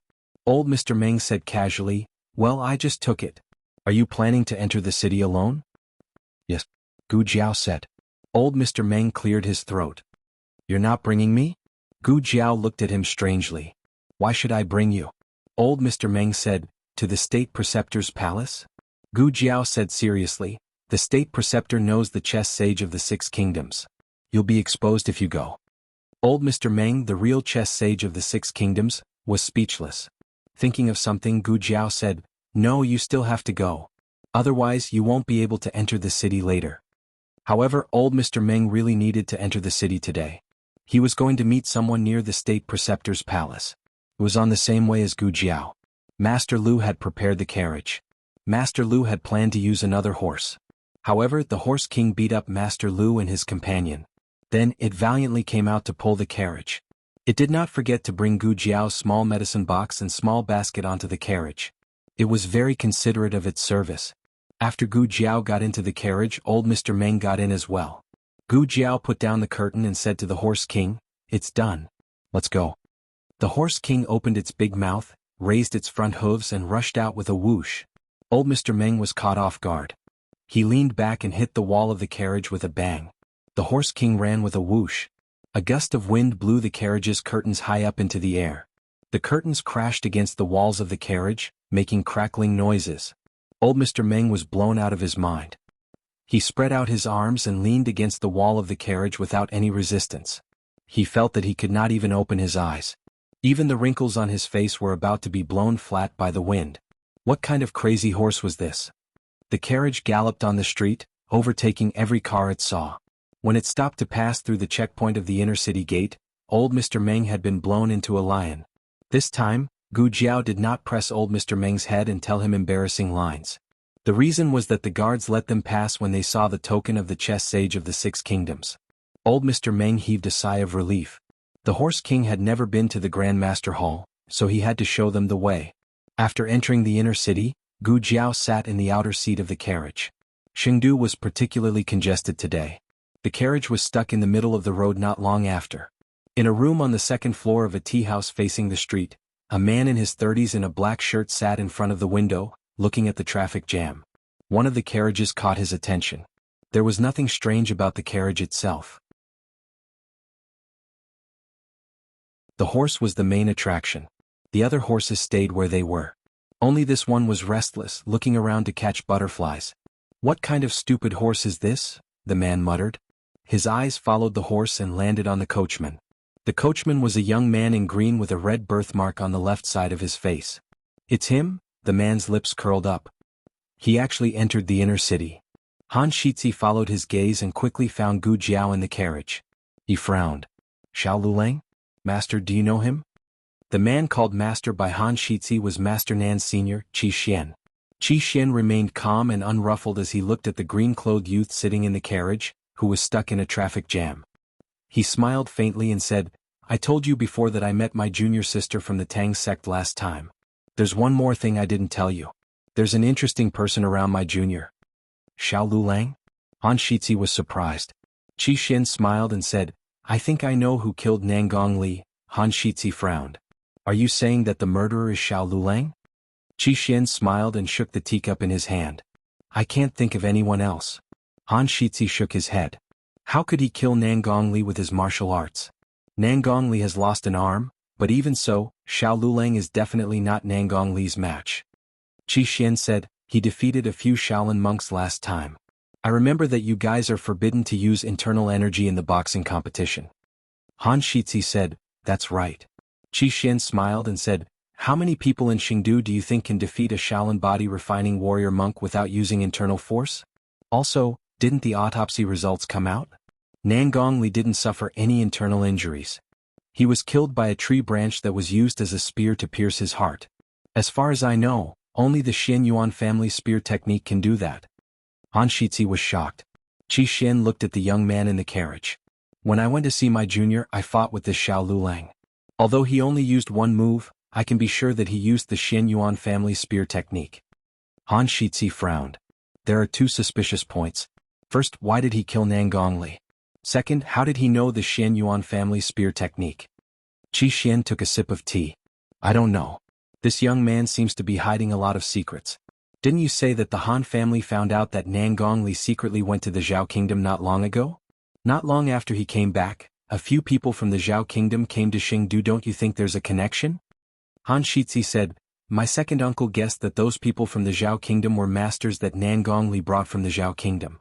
Their purpose was to deal with our Han family. However, if what master said is true, that Nangong Li died at the hands of Xiao Lulang, then Xiao Lulang and the Nangong family are not in cahoots. Qi Xian smiled. The relationship between people is not limited to friends. It can also be enemies. Maybe Nangong Li offended someone in the Zhao kingdom. Han Shizhi pondered for a moment and said seriously, if Xiao Lulang is really so powerful, then perhaps the Han family can forget about the past and consider taking him for our own use. Qi Xian put down the teacup lightly and picked up a piece of crab cake from the plate. Looking at the exquisite and delicious crab cake, he said, I'm afraid you can't bribe him. Han Shizhi was puzzled. Master, why do you say that? Qi Xian hinted with his eyes. Do you remember when you were put in a sack on the street? It was that boy who did it. Han Shizhi was shocked. How could it be him? Qi Xian said, I found half of a tangerine needle that was broken into a crack in the wall. That was my junior sister's favorite hidden weapon. It couldn't have been my junior sister who sneak attacked you. My junior sister is over 30 years old. Her figure is different from a young man's. Han Shizhi recalled. The one who sneak attacked me that day was indeed a young man. Qi Xian sighed with emotion. This boy is really not simple. He knows the Xinyuan family's spear skills and the Tang family's hidden weapons. Han Shizhi's expression was complicated.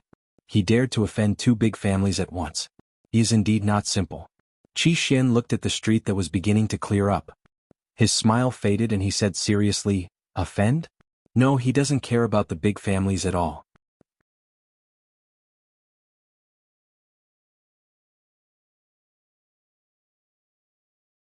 Chapter 696. The weather was hot and humid. After a quarter of an hour of congestion, the carriage finally started to move slowly. The first half of the journey was very congested, but it was smooth as it approached the State Master's Hall.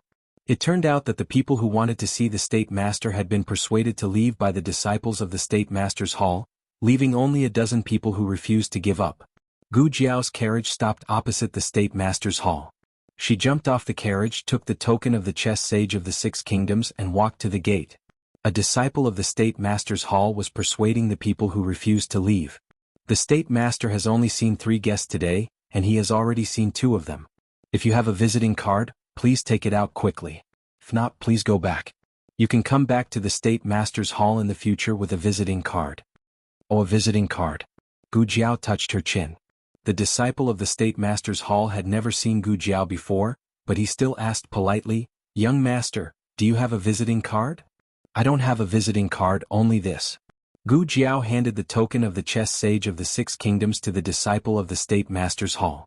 The disciple of the State Master's Hall took a look and said in surprise, Young master, please come in. Someone was unhappy. Why can he enter? Yeah? He doesn't have a visiting card either.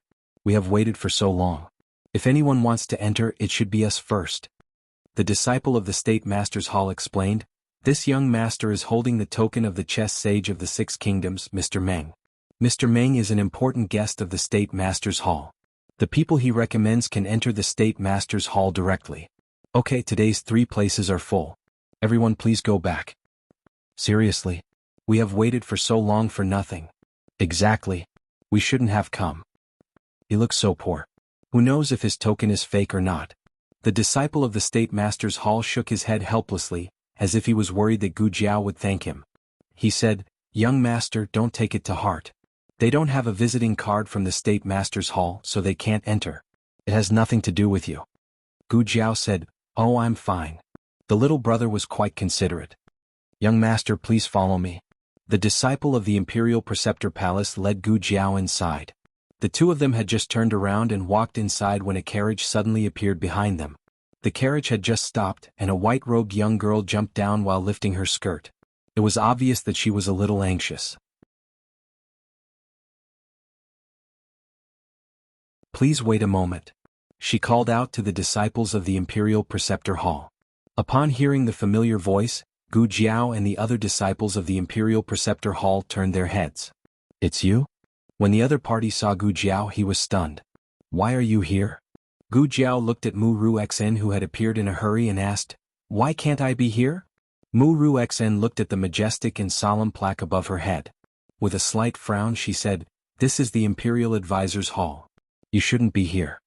The disciple of the Imperial Preceptor Hall asked, "May I ask what's the matter, miss?" Mu Ruxin's attitude toward the disciple of the Imperial Preceptor Palace was much better. She politely said, "I'm here to seek an audience with the Imperial Preceptor. I have a visiting card." After saying that, she took out a golden visiting card from her wide sleeve. The disciple of the Imperial Preceptor Palace immediately recognized that it was a genuine visiting card from the Imperial Preceptor Palace. However, he still tactfully declined. "My apologies, Mississippi. You're a little late. Our Imperial Preceptor will only see 3 guests today. This young master is the last one. He's just a citizen of a lower country.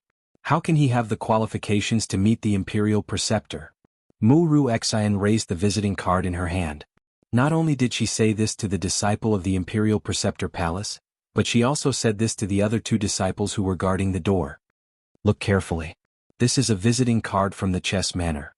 The Imperial Preceptor personally gave it to the Chess Manor. It should be a visiting card of the highest grade. I don't care where this person got the visiting card from. He doesn't have the qualifications to be in front of me." Visiting cards were also divided into different grades. The first grade was the golden card, the second grade was the silver card, and the third grade was the blue card. Among them, only the golden card was personally stamped by the Imperial Preceptor. Those who had the qualifications to receive the golden card were usually members of the imperial family. The Chess Manor had luckily obtained one, and it had always been regarded as a treasure. Mu Ruxin had spent a lot of effort to cure the coughing illness of the Chess Manor's heir in exchange for this golden card. Even if the heirs of the top 10 families came today, they couldn't surpass her. The disciple of the Imperial Preceptor Palace frowned slightly. "May I ask which country Miss is from?" Mu Ruxin choked. The tone of the disciple of the Imperial Preceptor Palace became milder. "Miss is from the Qin Kingdom, right? Mrs. accent is very thick from the Qin Kingdom's accent. On the other hand, I can't hear the accent of this young master from the other countries."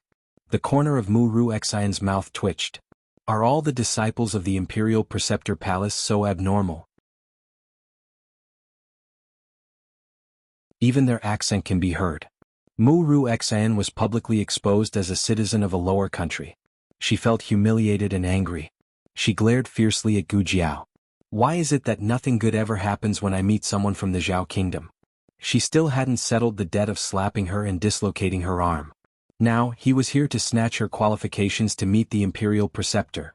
No matter what, she wouldn't let him have his way. "Ask him to take out the card to see if he's a golden card like me." Before Mu Ruxin could finish her sentence, the disciple of the Imperial Preceptor Palace showed the token that he didn't have time to return to Gu Jiao. He said in a neither servile nor overbearing manner, "This young master is holding old Mr. Meng's token. Old Mr. Meng is an honored guest of the Imperial Preceptor Palace. His token is far more qualified than the golden card in your hand." Mu Ruxin's pupils shrank. "Impossible. How can he have old Mr. Meng's token? This must be fake." Mu Ruxin didn't come alone. There was another carriage parked behind her carriage. An elegant man walked down from the carriage. He looked to be in his early 40s. He had a thin figure and a goatee. With his hands behind his back, he walked over with an aloof expression. "It's fortunate that I came today. Otherwise, I wouldn't have known that someone was using the Chess Manor's name to swindle others." Mu Ru Xan hurriedly turned around and greeted the other party. Her tone was gentle. Great Master Feng. The disciple of the Imperial Preceptor Palace frowned as he looked at the other party. Who are you? Mu Ru Xan smiled faintly. You keep saying that old Mr. Meng is an honored guest of your Imperial Preceptor Palace. Can't you recognize that this is old Mr. Meng's eldest disciple, Great Master Feng Yuhua? Old Mr. Meng was the chess saint. His eldest disciple was respectfully addressed as Great Master. The disciple of the Imperial Preceptor Palace cupped his hands. So it's Great Master Feng. It's an honor to meet you. Feng Yuhua glanced at Gu Jiao and said without any trace of politeness, I don't know this person. The token he's holding, it's true. When Feng Yuhua saw the token that was handed over, she was even more surprised than Mu Ru Xan. Mu Ru Xan asked, Great Master Feng, what's wrong? You. Feng Yuhua held the token in her hand and turned it over to confirm. It's Master's token. Why is Master's token in your hands? Where did you steal it? I didn't steal it, Gu Jiao said. Mu Ru Xan mocked, if you didn't steal it, where did this token come from? Everyone knows that old Mr. Meng has gone missing and his whereabouts are still unknown. How could his token appear in your hands so coincidentally? When the commoners who had left heard Mu Ru Xan's voice, they turned back and lined up to watch a good show. When Mu Ru Xan saw so many people, she wanted to make Gu Jiao lose face even more. Do you need me to remind everyone that you're a habitual offender? You once pretended to be a doctor and went to the in-country duke's residence to swindle people. Fortunately, I discovered it in time. Otherwise, the in-country duke would have been cured by you. The surrounding commoners began to whisper among themselves. He's so young. How can he be so shameless? He even deceived a good person like the in-country duke. How heartless can he be? He even stole the chess saint's token. The Imperial Preceptor Palace doesn't care. They actually want to bring this kind of person in to see the Imperial Preceptor. That's right. Mu Ru Xan smugly raised the corner of her lips. Shall Lulang admit it? You stole the token. Feng Yuhua also said coldly, I've never seen you before. The chess saint definitely wouldn't give you the token. You'd better tell the truth, otherwise. Otherwise what? An old voice that was neither salty nor light came from the back of the crowd. Feng Yuhua's body froze and she looked toward the other party. The crowd unconsciously opened up a path. Old Mr. Meng walked over with a gloomy expression. Mu Ru Xan and the other commoners had never seen old Mr. Meng before. From his clothes and appearance he looked like an ordinary old man. Mu Ru Xan said arrogantly, Where are you from? I advise you not to meddle in other people's business. The person beside me is the chess saint's eldest disciple, the current owner of the chess manor. Old Mr. Meng stood beside Gu Jiao and looked at Feng Yuhua mockingly. Owner? Feng Yuhua's face paled. Shut up. Mu Ru Xan was shocked. Great Master Feng was scolding her? She cured his stubborn cough that had plagued him for many years. He treated her as a guest and even personally sent her to the Imperial Preceptor's Hall today.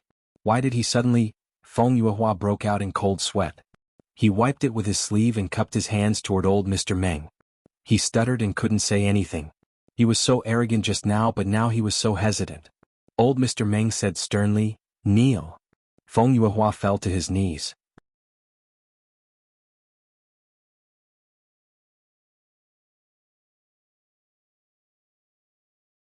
Chapter 697.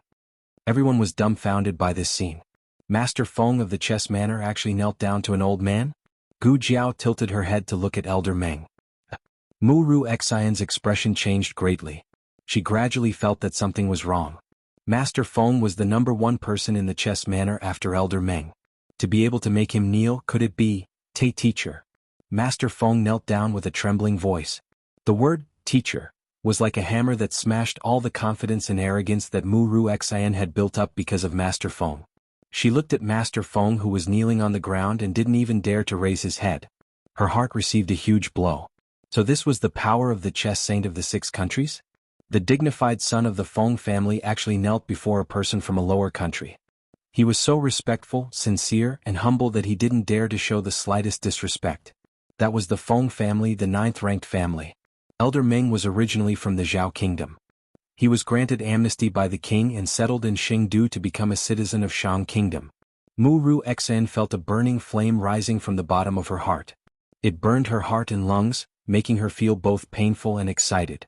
Once she became a citizen of Shang Kingdom, she wouldn't have to look at anyone's face anymore. Elder Meng's aura was fully released as he looked coldly at his unfilial disciple on the ground.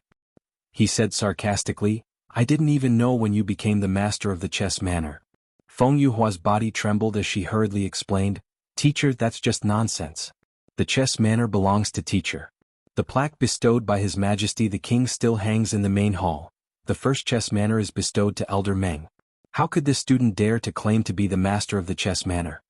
He really resented Muru Xian to death now. Some words should be said in one's heart. How could she say it out loud? Wouldn't that be making people talk? Elder Meng continued to question, "Who did you say stole the token?" Student? No matter how stupid Feng Yuehua was, she could tell that the kid's token was personally given by the chess saint. She did not understand.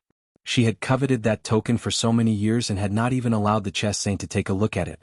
How could he be so generous as to give it to someone else? Old Mr. Meng thought to himself, "Even I can't bear to bully a child. Do you think it's your turn to slander him?"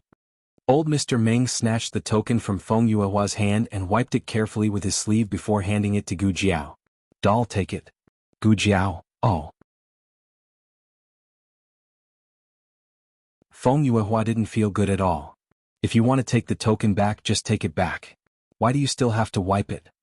Old Mr. Meng said to Feng Yuehua, "You apologize to your junior sister." Cough junior brother. Feng Yu was shocked. Gu Jiao looked at Mr. Meng in confusion. "When did I become your disciple?" Mr. Meng coughed softly and coaxed in a low voice, "Give me some face, give me some face." Gu Jiao, Feng Yuehua did not expect that after the chess saint went out for a trip, he would come back with a junior. Where could he go to reason with her? Mr. Meng nodded and said, "Well, you don't even listen to me anymore. It seems that I can't order you around anymore." This won't do. This old man chased away 58 disciples before. He was the only one who persisted. He had endured for more than 10 years and was about to succeed. It was not worth it to be chased out of the sect at this critical juncture. He stood up and cupped his hands toward Gu Jiao. "Junior brother, I was wrong. I apologize to you." Gu Jiao, who suddenly had a senior brother, was speechless. "All right, you can go in first. Didn't you have something urgent to look for the state preceptor?" Mr. Meng would definitely not give Gu Jiao a chance to regret. Was it easy to take in a disciple? He had waited so long for this opportunity. The timing was right. "I don't care if you admit it or not. I will admit you anyway." Gu Jiao frowned. She felt that the old man was scheming against her. But she really didn't have time to waste here. She went in with the state preceptor's disciples. Muru Xen looked at Gu Jiao's departing figure and couldn't help but clench her fists. She couldn't accept it. She really couldn't accept it. Why was this brat's luck so good when they were both from a lower country? First he got acquainted with Mr. Qing Qin. Then he got acquainted with the Su family's third young mistress. Now, even the chess sage of the 6 countries wanted to take him in as a disciple. He was obviously a good-for-nothing fellow. "Mr. Meng, can I ask you?" "No." Mr. Meng rudely interrupted Muru Xian. He wasn't deaf. He had heard every single word that this Qin citizen had said to slander Gu Jiao. He coldly said, "You aren't a member of the chess manor. I don't have the right to discipline you." On the surface he was saying that he didn't have the right. But in reality he was completely cutting ties with Muru Xian. No matter what kind of relationship Muru Xian had with his eldest disciple, it didn't matter to him. She shouldn't try to cheat him. Mr. Meng pointed at Muru Xian and called over the 2 state preceptor's disciples on duty. He sternly said, "Your state preceptor once promised me 3 things. He said that I could make any 3 requests of your state preceptor's hall. Now, my first request is that this Qin citizen is never allowed to step into the state preceptor's hall." Muru Xian's face paled. Not being able to enter the state preceptor's hall wasn't scary. What was scary was that once this news spread, the whole of Xing would know that she had offended the state preceptor's hall. What was the state preceptor's hall? It was an existence that even the 10 great families didn't dare to provoke. If she was hated by the state preceptor's hall, would she still have the chance to become a citizen of Xing? Muru Xen gritted her teeth and said, "Mr. Meng, I cured your eldest disciple. You can't bite the hand that feeds you." As soon as she said that, she saw Feng Yuhua clutching her throat in an extremely exaggerated manner. She fell to the ground and coughed violently. Her eyes rolled back and she kept twitching. Mu Ru Xen. Gu Jiao didn't know that Mr. Meng had stayed behind to teach Mu Ru Xan a lesson for her. She was brought to the state preceptor's courtyard by the state preceptor's disciple. Gu Jiao asked, "So everyone in the state preceptor's hall knows Mr. Meng?" The disciple smiled. "That's right, except for a few new disciples. I'm a distinguished guest of the state preceptor's hall. I'm the state preceptor's most sincere friend, the great chess saint of the 6 countries, Mr. Meng."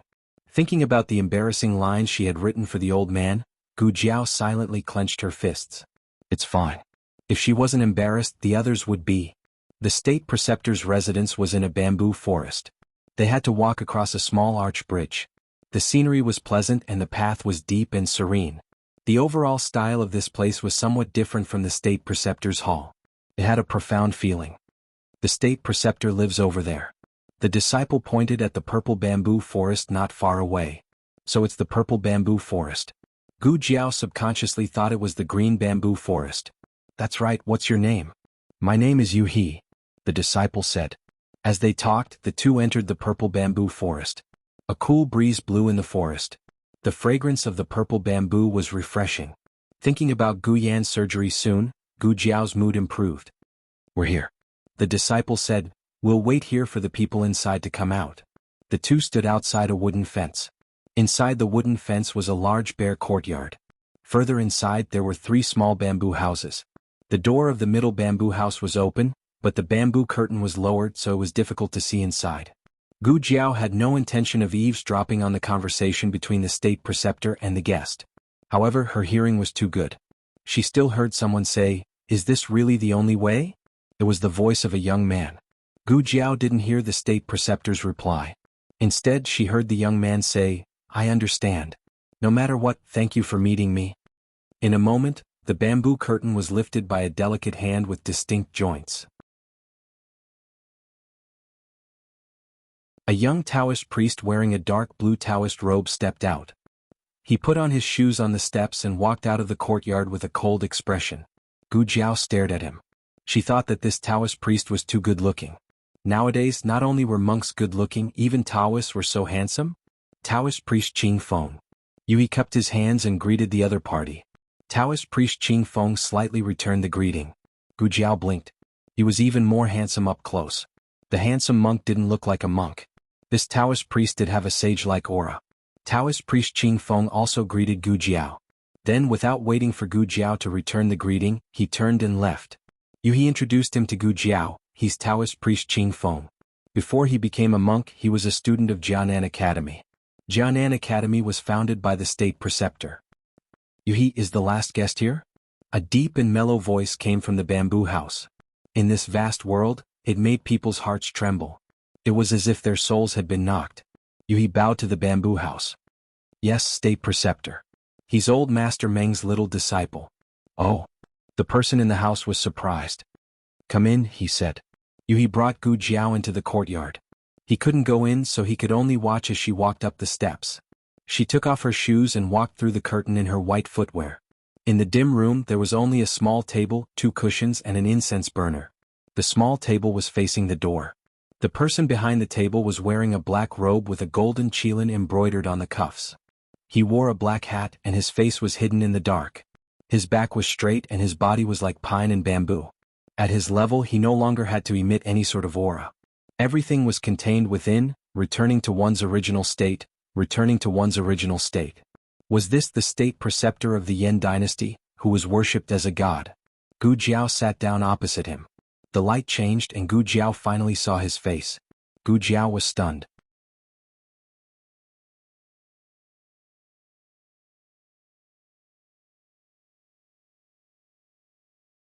Chapter 698. This was a face that Gu Jiao would recognize even if it turned into ashes. It was an outline that couldn't be changed no matter if it was young, old, healthy, or sick. Gu Jiao was about to say strange but unchanged, but it was stuck in her throat. She looked at him in a daze. After a while she asked, "Godfather?" The state preceptor raised his eyes from the light and looked at Gu Jiao with slight confusion. Gu Jiao's straight shoulders drooped slightly. Her eyes were different. But it was really too similar. If one day Godfather was old, he would look like this. The state preceptor asked calmly, "What is your surname and what do you want?" Godfather wouldn't call him young master, nor would he use such a calm tone. So it was really just a person who looked exactly the same. Gu Jiao's eyes fell on the state preceptor's teacup. His teacup was placed on her left-hand side, as were the inkstone and pen holder. He was left-handed. What a coincidence, so was Godfather. She was brought back to the organization by Godfather when she was 8 years old. All her skills were taught by Godfather. Although Godfather was very strict and seemed unreasonable, if it wasn't for Godfather she would have killed herself when she lost control for the first time when she was 8 years old. Gu Jiao collected her thoughts and looked at the elder in front of her. She was not in a hurry to speak. Instead, she looked at the state preceptor and asked if she could borrow his pen and paper. The state preceptor raised his hand and asked Gu Jiao to do as she pleased. Gu Jiao picked up the pen and paper on the table and wrote an advanced mathematics question from her previous life. She turned the paper around and pushed it in front of the state preceptor. The state preceptor created the 6 books of the Yan Kingdom. One of them was in the hands of Xiaoheng. It recorded the mathematics knowledge from her previous life and was translated into the native language of the Yan Kingdom. That evidence was not enough. Gu Jiao wanted to personally confirm that she wrote simplified Chinese characters. If the state preceptor was really a transmigrated senior, he would have recognized him. When the imperial tutor saw the question, his expression changed. Gu Jiao felt that his body seemed to tremble. Gu Jiao's eyes lit up. "Did you see something?" The imperial preceptor sighed and said truthfully, "I haven't seen such ugly calligraphy for many years. It really stings my eyes." Gu Jiao, because the words were too ugly, the state preceptor had to spend a lot of effort to barely recognize that it was a question. He stared at the question, picked up the pen, and wrote down the process of solving the question and the answer. She used the same simplified Chinese characters as Gu Jiao. Gu Jiao took it and looked at it. She pursed her lips and said, "Your writing isn't good either. How dare you criticize me? I haven't written for decades. So you're really, you, me too." Smart people did not need to beat around the bush. They also did not need to be secretive or afraid. Gu Jiao knew very well what she was here for. Her identity as a transmigrator would be exposed sooner or later, unless the state preceptor was not from her time and space. But if he was not, then he would not be able to create the operating room that Gu Yan needed. So Gu Jiao would rather he was than expose herself. The state preceptor looked at Gu Jiao in shock. His pupils shone. "I really didn't expect this. It's been so many years. It's been so many years." Gu Jiao understood how the state preceptor felt. From what she knew, the state preceptor came to the Yan Kingdom 30 years ago. He had been wandering in a different world for 30 years. Finally, he met someone from the same time and space as himself. He must be very excited. Gu Jiao did not look that excited because she did not have the same strong emotions as normal people. But if she had to describe her feelings, it would be that she was a little happy. She did not need her own kind. So strictly speaking, most of her happiness came from the hope of curing Gu Yan. At the state preceptor's age, he had experienced too many ups and downs and had seen through life and death. He quickly accepted the fact in front of him. He asked, Can you tell me about your situation?" Gu Jiao thought for a while and said concisely, "I'm from the 22nd century. Now I'm from the Zhao Kingdom." The state preceptor said thoughtfully, "A century later than me. How did you come here?" Gu Jiao said thoughtfully, "The plane crashed." "Where is the state preceptor?"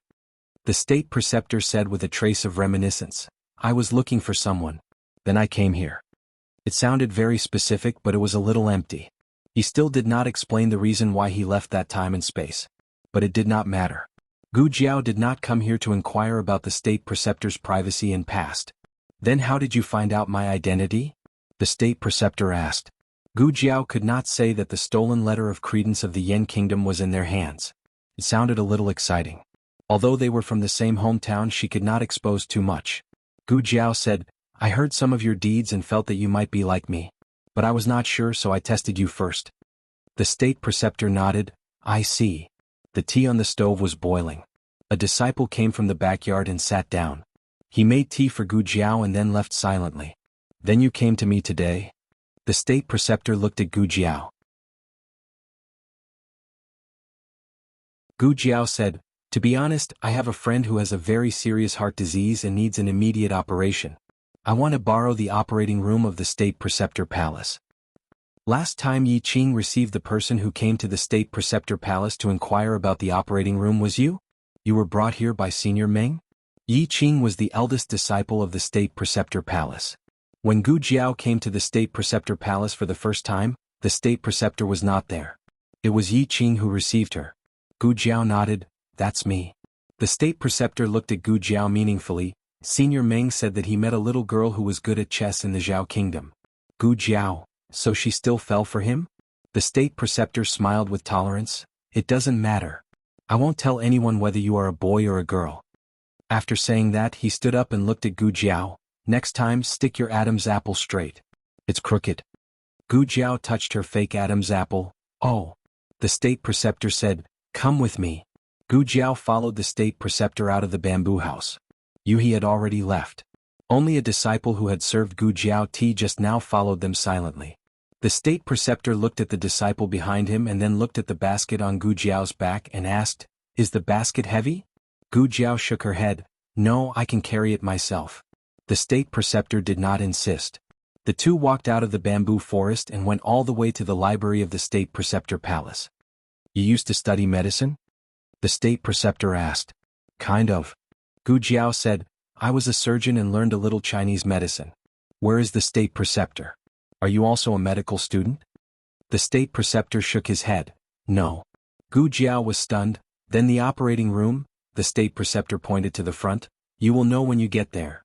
Gu Jiao had a strange feeling in her heart as if there would be a change. The two of them passed by the library and came to a magnificent side hall. White marble was used as the floor tiles, and Phoebe Jinan wood was used as the roof beams. The richly ornamented beams and painted rafters were luxurious and expensive. It was a completely different world from the shabby bamboo hut. It was hard to believe that the State Preceptor, who had such a luxurious place, was willing to stay in such a shabby room. The disciples who were busy in the hall bowed to the State Preceptor when they saw him. The State Preceptor took Gu Jiao to the corridor on the right, and they went all the way to the end. There was a room with a locked iron door, which was guarded by two men of sacrifice. Gu Jiao could feel that the two men of sacrifice were as powerful as Sirius.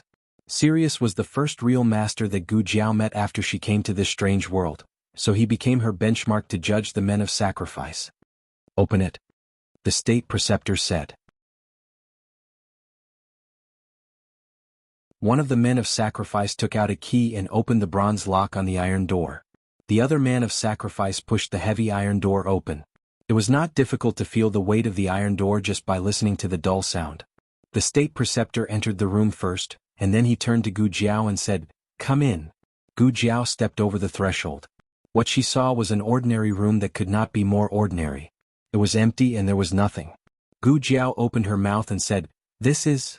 The State Preceptor signaled the men of sacrifice outside to close the iron door. After the iron door was closed, the room instantly became dark. He said to Gu Jiao, "The operation room." Gu Jiao opened her eyes wide and said, "But there is not even a stool here." The State Preceptor came to the wall facing the iron door, raised his hand and gently closed it. He looked over Gu Jiao's shoulder and said, "Take out the things in your basket and put them in." Gu Jiao subconsciously put her hand on her small basket. The State Preceptor said casually, "Don't worry, I won't take your things. Besides, I have no use for them, right?" Gu Jiao was even more shocked. This guy was so powerful. He seemed to be able to see through everything. He even knew that only she could open the small medicine box.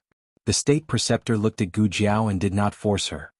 He just smiled and asked, "Are you sure you don't want to bring it over? The operation room is in another dimension. Without that thing, none of us can enter." The small medicine box could bring her here, and it did have the ability to tear through space and time. Moreover, it was connected to the research institute in her previous life, and it could provide her with the medicine she needed. But these were her secrets. How did he know? As if he sensed the doubts in Gu Jiao's heart, the State Preceptor patiently waited for Gu Jiao to make her choice. However, he did not intend to explain to Gu Jiao. Well, everyone had their own secrets.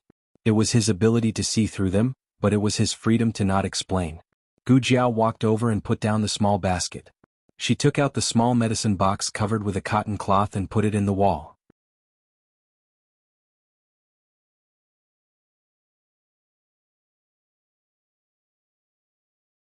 Chapter 699. It was drizzling in Xingdu at 9 o'clock in the morning. Mr. Meng took his rebellious disciple to a pavilion in the State Master's palace to take shelter from the rain. It was near the gate. If Gu Jiao came out, she would see them at a glance. The disciples of the state master's palace served tea and snacks. Mr. Meng sat down quietly and tasted the tea. Feng Yuehua didn't have the honor. He had just gotten into big trouble. Now he was standing beside Mr. Meng like a big quail that had done something wrong. Gu Jiao was the only one who didn't treat the old master as the chess sage.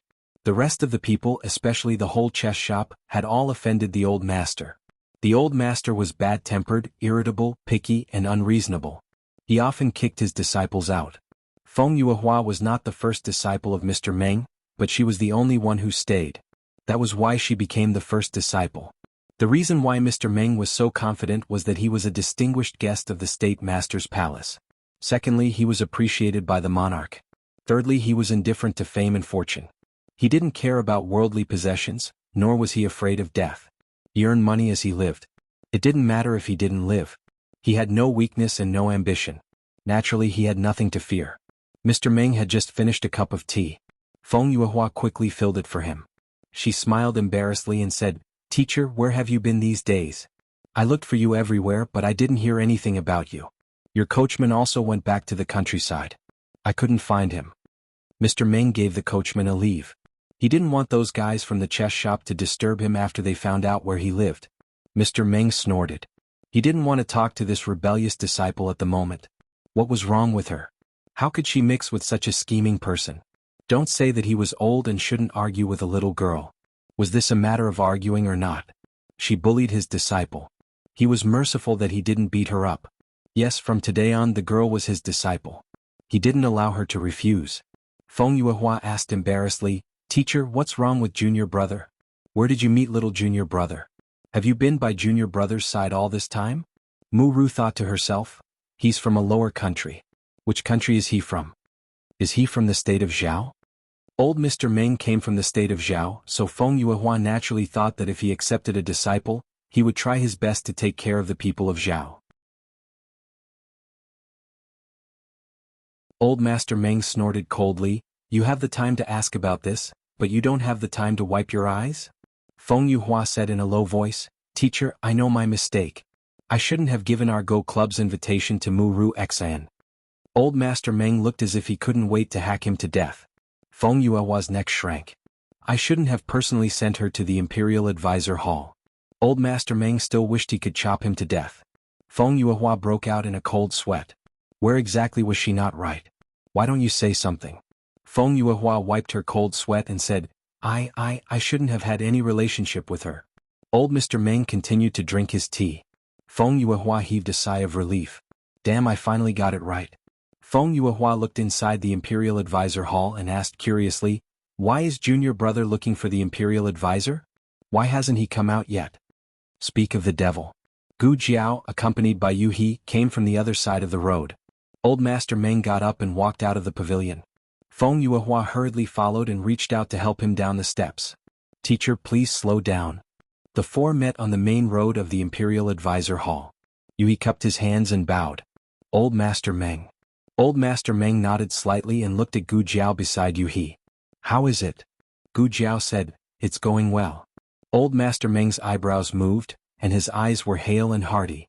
"How long can you?" Gu Jiao said. "As long as Yan's physical condition permits, we can do it at any time." Feng Yuehua was confused. What kind of riddles are teacher and junior brother playing? Why can't I understand a word? Old Master Meng stroked his beard. "Good, very good.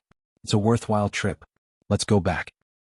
"Teacher, are you going back to the chess club or—" Ouch! Feng Yuehua was halfway through her sentence when she felt a sharp pain on the back of her right foot. She bit her finger in pain. Old Master Meng pulled his foot back as if nothing had happened. He waved his old arms and ran forward in small steps without caring about his image. "Oh, I promised Yan'er that I would play chess with him today. Go back quickly. Go back quickly." Feng Yuehua was speechless. Gu Jiao was speechless. Old Master Meng acted like an old man and quickly came to the alley on the right side of the Imperial Advisor Hall. The carriage was parked there. But when Old Master Meng got there, he found a serious problem. The Horse King was missing. The Horse King's reins were originally tied to a post, but now the rope was gone. Old Master Meng was stunned as if he had been struck by lightning. This is the territory of the Imperial Advisor Hall. Who has the guts to steal the horse tied here? Did anyone see it? A disciple nearby heard Old Master Meng's voice and came over. No, we didn't see it. If there were any suspicious people, they would have been noticed by the patrolling men of sacrifice. So there was only one possibility: the Horse King had run away by itself. The Horse King liked to run around when it came out to pull the carriage. But no matter where it went, it would pull the carriage back as long as it had enough fun. So Gu Jiao usually let it be as long as she was not in a hurry. But if the carriage was parked somewhere, Gu Jiao would not allow it to run around. It had to look after the carriage. Gu Jiao touched her chin in confusion. What did it see? Old Master Meng thought of the Horse King's unruly behavior and his face suddenly changed. Could it be that the stupid horse was kidnapped? On a quiet and empty street, the Horse King grinned and chased after a person and a horse in front of it. It was originally bored in the alley and was about to fall asleep. Suddenly, a black shadow flashed in front of its eyes, and its mane was blown up. The Horse King had never seen such a fast horse. It was so excited that it was not sleepy at all. It shook off the shaft of the carriage, bit off the reins and chased after the person.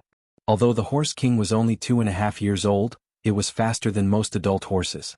It chased forward with all its might but could not catch up easily. It did not give up and chased for several streets. The tall and valiant horse stopped in front of a mansion. The guard came forward and saluted. Prince. Prince Han pulled the reins and said in a deep voice, "Open the door." The guard opened the door of the Han mansion. Prince Han rode in and then closed the door with a bang. The Horse King wandered for a while not far away. It was a smart horse. Since it could not enter the gate, it circled around the mansion and found a grassland surrounded by a fence. At the end of the grassland, it could see a row of stables. The Horse King retreated dozens of steps, adjusted its speed and ran all the way. Then it jumped over the fence in one go. It flashed past the sharp corner of the fence. The Horse King's mane bristled. It almost became a horse. After the Horse King landed on the ground, it rushed to the stables without stopping. Prince Han had just handed the horse to the Han family's horse trainer, Chu Nan. Chu Nan patted the horse's neck and said in amazement, "It's 17 years old, but it's still so strong." Generally speaking, a 17-year-old horse was around 50 years old. Its energy and condition had already begun to decline, but this horse seemed to still be in peak condition. Prince Han said proudly, "It's the Black Wind King." Chu Nan smiled. "You're right. Only the Black Wind King can do this in this world." Prince Han touched its mane and asked, "Can it still go to the battlefield?" Chu Nan smiled. "No problem." Prince Han nodded. "Take good care of it. Let it fight for a few more years."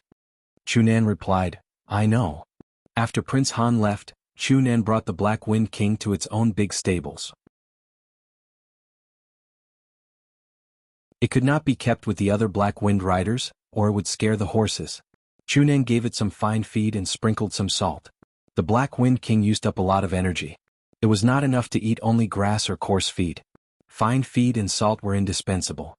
"Chu Nan, this horse seems to be injured. Come and take a look." "Coming." Chu Nan did not have time to take away the feed bucket. He poured water into the water tank and went to the other stables. The Horse King came after Chu Nan left. It originally came to fight with the Black Wind King, but the feed looked delicious. It squeezed to the side of the Black Wind King and began to fight for the food. It was the first time the horse met the Black Wind King who fought for food. The Black Wind King was angry. Its powerful aura overflowed. It raised its front hooves and smacked the Horse King with its big mouth. The Horse King was not to be trifled with. It stood up straight and raised its hooves to fight back. Then it was beaten very badly. The 2.5-year-old baby Horse King was no match for the old Black Wind King. The Horse King could not win. It stood up like a carp and went to the Black Wind King. It rubbed its head against the horse and tried to please it. After all, it was not an adult horse. The Black Wind King was not wary of the Horse King. Plus, the Horse King was acting obedient. After being rubbed for a while, the Black Wind King did not beat it when it went to eat again. But just because it did not beat the Horse King did not mean that the Horse King would not beat it. The Horse King was the first to finish its meal. While the Black Wind King was busy eating, the Horse King kicked him. After kicking the Black Wind King, the Horse King ran away.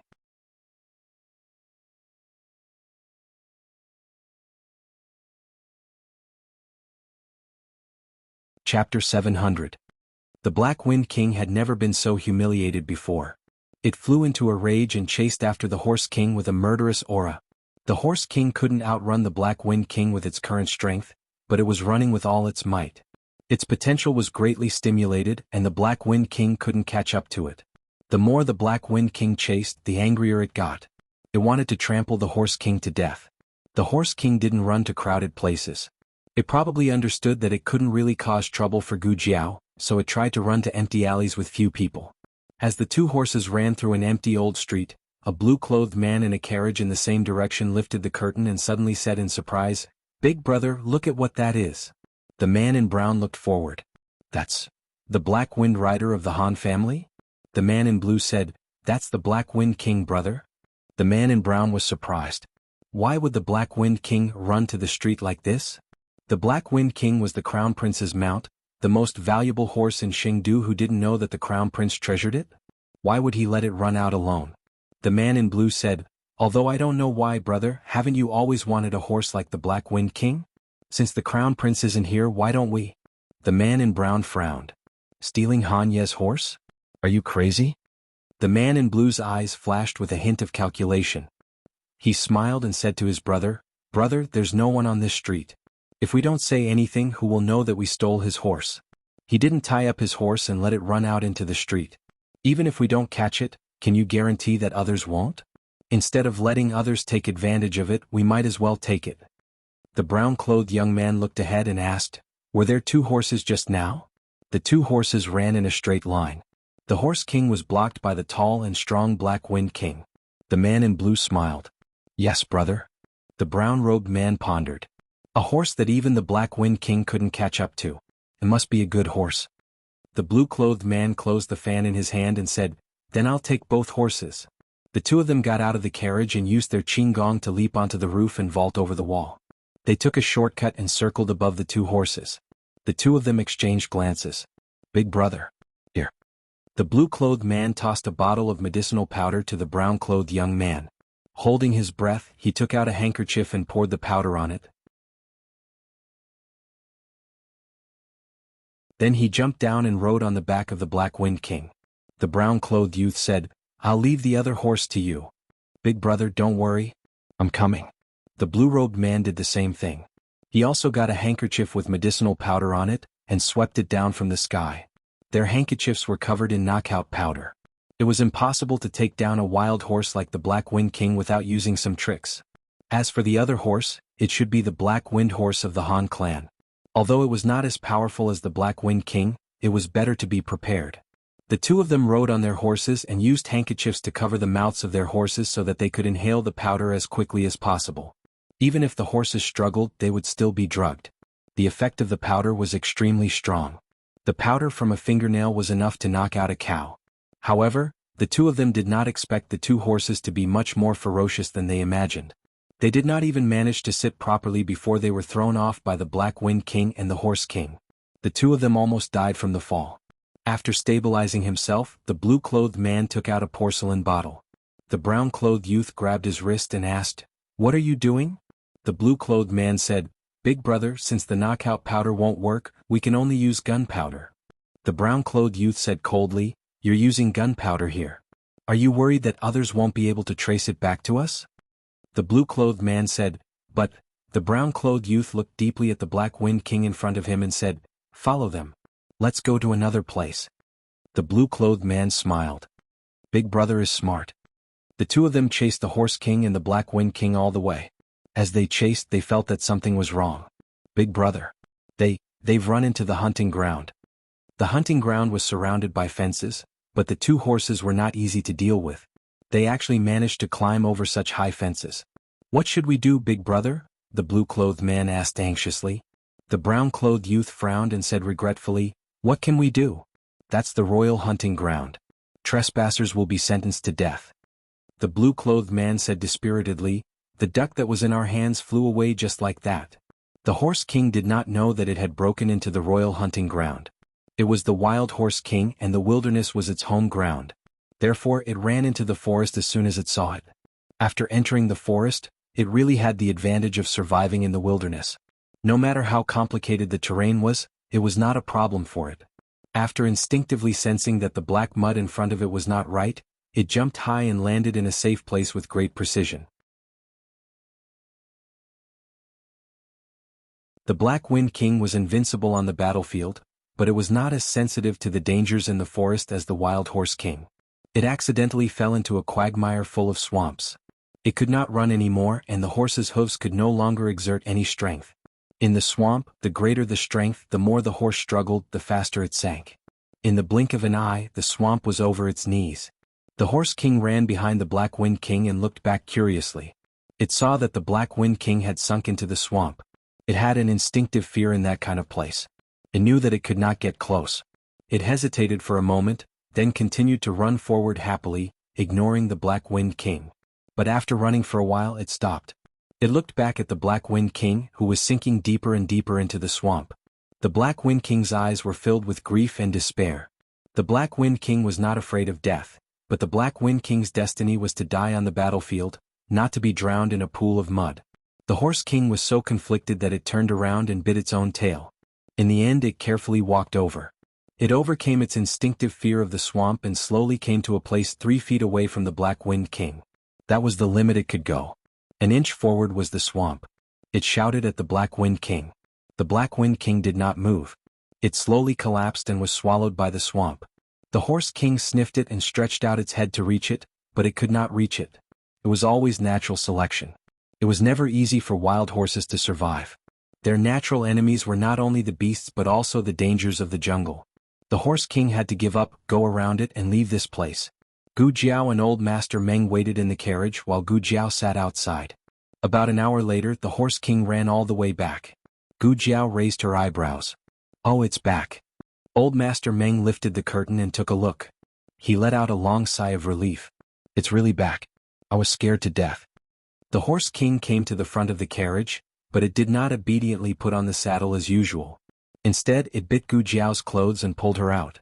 After Gu Jiao got out of the carriage, the Horse King stood in front of Gu Jiao, indicating that it wanted to carry Gu Jiao. "Are you taking me somewhere?" Gu Jiao asked. The Horse King turned around. It meant that it was going to go. But it was impossible for Gu Jiao to ride it. Gu Jiao went to the gate of the State Master's palace. "Can you lend me a horse?" Gu Jiao borrowed a horse from the State Master's palace and followed the Horse King to the royal hunting ground. Gu Jiao did not know that it was the royal hunting ground. After the Horse King crossed it, the fence was too high for the horses of the State Master's palace to cross. Gu Jiao had to tie the horse outside the fence and climbed over it with her bare hands. The swamp was not far away. Gu Jiao saw the big black horse sinking into the swamp after a few steps. The Black Wind King knew that struggling would only make it sink faster, so it gave up. Even so, it was almost swallowed up by the swamp. Only its long neck and saddle were still exposed. The huge pressure made it difficult for Black Wind King to breathe. The Horse King shouted at Black Wind King. Gu Jiao did not understand horse language, so she did not know what it was shouting. Gu Jiao took out a bundle of rope from her small basket, tied a knot at one end, and tied it around the Horse King's body. Then she quickly cut off 2 long branches and placed them on the swamp. After making sure that both ends of the branches were pressed against the solid ground, she stepped on the branches and walked over. This was very dangerous. As long as the Black Wind King attacked her, she would lose her balance. Once she lost her balance, she would fall into the swamp. Fortunately, Black Wind King did not attack her. She came to Black Wind King's side, put the rope under the saddle and tied a tight knot. Then she said to the Horse King, "Pull." It was very difficult for a 2.5-year-old Horse King to pull an adult Black Wind King that was almost completely submerged in the swamp. The Horse King's hooves slipped and it fell on the ground several times. Every time it fell, it stood up again. It bore the weight that it should not bear at its age. Finally, it pulled Black Wind King out of the swamp when it was exhausted. It fell to the ground and panted. Black Wind King also fell to the ground. It inhaled the poisonous gas in the swamp and showed symptoms of poisoning. In addition, there were some sharp things in the swamp that scratched its belly while it was struggling.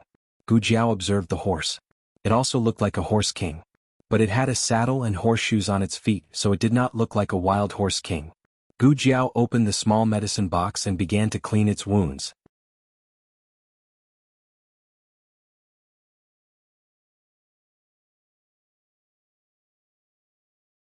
Chapter 701. After Han Shitzi came out of the stable, he went straight to his courtyard. Han Che had been waiting in his room for a long time. "Big brother?" Han Che saw him and went forward to greet him. Han Shitzi glanced at him. "You've recovered?" "I've recovered long ago," he said. "Even Big Brother has recovered. Why can't I recover?" It would be fine if he didn't mention this. Now that he mentioned it, Han Shizi's heart was filled with anger. Who would have thought that both of them would be beaten up by a student who came from another country? Of course, other than his second uncle Han Yong, he didn't let anyone else in the family know that he was put in a sack. Han Che only thought that he got hurt while practicing martial arts. Han Shizi entered the room. Han Che followed. "Big brother, you must be tired. Come drink some water." He poured tea for Han Shizi attentively. This was his own brother. To put it bluntly, Han Shizi knew what he wanted from him. "What do you want?" Han Shizi asked in a low voice. Han Che smiled. "It's nothing. It's just that. I heard that Big Brother has trained a new batch of Black Wind Cavalry. Can you give me a powerful one?" Black Wind Cavalry was very powerful. If he specifically said that, it meant that he didn't want an ordinary one. Han Shizi didn't say anything. Han Che thought, it's over. Big Brother will definitely say, "You didn't cause enough trouble last time when you borrowed the Black Wind Cavalry." Unexpectedly, Han Shizi didn't scold him. Han Shizi picked up his teacup and suddenly said, "Didn't you take a fancy to that kid's horse?" Han Che was stunned. "What kid?" He finally realized that the kid his big brother was talking about was Xiao Lulang from Tianqiong Academy. He looked at Han Shizi in a daze. "Big brother, you?" Han Shizi took a sip of tea and lowered his eyes to hide the flash of darkness in them. He said, "If he dies, his horse will be yours." Han Che's eyes widened in disbelief. "Big brother, is what you said true? That horse king will be mine? Can I really have my own horse king?" That was no ordinary horse king. It was the wild horse king that could leave the Black Wind Cavalry far behind. Chunan had said that it was only 2.5 years old and was not yet an adult, but it already had such strength. In time, it would become the #1 horse under the Black Wind King. Even though he couldn't get his big brother's Black Wind King, he was satisfied to have it. He was so immersed in the joy of obtaining the Horse King that he didn't pay any attention to his elder brother's words of, "if he dies." However, his happiness did not last long before a piece of bad news descended from the sky. "Your Highness, Your Highness." The servant's anxious voice came from outside the door. Han Shizi frowned. He put down his teacup and asked, "What is it?" The servant stood at the door and said in a trembling voice, "Just now, Lord Chunan came and said that Black Wind King is missing." In the alley that was scorched by the scorching sun, Mr. Meng was sweating profusely. He was almost roasted into an old salted fish. He felt that if Gu Jiao and the Horse King did not return, he would have a heatstroke on the spot. Fortunately, when he was on his last breath, Gu Jiao finally returned with the Horse King. No, it wasn't just the Horse King. The Horse King and the horse from the State Preceptor Hall were pulling a cart together. Gu Jiao was sitting in front of the cart, and another horse was lying behind. Feng Yuehua had been chased away by Mr. Meng. He was the only one here. He walked over with sweat all over his forehead. "What happened?" Gu Jiao jumped down and patted the cart. "I borrowed it from someone on the way. I have to return it later." Mr. Meng was speechless. "Was I asking about the cart? It was a horse. What's wrong with this horse? Did you bring a horse home from the market because you wanted to eat horse meat?" Mr. Meng whispered to Gu Jiao, "Kid, this horse is so weak. It must have contracted the horse plague. Its meat can't be eaten." Gu Jiao was speechless. Black Wind King was speechless. The Black Wind King's condition was worse than Gu Jiao had expected. After the main injury in his abdomen was treated, he still could not walk on his own. Gu Jiao decided to bring him back for treatment first. The Black Wind King was covered in mud. The saddle was broken and kicked away by the Horse King. Therefore no one recognized him as the famous Black Wind King. The disciples of the State Preceptor Hall warmly prepared a new cart for Gu Jiao to send the Black Wind King back. As for the cart that the Gu family borrowed, the disciples said that they would help Gu Jiao return it. Gu Jiao thanked them and got into the cart with Mr. Meng. The Horse King was injured when pulling the Black Wind King. Gu Jiao did not let him pull the cart. She used the horse from the State Preceptor Hall. The Horse King jumped in front of them happily. When the two carriages arrived at the house where they were temporarily staying, the sky was already dark. Madame Nan was wondering why Gu Jiao and Mr. Meng were gone for so long when she heard the sound of horse hooves outside. She quickly put down the half-plucked mung bean sprout in her hand and got up to open the door for Gu Jiao. She saw the Black Wind King being carried down on a stretcher by several disciples of the State Preceptor Hall. She was stunned and murmured, "Are we going to eat horse meat tonight?" Black Wind King was speechless. Gu Jiao was speechless. The disciples of the state preceptor hall carried the Black Wind King to the front yard and left. It was a horse found in the forest. Little 11 found it. Gu Jiao told the story of how Black Wind King rescued the horse from the swamp to Mistress Nan. Mr. Ming had heard it at the gate of the state preceptor hall. At that time he did not realize it. This time he suddenly realized that something was wrong. How could there be such a big forest in the inner city of Xingdu? Could it be that the child ran to the royal hunting ground? Maybe it was the royal horse. Forget it.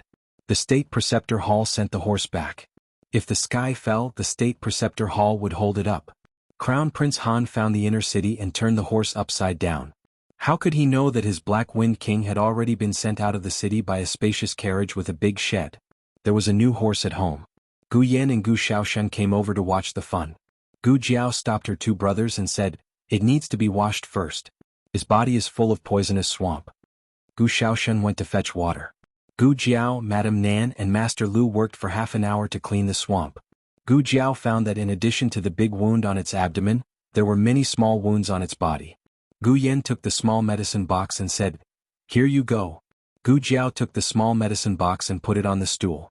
She took the disinfectant, tweezers and cotton swabs.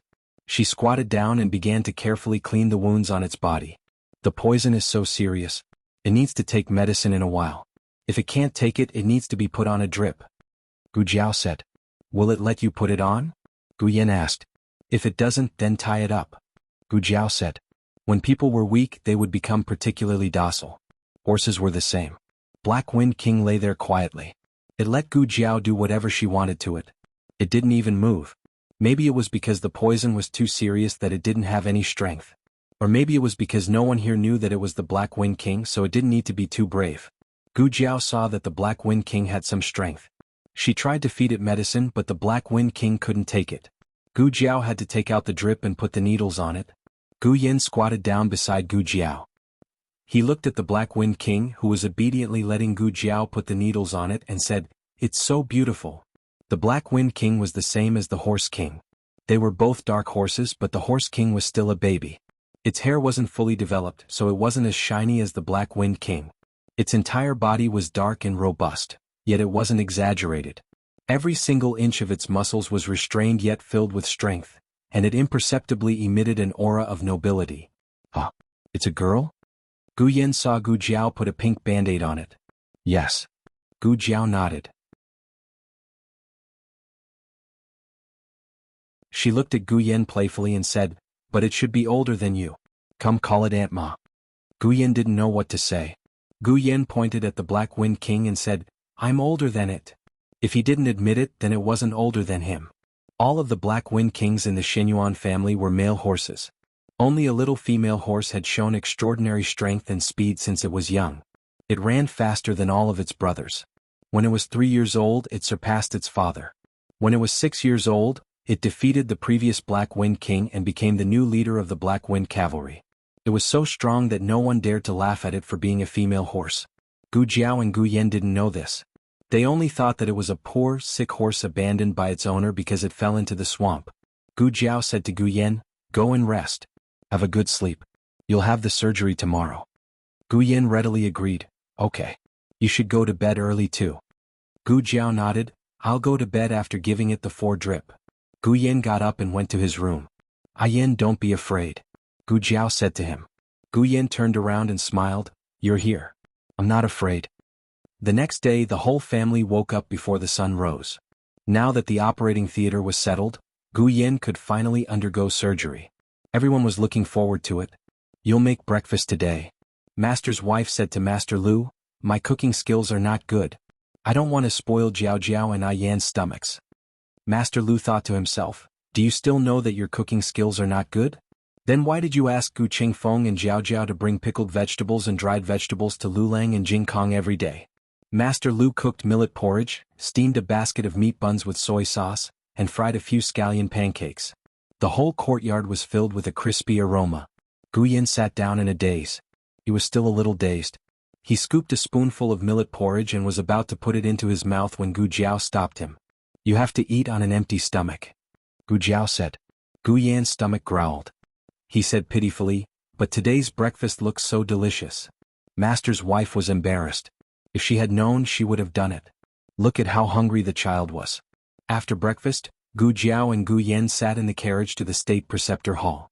Gu Jiao was determined not to let the horse king pull the carriage. She used another horse at home. Master Meng also sat in the carriage. Master's wife's heart was in her throat. She was very nervous. Although she knew that Gu Jiao's medical skills were brilliant, she still couldn't help but worry. Master Lu comforted her. Yan will be blessed by heaven. Don't worry. Besides, Jiao Jiao is here.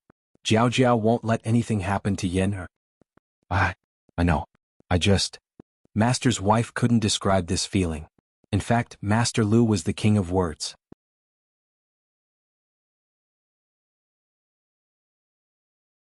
He was also very afraid. The calmest person was Gu Yan. It was as if he wasn't the one who went for the operation. Gu Xiaoshen stood outside the window and said to him, "Don't be afraid. My medical skills are very good. When brother-in-law was a cripple, the doctor said that he couldn't be cured. I cured him. You can be cured too." Gu Yan covered his mouth. "After hearing what you said, I'm really scared." Gu Xiaoshuan's expression changed. "Ah?" Gu Yan smiled. "I'm just teasing you." Gu Jiao said, "Xiaoshan, don't forget to ask for leave from the academy." Gu Xiaoshan answered, "I know, sister." Gu Xiaoshan waved at the carriage and watched it disappear at the end of the road. "Everything is going well, Gu Yan." About an hour later, the carriage arrived at the state preceptor hall. He had been waiting outside for a long time. He saw Gu Jiao and old Mr. Meng's carriage coming towards the state preceptor's hall from afar. After the two of them got off the carriage, he hurriedly went forward to greet them. He cupped his hands and bowed.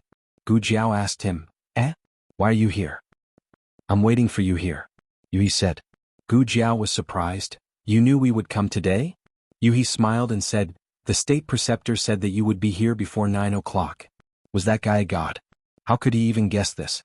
Yesterday he said that if Gu Yan's physical condition permitted, he could come for the operation at any time. How could he be so sure that Gu Yan's physical condition would be fine?" Gu Jiao asked suspiciously, "Did the state preceptor send someone to spy on me?" He couldn't help laughing. "Mr. Xiao, you must be joking.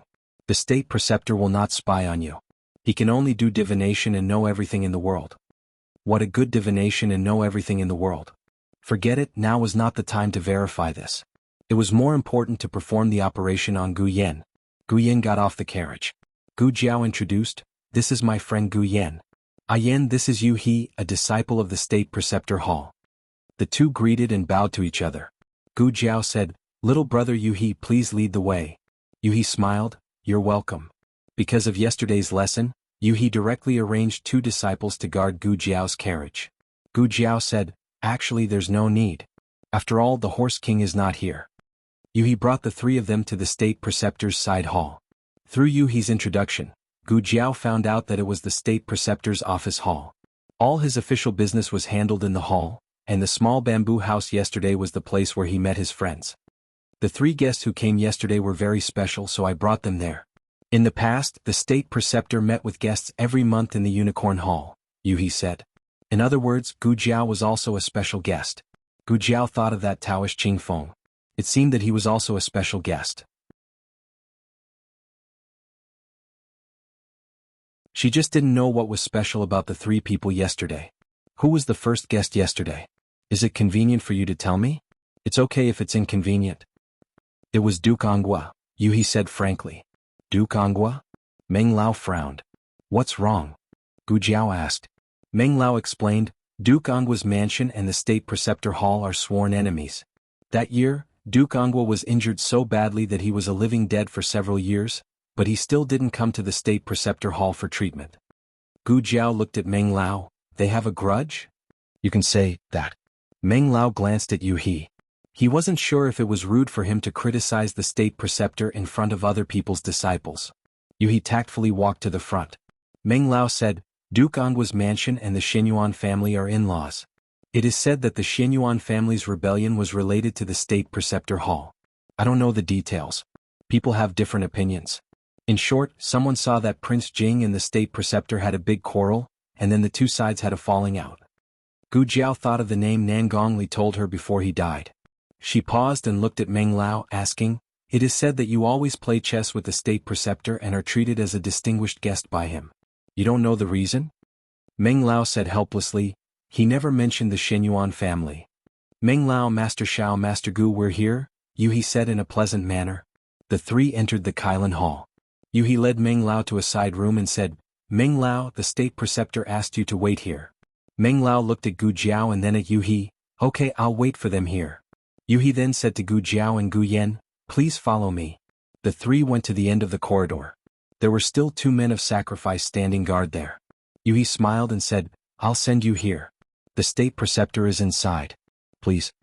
The 2 men of sacrifice pushed the iron door open. The smell of disinfectant hit their nostrils. It was left by Gu Jiao yesterday.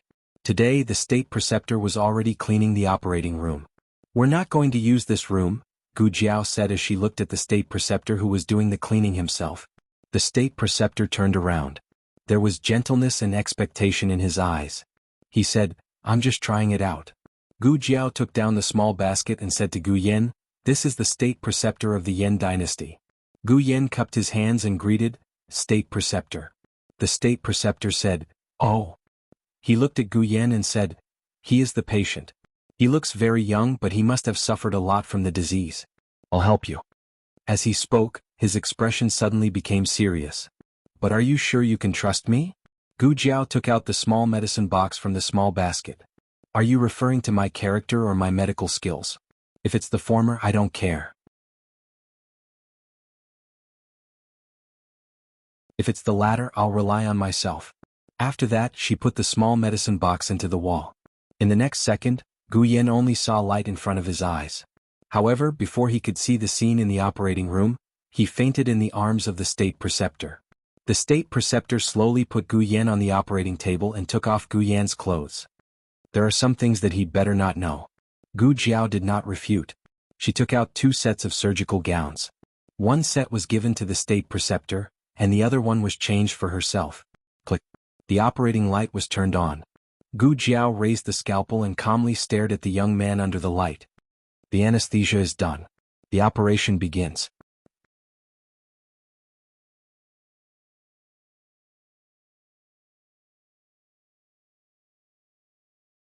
Chapter 702. If Gu Yen hadn't been hit by Nangong Li's palm, he might have had a chance to perform an interventional seal.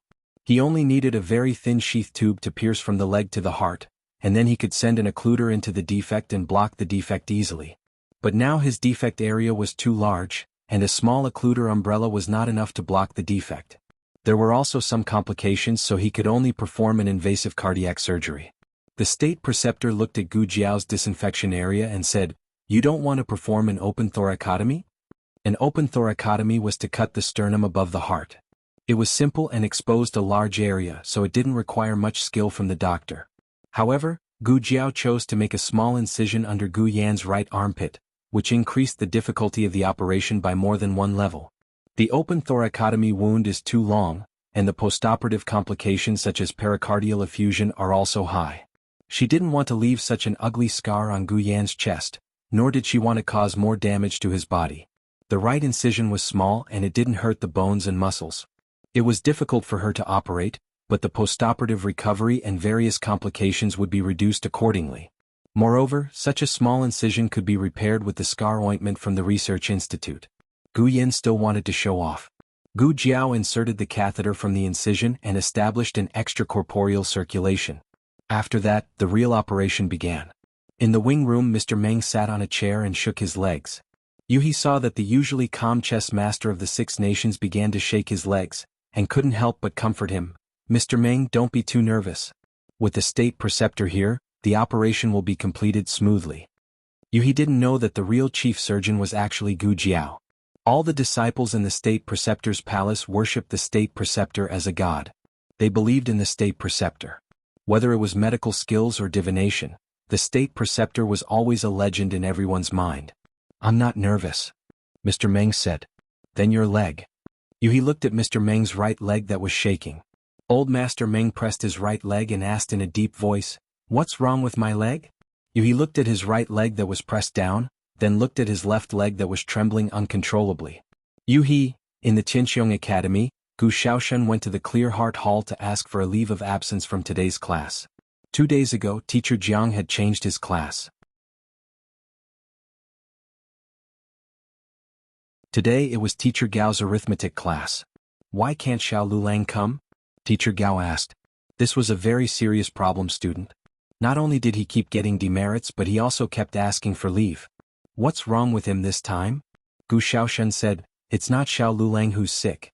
It's Gu Yan. Xiao Lulang sent Gu Yan to the State Preceptor Hall for surgery. Teacher Gao did not say anything else. He wouldn't care about a student who never listened in class and only relied on copying homework. Class. Teacher Gao sat in the lecture hall and said indifferently, Take out the homework that was assigned yesterday. Let's see how to solve the first surgery. Student, Teacher Gao. In the house, Madame Nan was feeding the Black Wind King and the Horse King. She said helplessly, I'm feeling uneasy. I keep feeling that something is going to happen. The Black Wind King was used to eating good food. At first glance, he simply couldn't eat the leaves they were feeding him. The Horse King gobbled down the food. Master Lu said, You're thinking too much. That's the State Preceptor Hall. I've never heard of anyone who couldn't be cured there. Madame Nan glared at him. How much do you know about the State Preceptor Hall? Master Lu choked and muttered softly, Aren't I comforting you? Madame Nan sighed heavily and looked at the door. The Black Wind King finally made up his mind to take a bite of the leaves. Just as he stretched his neck, Madame Nan took the dustpan away in a daze. Black Wind King. Halfway through the surgery, the small medicine box didn't provide enough blood. Gu Yan's blood pressure dropped rapidly. If this continued, he would die on the operating table from excessive blood loss. Draw mine, Gu Jiao said. The surgery isn't finished yet, the State Preceptor reminded. I know. Gu Jiao rolled up his sleeves. White filter. The State Preceptor looked deeply at Gu Jiao and said, Do you know that what you're doing now is crazy and dangerous? I've never seen a doctor draw his own blood for a patient on the operating table. Gu Jiao stretched out her arm. Draw faster. The State Preceptor took out a white filter and connected it to the infusion tube. How much? Gu Jiao said, As much as he wants. A steady stream of blood was drawn from Gu Jiao's body and flowed into Gu Yan's body through the white filter. Gu Yan had never experienced such a feeling before. Suffering from heart disease, he couldn't even sleep as well as ordinary people. He endured the torment brought about by his heart disease at every moment. But just now he fell into a deep sleep and didn't feel the slightest bit of pain. But as he slept, his body became cold.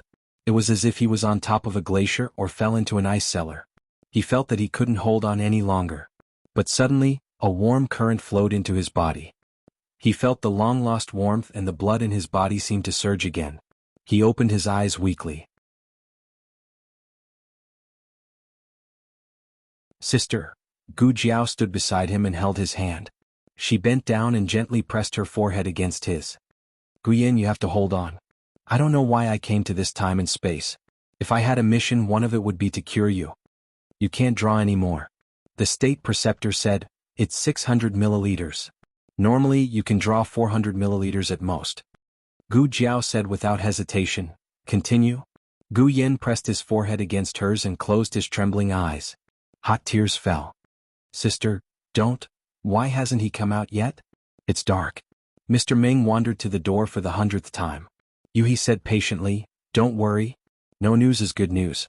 If the patient really had an accident and the operation failed, the State Preceptor would have come out long ago. It was reasonable, but it was also worrying that he didn't come out. If the operation was really successful, he should have come out long ago, shouldn't he? Could it be that there was some danger during the operation and he had to be rescued? Gu Jiao's eyelids were a little heavy. She moved a few times before she finally opened them. What greeted her was the glaring light, but she quickly adapted. She found herself lying on another operating table. The State Preceptor walked over and glanced at her. How do you feel? You lost too much blood and fainted just now. You almost couldn't be rescued. Gu Jiao recalled for a moment and pulled out a memory from her blank mind. I finished the operation. The State Preceptor nodded and looked at her with divine eyes. Yes, you did it. She had lost too much blood, but with a terrible obsession, she forced herself to complete the entire operation before falling to the ground. Gu Jiao asked, Where's Gu Yan? The State Preceptor raised his hand and pointed. Next to you. The cardiopulmonary bypass had stopped. Gu Yan lay quietly on another operating table. His heart was beating vigorously. The operation ended perfectly, but whether he could survive the critical period depended on whether he could wake up smoothly. Gu Jiao got off the operating table and came to his side. She held his hand and touched his forehead. Yin. She called him softly. Gu Yan didn't respond. She called out again, Ah Yan. Gu Yan's eyelids moved. He heard Gu Jiao's voice. Gu Jiao continued to call him. Yan Yan. Gu Yan slowly opened his eyes and looked at the pale face above him. He said weakly, I heard someone call me. Is it you? Gu Jiao nodded and looked at him. It's me. Gu Yan's eyes showed a trace of confusion and doubt. Who are you? Why did you call me? Gu Jiao was stunned. Was it the sequelae of the operation? Which part of the operation went wrong and caused intracranial hypertension and brain damage? She had never seen such a situation. But if that was the case, then the memory loss was just an external manifestation.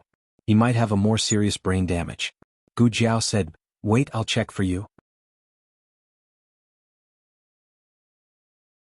Gu Yan grabbed her hand with his remaining strength and looked at her seriously.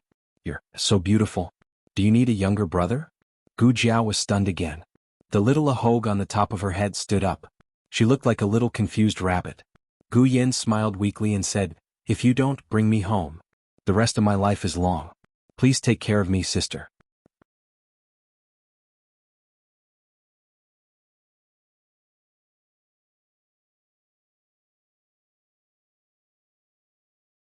Chapter 703.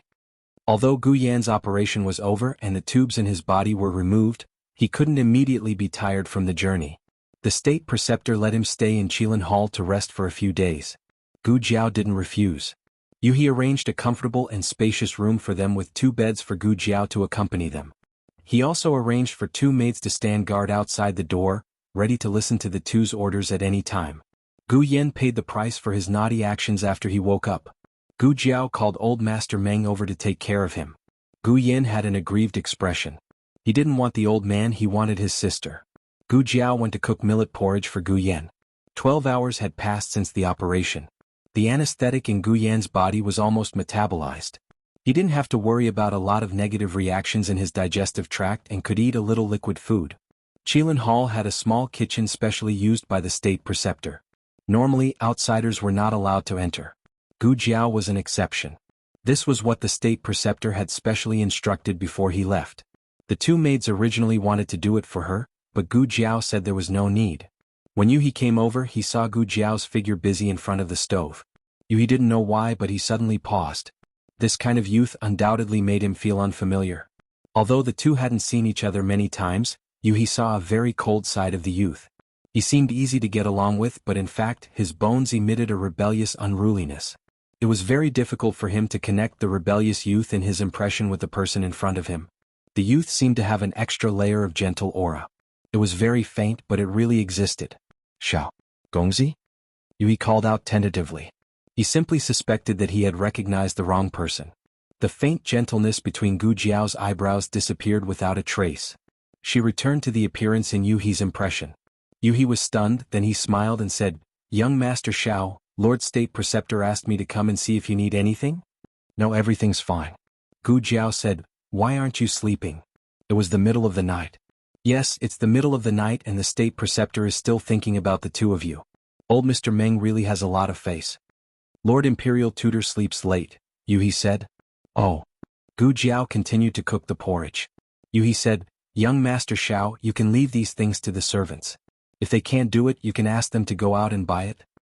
No need. Gu Jiao politely refused. A certain someone had just undergone surgery and was feeling aggrieved. He did not like the food made by others. Gu Jiao said, Go and rest. I'm almost done. Yuhi replied, All right, young Master Xiao, call me if you need anything. Gu Jiao nodded. Yuhi turned and left. When he crossed the threshold, he subconsciously paused and looked back at Gu Jiao. He had already heard from Mu Ru Xin that the other party was from a lower country. But for some reason, Yuhi felt that being treated gently by the youth was a lucky and happy thing.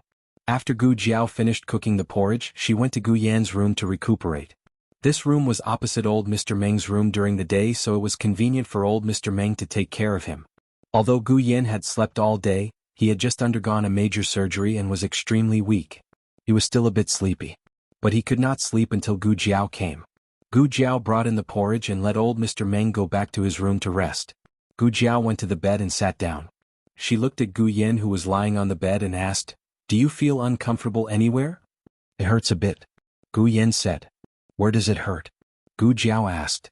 "Won't," Gu Yen said as he raised his left hand to touch his chest. He was stunned by what he saw. Where was his wound?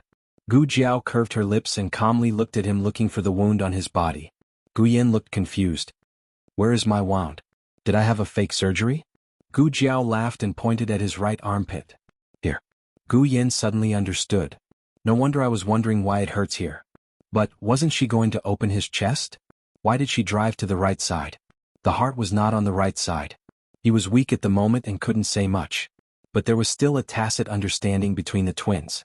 Gu Jiao did not fool him simply because he did not know medicine. She explained the structure of the ventricles to him in detail. The left ventricle could not be destroyed at will. If it was cut, it would affect the function of the heart. The right ventricle was equivalent to a blood reservoir and did not have much contractile function. It was safer to enter through it. Moreover, during the surgery, Gu Yan's heart would stop beating. At this time, he needed to be intubated for cardiopulmonary bypass. The intubation places were the aorta, the superior vena cava, and the inferior vena cava. These places were better exposed by opening the right side of the chest. Gu Yan fell asleep as she listened. Gu Yan held Gu Jiao's hand. Old Mr. Meng stayed here for half the night. Gu Yan refused to sleep, but as long as Gu Jiao was here, he seemed to be able to sleep. She was by his side, the greatest peace of mind. Gu Jiao did not like to waste food. She ate the bowl of millet porridge by herself. Gu Yan held her hand the whole time. She also held Gu Yan's hand. She fell asleep at the head of the bed. The moonlight poured in and illuminated the floor. The state preceptor came to the door and looked in through the slightly open door. He saw Gu Yan lying on the bed and Gu Jiao sitting on the stool beside the bed. Half of her body was lying beside Gu Yan. The two of them held each other's hands and touched their foreheads. Under the cold moonlight, they looked like a pair of angels with broken wings for each other. Gu Yan recuperated in the state preceptor hall for 3 days. 2 days ago he had a low fever. Gu Jiao wondered if there were postoperative complications. On the 3rd day the fever miraculously subsided. Gu Yan could also get out of bed. Gu Jiao first helped him walk a few steps in the room. He was like an impatient child who could not wait to go out and have some fun. Gu Jiao then helped him to the corridor. I can walk. He really could walk. After Gu Jiao let go of him, he slowly and steadily walked from the east end of the corridor to the west end, and then from the west end to the east end. Although there was still pain in his chest, it was a kind of pain that carried hope. As the pain continued, he would be able to get better. "Let's stop here for today," Gu Jiao said to Gu Yan. "I still want to walk a little more," Gu Yan said. For the past 16 years he had been tortured by his heart disease. There was not a day when he did not feel uncomfortable. Later on, with the medicine given by Gu Jiao, although he felt much better, he was still different from a normal person. It was not until today that he truly understood what a normal person's breathing and heartbeat felt like. He looked at his hand in surprise. "It's good to be a normal person." Gu Jiao said, "You are not a normal person now. When your wound is completely healed and the pain completely disappears, you will feel better than now." Gu Yan's eyes were bright. He was really looking forward to the arrival of that day. Gu Jiao and Gu Yan stayed in the state preceptor's palace for a total of 5 days. After confirming that Gu Yan could take a carriage, they said goodbye to the state preceptor. The state preceptor only appeared on the day of Gu Yan's operation. After that, it was always Yu He who came to receive them. The eldest disciple of the state preceptor's palace, Yi Qing, also came to visit them several times. However, since they were going to leave and the state preceptor did not come, Gu Jiao still had to go and say goodbye to him. The state preceptor was playing chess with old Master Meng in a small bamboo house in the bamboo forest. The state preceptor knew astronomy and geography. He was very knowledgeable. His chess skills were also superb. The two had been playing for 2 hours, but there was still no winner. "That day, why did Dukin come to you?" Old Master Meng asked. The state preceptor put down a black chess piece. "You have never asked about the affairs of the aristocratic families before. Did that girl ask you to ask?" Old Master Meng said, "No." The state preceptor played chess seriously and said, "Then that girl asked you." Old Master Meng choked, "Just tell me. Are you going to tell me or not?" Before the state preceptor could speak, a disciple outside the door reported, State Preceptor, young Master Xiao is here. The State Preceptor put down the chess piece helplessly. Alas, it's not that I don't want to tell him. Old Master Meng, Gu Jiao came to the bamboo house and said goodbye to the State Preceptor. I will go to see Gu Yan first. Old Master Meng put down the white chess piece in his hand, got up and walked out. Only Gu Jiao and the State Preceptor were left in the house. In fact, Gu Jiao had asked Yu He these days and found out that the State Preceptor was only in his early 50s, but he had more white hair than Old Master Meng. It was obvious that he worried too much and his hair would grow gray early. Thank you very much, State Preceptor. Gu Jiao said, I will pay for the consultation. The State Preceptor raised his hand to stop her and said, You don't have to pay for the consultation. The State Preceptor Hall is not short of money. If you want to borrow the operating room in the future, feel free to come. Gu Jiao, oh then goodbye? The State Preceptor stopped her and looked at her deeply.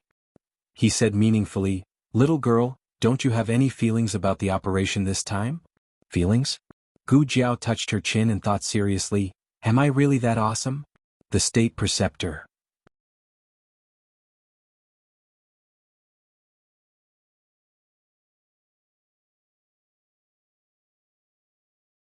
Chapter 704. The State Preceptor asked, Have you ever wondered why there is an operating room in the State Preceptor Hall? Gu Jiao looked at him strangely. It's your State Preceptor Hall. Why do I have to think about it? I find that you're so lazy. The State Preceptor was speechless again. The State Preceptor took a deep breath, walked to the door and opened the curtain. Goodbye. Gu Jiao, Gu Yan and old Mr. Meng sat in the carriage to go back. Although Gu Yan had undergone a major operation, the operation was very successful. His prognosis was also very good. There was no situation where he couldn't take the carriage. Of course, there was another very important factor. The official road in Xingdu was really smooth. Gu Jiao thought of a sentence she often heard in her previous life. To get rich, build roads first. It was obvious that the transportation route was very important for the development of a city or even a country. She wondered how the roads in Zhao country were being built. The alley they lived in now was called Willow Alley. It was located in the east of Tianxiong Academy and was bigger than Jadewater Alley in Zhao country. There were 20 families living in the alley. 3 of them had tenants. One of them was Gu Jiao's group. They rented the whole house. The other 2 only rented 1 room. Since old Mr. Meng often walked his horse, he became a familiar face in the alley. Everyone he met on the road greeted him. Gu Yan rarely went out. Basically, no one in the alley had seen him. Gu Jiao went out early and came back late. The number of times she saw him was also limited. You're quite popular. After old Mr. Meng greeted the 7th person, Gu Jiao said to old Mr. Meng. Old Mr. Meng didn't understand. Am I blushing? No, I mean you're popular. Gu Jiao said. Well, the language of Zhao country is really strange. Old Mr. Meng said to Gu Jiao, the child just now taught him a few games of chess. When he was strolling, he saw the scholar trapped in the game and kindly gave him a few pointers. That scholar might never have known that the person who gave him pointers was the chess sage of the 6 nations. The carriage stopped in front of the house. Gu Xiaoshen dashed out quickly. Gu Jiao jumped off the carriage. Xiaoshen. Sis, you're finally back. Gu Xiaoshen was overjoyed. Seeing that Gu Jiao was about to help Gu Yan up, he quickly said, Let me do it, let me do it. You don't have to do it, I can do it myself. Gu Yan said proudly. After saying that, he showed Gu Xiaoshen how he got off the carriage. It was especially like a 1-year-old baby showing off to his little friends that he knew how to walk. Not bad, Gu Yan.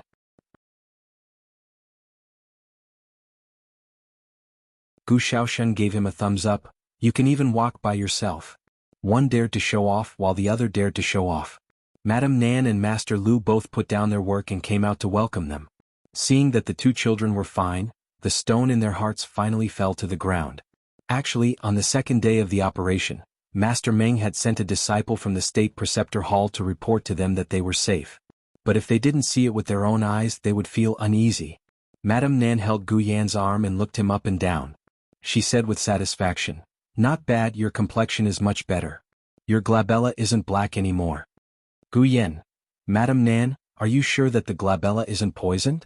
Does it hurt? Madame Nan looked at Gu Yan's chest and asked. It doesn't hurt. Gu Yan said. It did hurt, but it wasn't as painful as imagined. It was within the tolerable range. He was immersed in the joy of becoming a normal person. This pain was nothing. Also, the wound isn't here. Gu Yen showed off Gu Jiao's medical skills to Madame Nan. The wound was on the right side less than an inch. In the future, it would heal to the point that it was almost invisible. Madame Nan was amazed by Gu Jiao's medical skills. Jiao Jiao must be tired too? She looked at Gu Jiao and said. Gu Jiao had lost a lot of blood, but she had been nourished well in the state preceptor hall these few days and had recovered. I'm not tired, Gu Jiao said. Madame Nan looked at Master Meng and bowed deeply. Thank you, Master Meng. She didn't need to say anything. Master Meng didn't say anything and stroked his beard. Master Lu hurriedly said, all right, it's a hot day. Look at the children. Let's talk inside. Madame Nan smiled. Just in time I made mung bean soup. Gu Yen was so hungry that his eyes were shining. Gu Jiao said, you can't drink it. Gu Yen. In order to reduce the burden on the heart after heart surgery, one had to strictly control the intake of water and try to keep the body in a state of dehydration for the first few days. He already had a lot of drips every day. Drinking mung bean soup was out of the question. Gu Yen looked wronged. Madame Nan, did she make the children greedy again? Gu Yen entered the courtyard and began to look for the Black-Winged King. He can walk now. He went to the backyard. Madame Nan smiled. Gu Jiao left enough medicine before she left. Madame Nan and Gu Shaoshun changed the medicine for the Black-Winged King every day. The Black-Winged King's condition improved greatly and was moved from the front yard to the backyard. Gu Yen liked the Black-Winged King. Firstly, the Black-Winged King was too beautiful. Secondly, the Black-Winged King was very quiet and not as noisy as the Horse King. The Black-Winged King had a noble aura, but it didn't lose its dominance and fierceness. It suited Gu Yan's taste very well. Gu Yan took a brush and brushed its mane.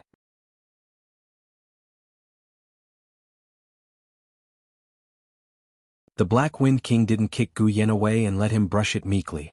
Gu Shaoshun and Madame Nan also brushed its mane occasionally. The only person in the family who couldn't brush its mane was Master Lu. Gu Jiao, Gu Yen and Gu Shaoshun were cubs in the Black-Winged King's eyes. The Black-Winged King was very tolerant of them. Madame Nan was a woman, so the Black-Winged King was very tolerant of her. Master Meng was an old man, so the Black-Winged King didn't bully him. Only Master Lu couldn't get close to the cubs, women and old men. Every time he got close to the Black-Winged King he would be beaten by the Black-Winged King. There was a burglary at home. Madame Nan was washing vegetables while talking to Gu Jiao about what happened at home. Oh. Gu Jiao asked, and then? Madame Nan said, that day we all went out. Little Shi also went out to drive the carriage. There was only that black horse at home. A total of 3 burglars came. They all seemed to know a bit of martial arts. They came in and ransacked the cabinets. They even found the banknotes. But guess what? They were all knocked out by the horse's hooves. None of them escaped. It did it? Gu Jiao looked at the Black-Winged King who was obediently being brushed by Gu Yen. Oh, is it that good? Gu Yen gasped, you're too tall. It's so tiring to brush it standing. Gu Shaoshun, you didn't even brush it twice, okay? The Black-Winged King slowly lay down on the ground.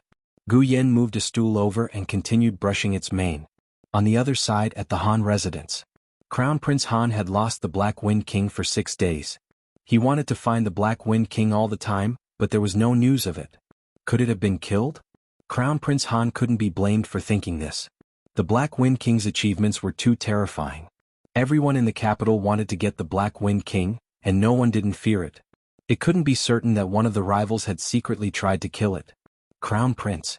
We found the Black-Winged King's whereabouts. A guard hurriedly came to report.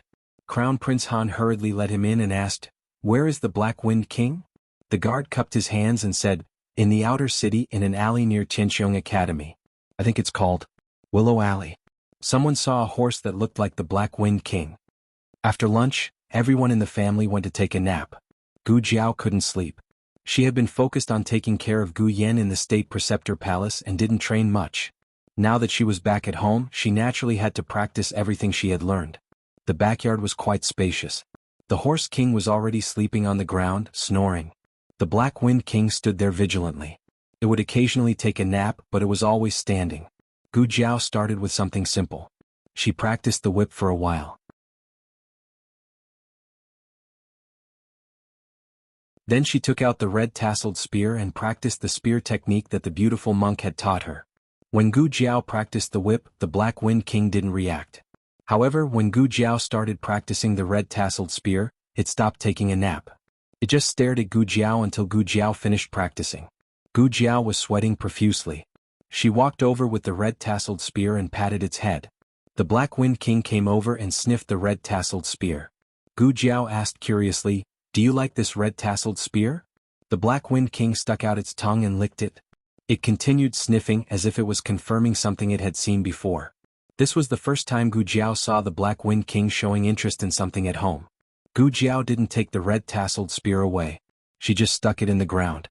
The Black Wind King continued sniffing the red-tasseled spear. A trace of confusion flashed in its eyes. When Gu Jiao went to take a bath and changed into dry clothes, the Black Wind King had already fallen asleep beside the red-tasseled spear. Horses usually stood up to take a nap.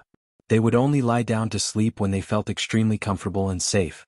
The wind blew through the hall, and the red braid at the tip of the spear fluttered in the summer wind. A spear to defend the territory, suppress the demons on all sides, and drive away the enemy from all directions. With the spear, the soul of Xinyuan will not be extinguished, and the mountains and rivers of the Great Yen will not be broken. That you're tuning in to the Han Li's Wuxia Adventures YouTube channel. We're so grateful for your support, and don't forget to subscribe to join us on this incredible journey through captivating stories. Your generosity through donations truly makes a world of difference, as it's the primary source of revenue that allows me to expand and enhance this channel for you. Thank you from the bottom of my heart for being a part of this adventure.